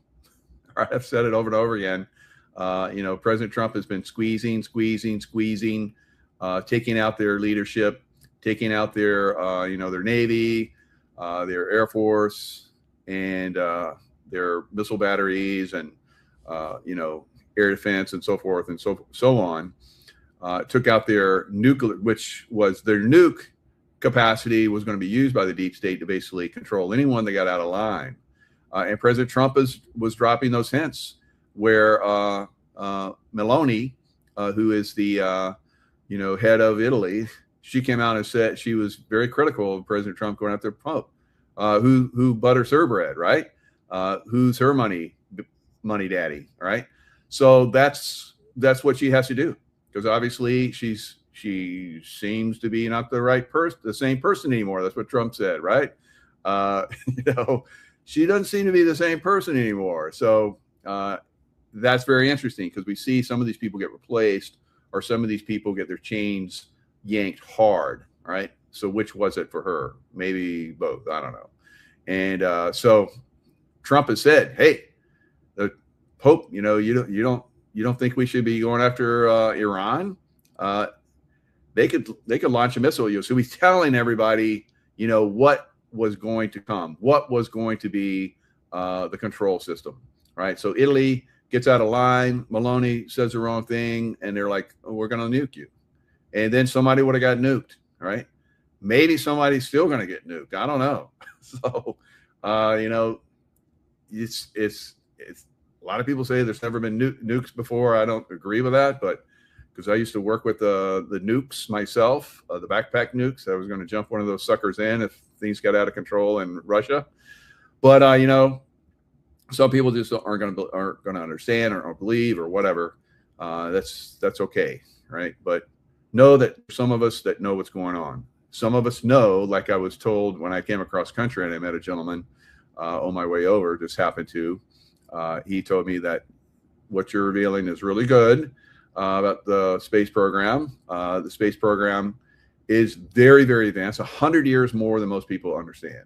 And we are in space. I was like, wow, thank you for that. So baloney. Yeah, absolutely. Truther. Right. So in their song, something like that. But baloney. All right. So, we have to overcome a lot of this ridiculousness, and we will, right? One way or another. I'm going to find you. I'm going to get you. All right. So it's very frustrating for a lot of us that reveal information. I had Patty Greer on just recently, and we talked about the crop circles. And she was kind of hesitant. She was like, maybe I shouldn't talk about the crop circles, right? So I was like, come on. She must have been intuiting something, because when we talked and we shared that on Amazon or her crop circle stuff, she said that after our show, for the first time in 15 years, she could not access her accounts. They closed her down, right? So these are some of the things that, we all go through. They come after, our ability to earn income, to, influence and so forth. We get spanked if we start an influence on a certain level. But great for Patty Greer. She pushed the envelope and went out there and did it again.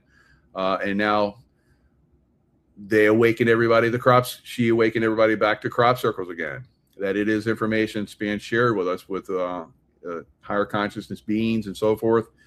Now, I think that it's tied to the secret space program stuff. I think the deep state basically got hold of some of that, and they're controlling as much as they can. I think the negative ETs basically have helped them out quite a bit. But we've had a lot of people that have come through and shared information. A lot of them are gone, right? Some of them are still around. They know how to, like Bob Lazar. It's like, oh, that alien thing that I saw through the window, it could have been just a dummy. I'm not sure that it was actually an alien. Now, he told other people that it was. He was absolutely sure it was an alien. But, when he comes out and speaks in public, he backs off that. And now I know a lot of you out there, and I've heard this, when I release stuff as well, you're like, you should be releasing that stuff. It's like, yeah, I want to stay alive. All right. You get a nice little tidbit of information and I'm dead. No, I'm not going to share everything. So that's where a lot of us are. We can't give you everything because they show us what happens when people give up really good information. They're suicided. They die mysteriously. They have heart attacks, all kind of crazy stuff. So heart attack machine. Talking about the heart attack machine, they used it on me. It didn't work, right? So, but they've used other things, and that didn't work either. So, like Bob Lazar and other people have said, we seem to be protected, right?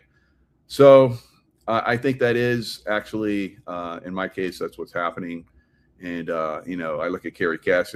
I've seen her get hammered. You can see when she's been hammered. She's like, every show she does, she seems like she's getting hammered. I don't know. If it's not in her internet, it's some other way. So I talk about how she's gotten hammered. I think physically been hammered, and she talks about that as well. So it is frustrating, trying to put this information out there, and then you get, half the population or more doesn't get it at all, and attack you and say it's all bullshit. Yeah, we've never been to the moon. It's like, that's bullshit. We've been to the moon, all right? And so you're like, well, how did we get through the Van Allen belt? We had help, all right? Somebody helped some of those Apollo missions get through, guys, all right? And, well, I heard that the ET said they couldn't go back there and get the hell out of there, reptilians. And it's like, yeah, they probably did. That's probably why we backed up. I don't know. But there is a lot of stuff that is, like I said, very, very advanced. I've seen some advanced stuff, but, the stuff I saw was like only 25 years more advanced. And it's like, the stuff that I saw way back is like, already come out, like the GPS stuff, right? GPS stuff was like, I was working with that stuff when they first started putting up satellites, right? So, and that was back in, the early 80s, right?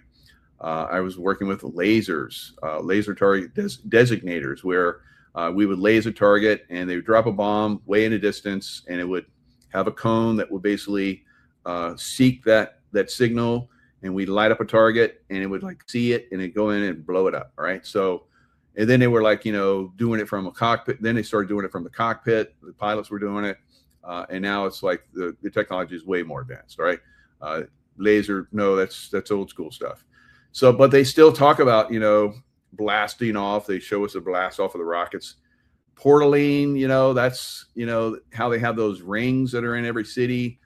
In London, they're building like a whole bunch of rings in Miami now. I'm like, geez, they're like going to portal out the whole city through them, or bring some negatives in through those portals.